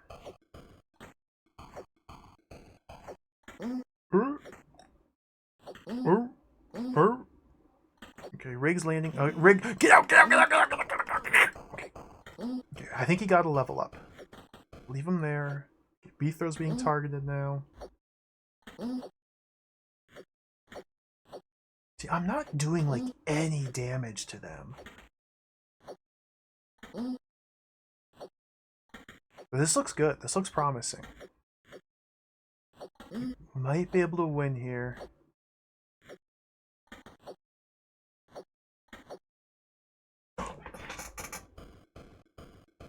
He's dead. Easy game. On the top right, that's whether or not your character is producing light.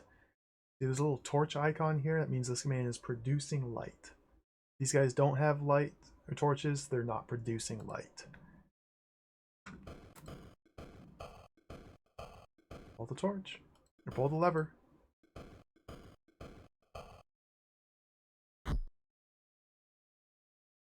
A teleporter! Save. Maple Mystery, welcome. Oh, Wizardry 7. This is Shadowlands. This is not Wizardry 7. This came out around the same time, I think, as Wizardry 7. This is no Wizardry 7, though. This is a highly mysterious and inscrutable dungeon crawler. Touch the teleporter. We're back here?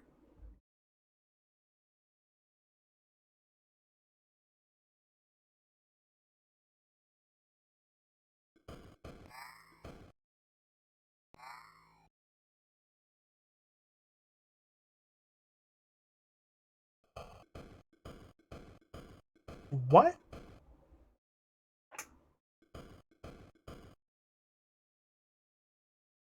What? What? Yeah, the rat's there. It's just one rat, though. Oh, this wall opened! Oh, look at that. Now there's a path through here. Nope, there's not. Never mind.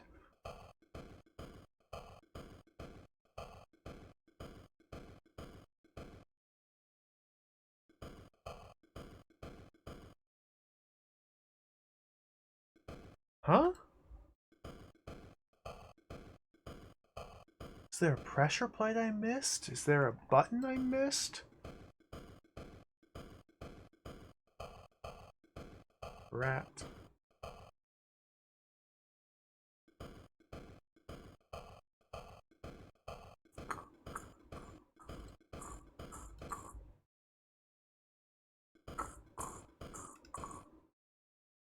Just recheck my guy's inventory. Oh, we got this key. Have I tried this key on that door? I don't remember if I have or not. Throw. Open the door. Oh, I'm in. Alright. the stick back.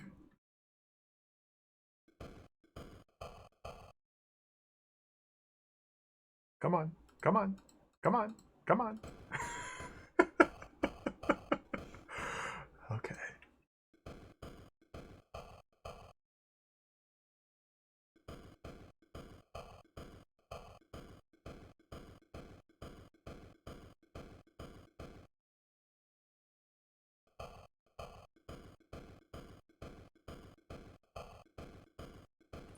So yeah, you definitely have learned that the force stat is very important to our character's overall effectiveness in battle.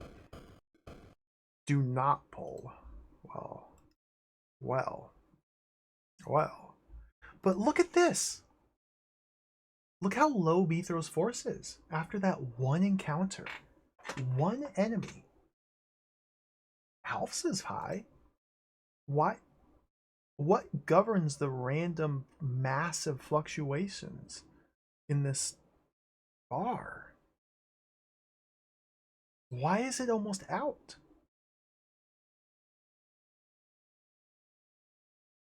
Save. Mysterious game. This game is so mysterious.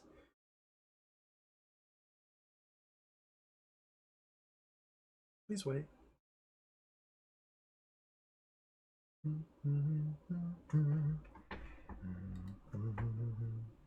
It'd be so cool if you could use keyboard shortcuts in this game instead of only the mouse.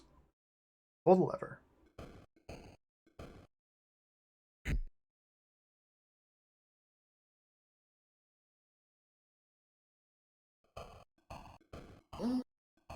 Dude, skeleton! Oh my god, are there 1,000 skeletons? He's got fireballs!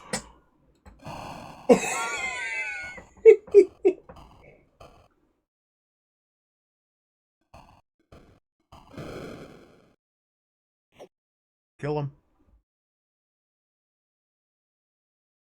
Oh, these are like ultra 100! He hit me for 116 damage.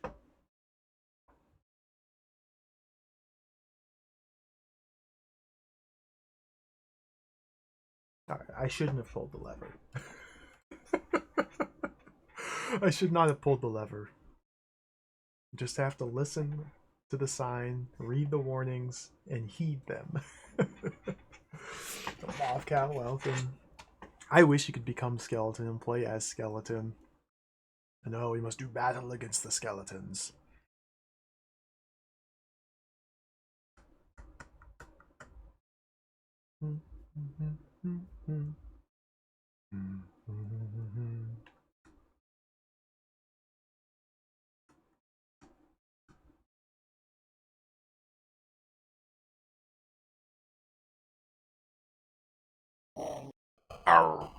That must be like the whales of a skeleton, a nearby enemy. I wonder if we can come back here at the end of the game when we're mega powered and crush those skeletons. Because that sort of situation there reads to me as like a teasing of the capabilities of our party, the potential for our parties. Like, surely once we get towards the end of the game, we'll be fighting enemies that are that strong and be capable of defeating them. Oh, bread, apple, water. However, if this is just a strictly linear dungeon to crawl, then it might, excuse me, it might be impossible to backtrack this far. How's our water looking? Yeah, we need to quaff. You're good. You're good. Pope needs water. Let's refill these empty flasks since we're here. There. Okay, 3 full flasks. Perfect.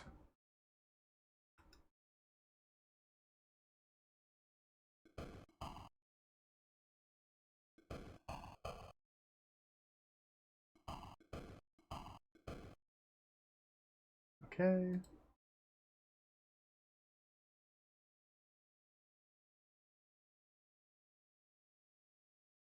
The Pope.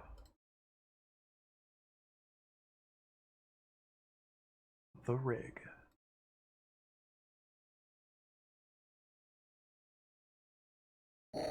Let's go.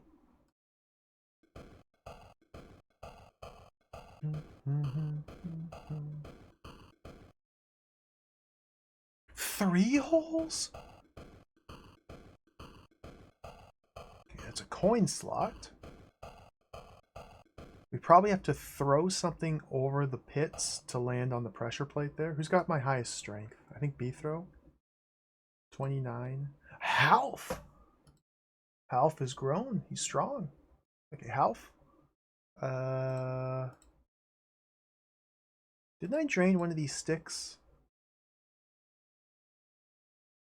What did I drain? Let's just... Okay, we have to be smart about this. Who needs force? B-throw needs more force. Slurp that stick of all its force. Give the stick to Half.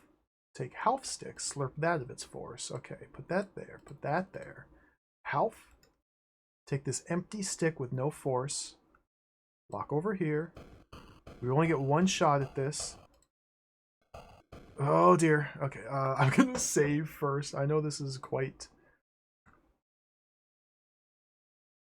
This is a bit much here with how much I'm saving, but if I miss this throw, I don't think it'd be good.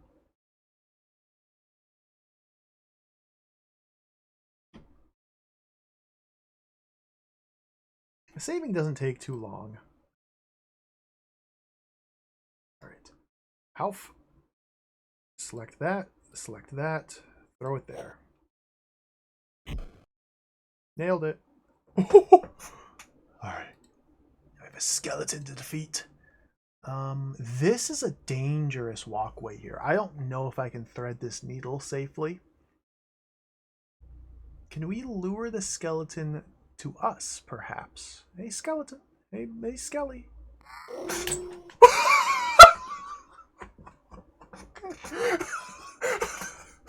See ya.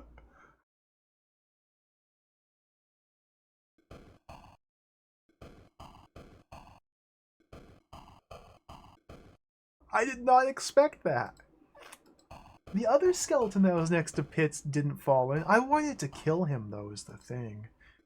Like, yeah, combat is quite frustrating and tedious and annoying and impossible, and I always die. I was kind of hoping I could kill that guy, though.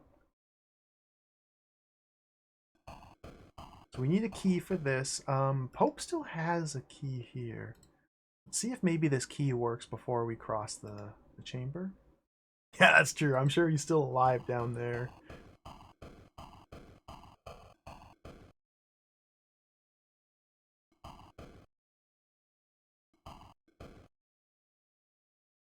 Nope. Okay.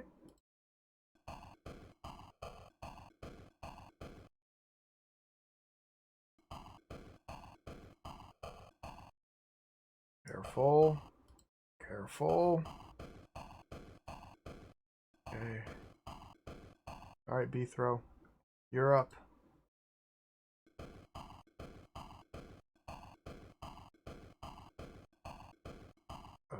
Careful.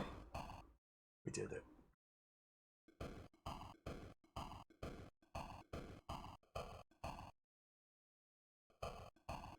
Mind your step. Thank you. These signs are just like trolling the player. Like, none of these have been helpful information. Now, there's 2 torches there I should pick up, but I have so many torches in my inventory, I'm not really too worried about it.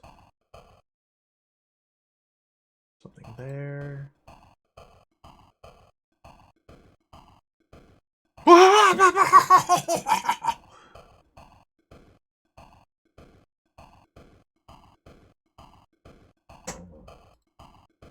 If this thing sees light, it spawns pits in the floor. So those wall fixtures, they activate if they come into contact with light. The light radius shines on those light fixtures. Things happen. Earlier, a door opened. Now pits spawned. So we just have to be aware of that mechanic. Whenever you see a wall face, light interacts with it in some way. This game's pretty cool.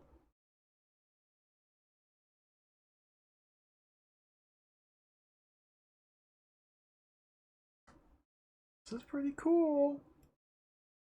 I just wish I had like long swords and like fireball spells. I wish I didn't die from a single skeleton battle. Alright. Be throw. Charge. Health. Rig. Get him now. Pope.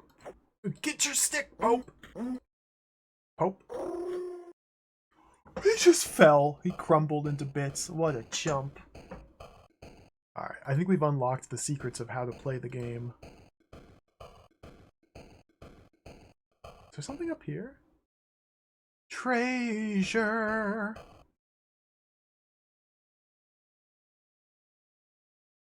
Let's Beethro grab this one.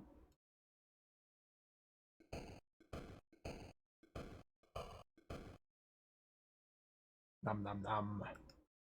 What's in the box? Key? A spell book. Oh.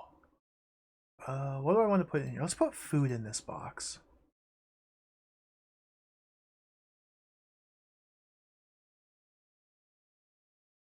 Oh my god, how do I do this?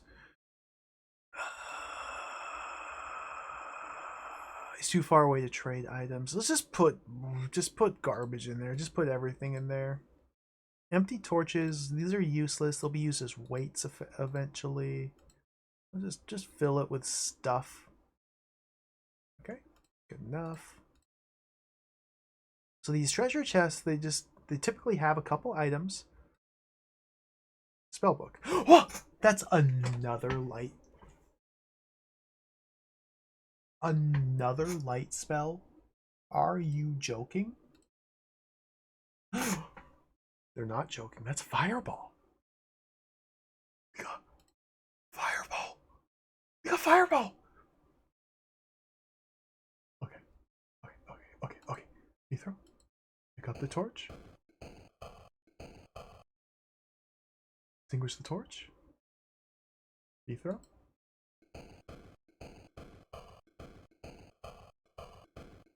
Alright, Rig, it's your lucky day. Beethro. Open inventory.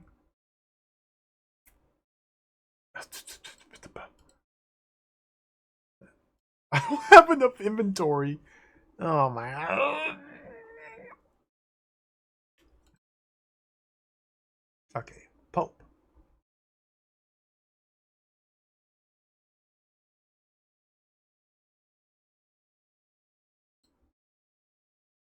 Bear with me.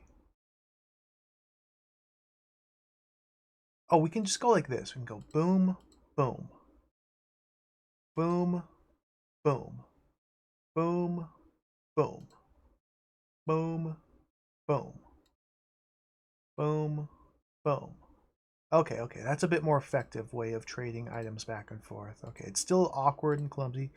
So last time I just assumed that the spell I picked up was light based on the symbol. Okay, it is definitely light. Okay, good to know. The stick back equipped. Now, Beethro, take the spell book of fire, give to Rig. Alright. So we can probably only cast the fireball spell one time. And then we'll have to recharge it with force. But that's awesome.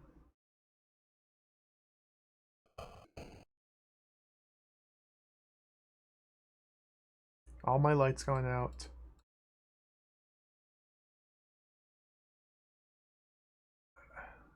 Light. Get the stick. Okay.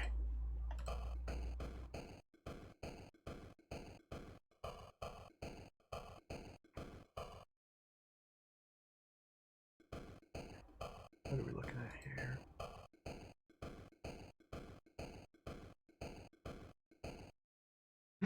Bread.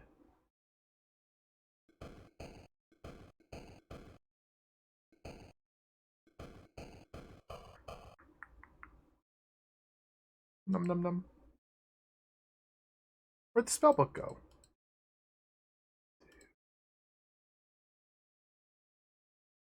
So that should be all the items. This key we picked up should work on the door on the other side of the pits again. This is like the slowest game ever made.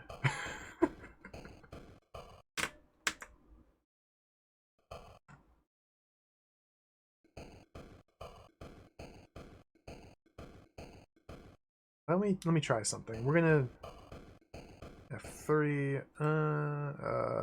We want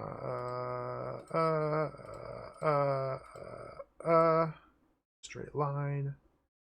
B throw lead the party in a straight line. So if we assume the formation of line,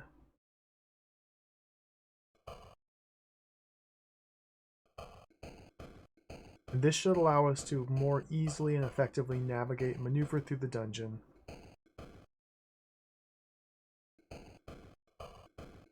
It is worth remembering that we can drop down this pit here, presumably to go to the next floor down. What was this? That's the face. Don't go to the face. Don't go to the face. We can probably drop down the pits that the face creates as well. Back up on the first floor, there were more pits we could jump into. So there's a couple different branching paths with which we could take. Careful. Oh, dude, this formation. Save.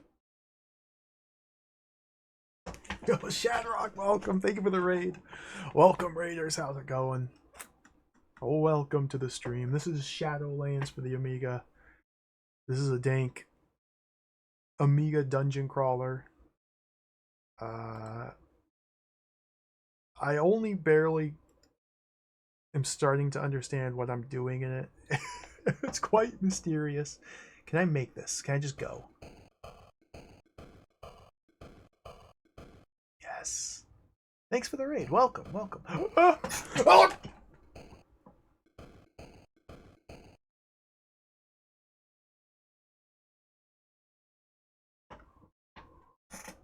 I went over here?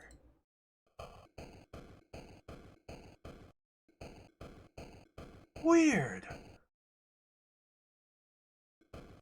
So then where's the skeleton that fell in here?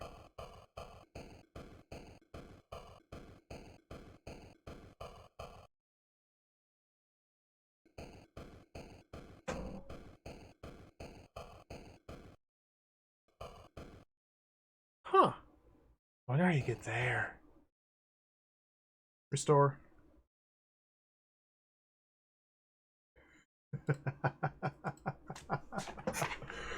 Oh, Yugi818, welcome. Ian Oblivion, welcome. Welcome, everybody. Thank you for the raid, yeah. Now, we're probably going to wrap things up here pretty soon. But this is a pretty cool... It's a very interesting and unique spin on the dungeon crawler.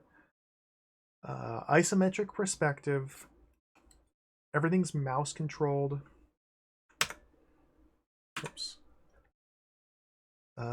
There's a ton of different resources. Resource management's important. You got food, you got water. Light's one of the main resources of the game. You have to find and light torches so you can see things. Combat is impossible. We just got our first spell book of Fireball, which I haven't even cast yet. Oh, we should grab these torches if we're going through here. Yeah, Half's got some room.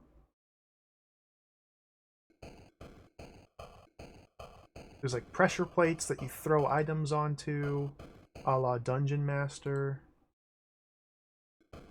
Don't you fall, don't you fall. Extinguish.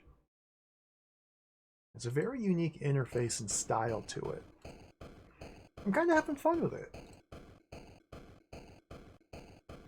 Unfortunately, it's incredibly slow. It is extremely slow. That's okay.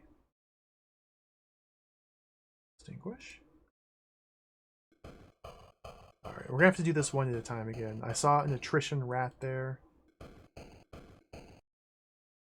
Go. No, no! Okay. Careful, careful, careful, careful. Go. Ah! These pits are terrifying. There we go. Yeah, these are the character portraits. We have Rig. Apologies to Rig. No offense intended. Beethro, Half, and Pope. There's Half. It's quite beautiful.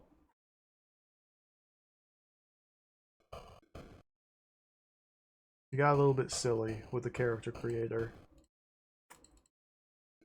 Rig's my magic user. Beethro and Half are both fighters, or rather, Beethro's a fighter, Half is an orc. Whatever that means. I don't know what character class an orc is. Actually, that's not even true. Technically, they're not character classes, but...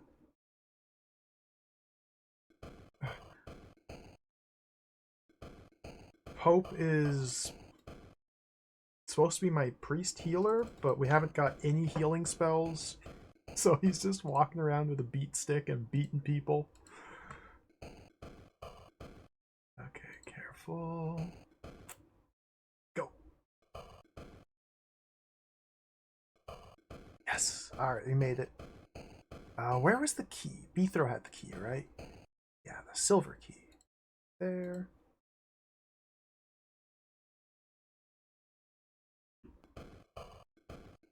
Attrition rat coming. It's coming.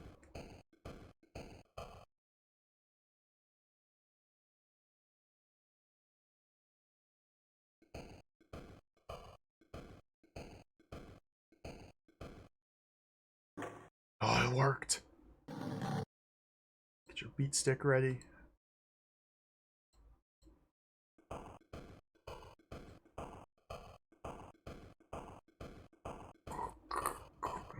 Attack formation.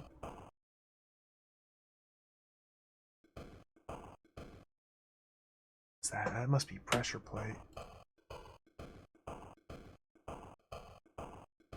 Okay, I don't know what these pressure plates do.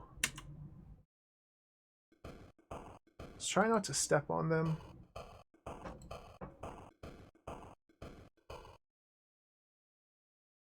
Oh, okay. This looks like a simple little pressure plate puzzle. Let's save.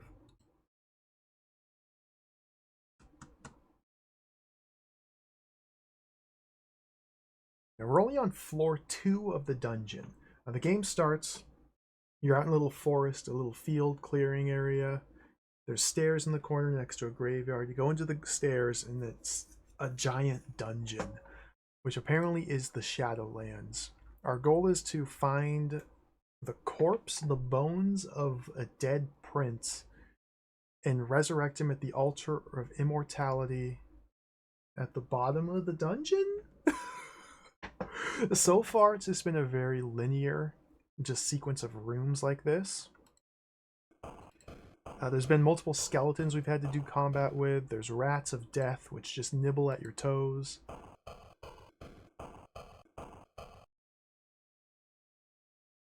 Nothing's happening.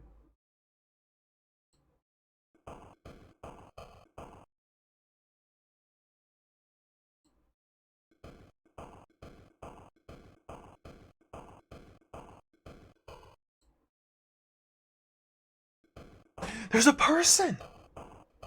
That's a real person. That's a flesh. That's a flesh. That's a flesh person over there. Oh! Oh, okay, we need 2 people on each button. Okay, I see.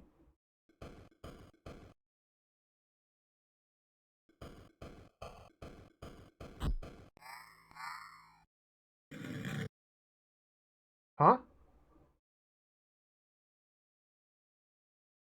Was that good? The rats are nibbling at my toes. A torch I can light? Freaking have a torch.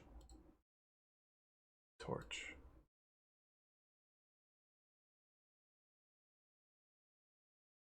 Oh, we're being forced to split the party here. Interesting. Okay. Health? This is a terrible split. I should not have split them in this manner. Had I known ahead of time that this is what was going to happen, I would have not played it like this.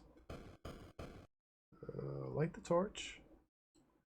We need to create a formation.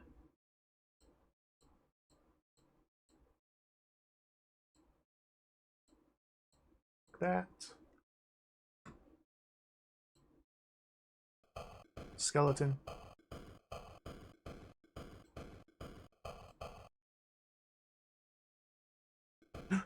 Treasure. Something there.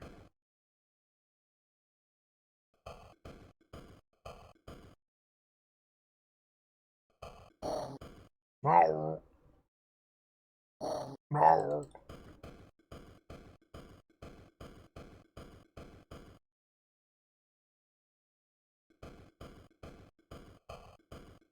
Skellies are everywhere. Let's press the button. What did that do?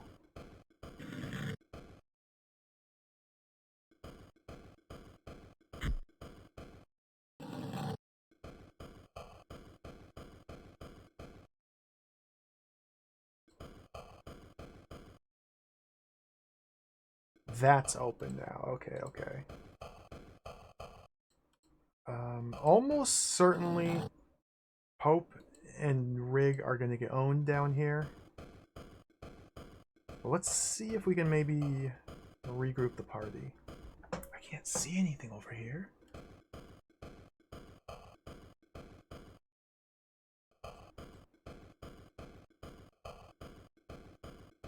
It's mysterious.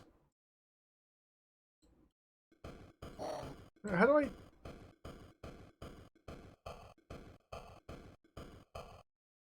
What the heck?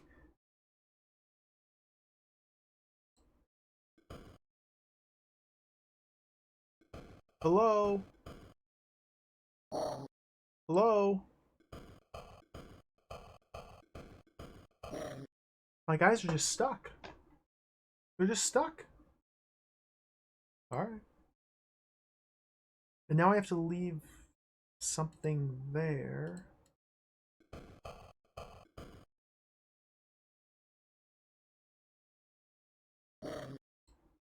That maybe? Oh, that's a healthy stick though. Here we go. We got some unlit torches. B throw. Throw unlit torch on the pressure plate. Got it.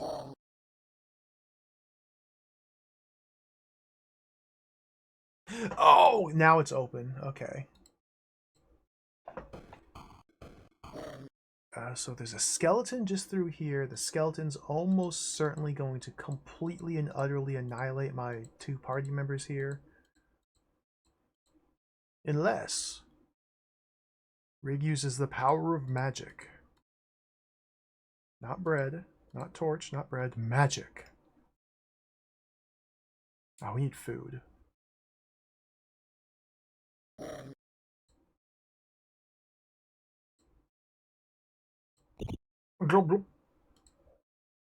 Save. I'm gonna blast the skeleton with a fireball. It's gonna be awesome. We'll use the power of bread. I don't. Maybe I should have slurped the magic force from that bread before eating it. I didn't do that. I don't know if draining magic force from food items makes them less effective. I'm sure it does. All right, Rig. Now's your time to shine.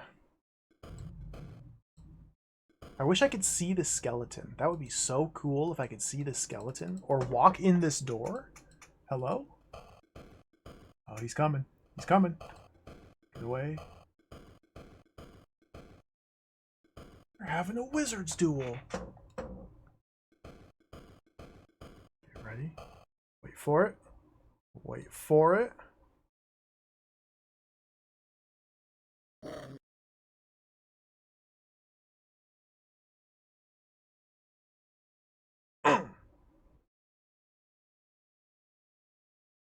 Step behind the wall.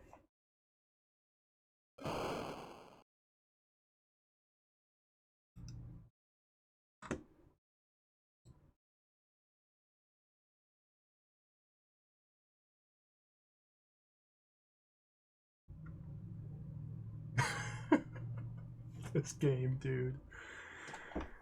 You get one cast of a spell per scroll. That's evil. That's vile. I don't get this at all. I thought low panda. Thank you for the 100 bits. Come on. Good work. Now do it again. We'll do it again. Just takes me a minute. Good work, Joker. Now do it again.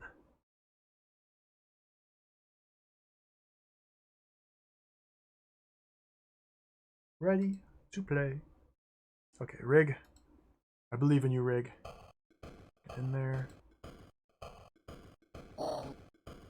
Screen it. Please scroll the screen so I can see what I'm trying to fight. Thank you, thank you, thank you, thank you. Get away.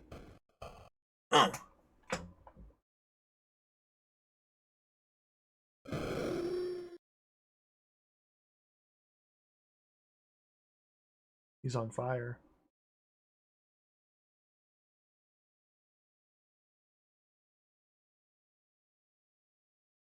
There's splash damage from fireballs. Okay. I should have known. Of course there is.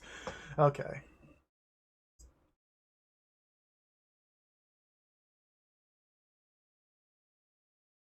$33 damage. He took 33 points of damage from the fireball. I don't know what the effective range of the fireball is, what the splash radius is. But we're learning. We're learning bits and pieces.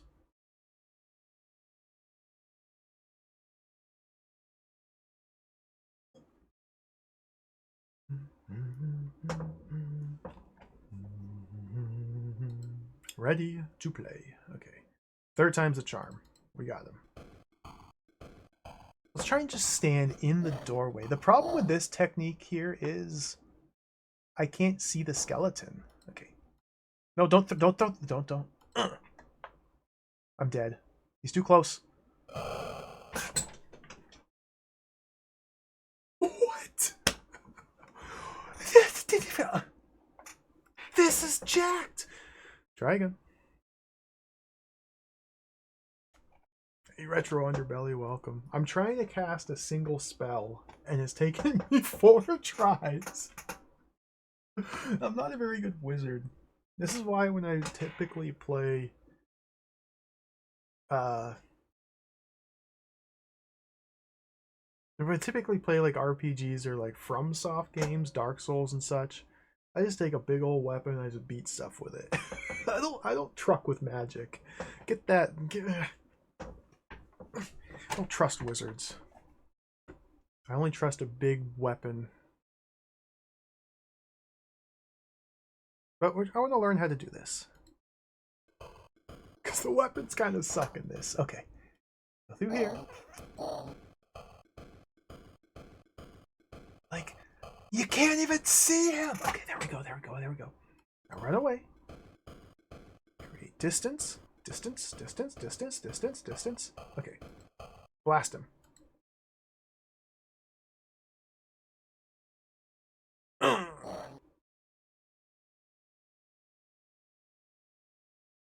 Missed.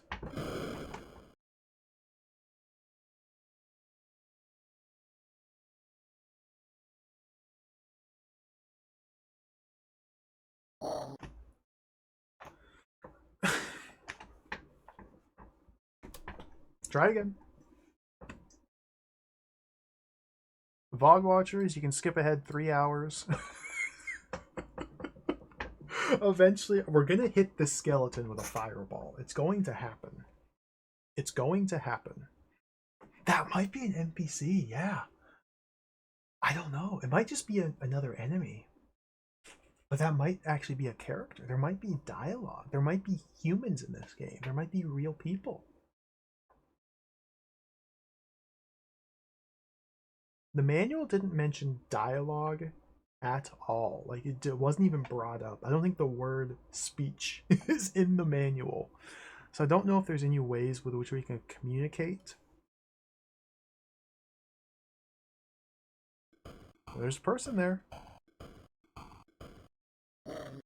Bow, bow. Okay, go through the door. I'm going to hit this skeleton. We are going to hit this skeleton. Okay. Watch his movements.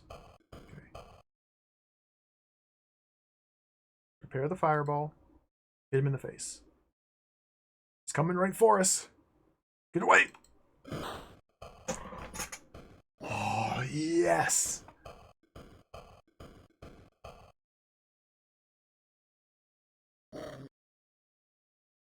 Did my magic... My magic level didn't even go up.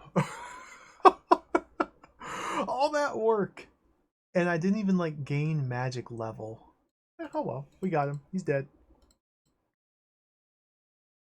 Get the Pope over here. It's wizard powers. Go through the door. Go through the door. Go through the door. Go through the door. How do you play this game? Okay, there we go. We went through the door.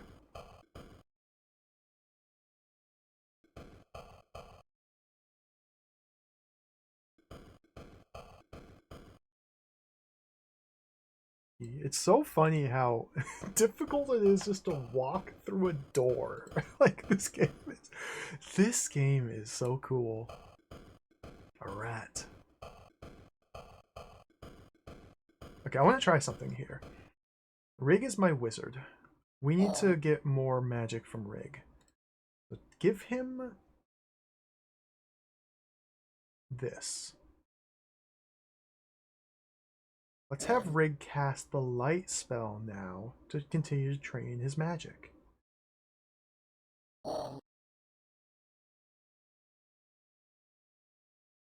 Cast it on yourself. Or on the Pope. Oh. Okay. Still level 3 magic. I'm going to try and focus all of my spell casting on Retro Island Gaming. Set that down. In the beat stick. So now we can extinguish this torch. Wait, whoa, blah, blah, blah, blah, blah, blah, blah. Equip the key. Extinguish. Got the... Throw that.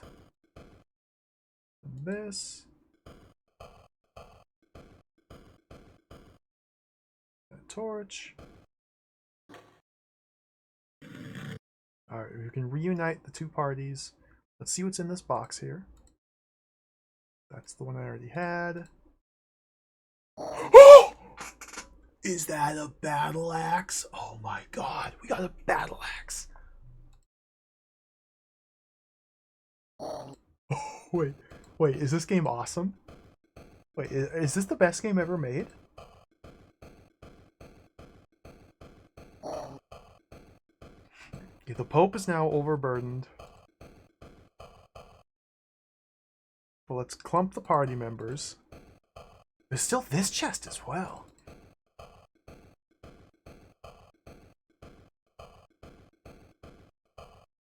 I don't think I've even opened this chest.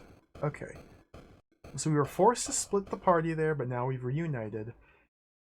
We can drain the life force from these torches to recharge the fireball spell in Rig's spellbook. I have multiple torches. I've got so many torches. I have so many torches. Okay. Open the box. Battle axe to Beathrow. I can't. Beathrow's too far away. Okay, give it to Half. 2 keys in here. What's this? Another fireball. Okay. Half has an axe. Dude. Inventory management nightmare game. How do I clean up this inventory?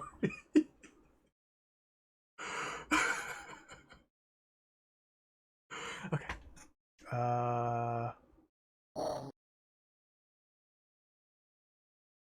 Open the spell book. Put both fireball scrolls in.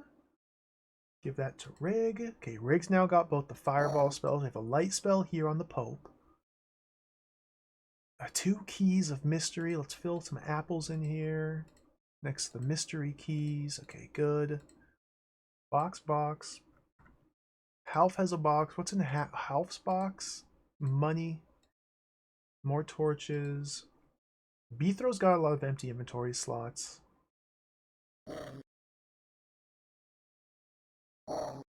He's too far away from everybody. Okay. Beethro, pick up this box. What's in this box?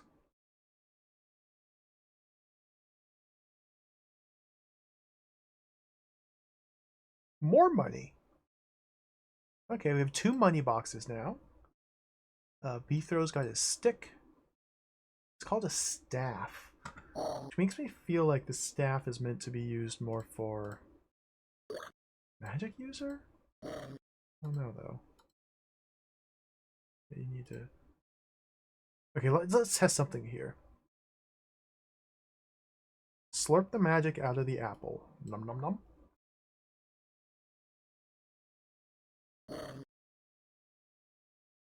Give the apple to Rig. Slurp the magic out of the apple. Nom nom nom. Okay. Go back to the Pope. So now this is an apple of 16. If we consume apple of 16, yeah, we barely get any food from it. Okay, that makes sense. Makes perfect sense.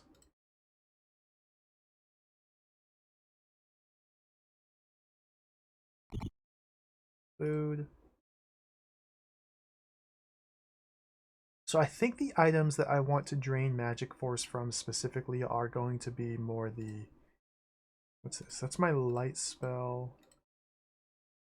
The torches, the unlit torches. I think those are going to be the ones I want to try and drain. Let's charge that. Okay, we got it back. Boom. Take this unlit torch, slurp some magic from it. Okay, equip that. Light spell can stay there, unused. This is kind of fun. Okay. Save. We gotta pause it here for the day. This game is kind of fun now. Alright, I think we might have gotten over the initial hump. I feel a lot better about things. We have weapons finally. We have offensive spells. We have tons of items. We finally are picking up a little bit of momentum going.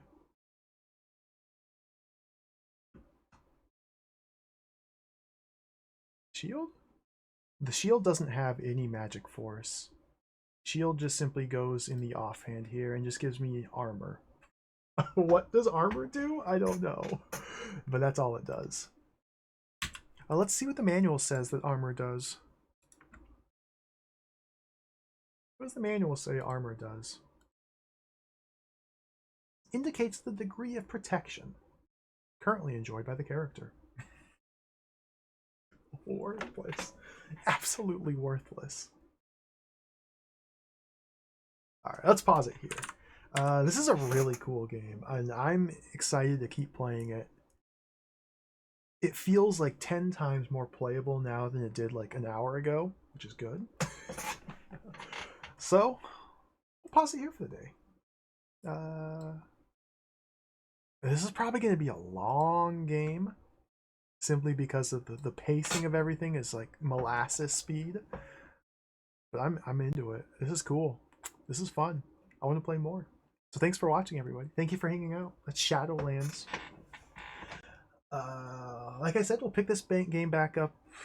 We'll pick it up next stream. Next stream should be tomorrow. We may have to wait until Friday for the next stream.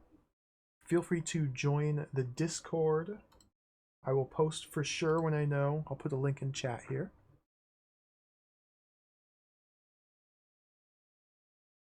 Feel free to join. I will update on the next stream. Probably tomorrow, but we might have to wait till Friday. It's kind of up in the air at the moment. Yeah, thanks for watching. I had a lot of fun. I'm excited to do it again. Thank you for the follows. Thank you for the cheers. Thank you for the subs, the resubs, the gift subs. Thank you, Shadrock, for the raid. I had a great time. We'll do it again. Let's get out of here. Who's on?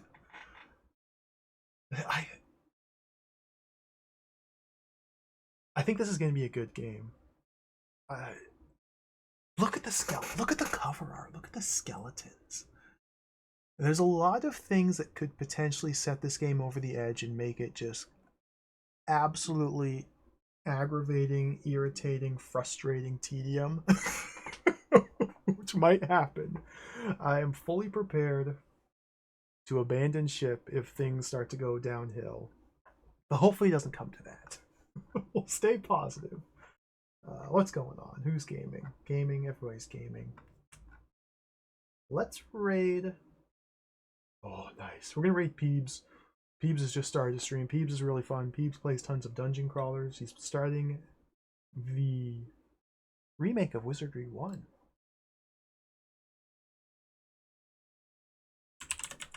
No, we're not going to raid Wizardry. We're going to raid Peebs. If you like comfy dungeon crawlers, I highly recommend Peebs. Take care, everybody. Thank you for watching. Have a great night. Adios. Farewell. See you next time. Bye-bye.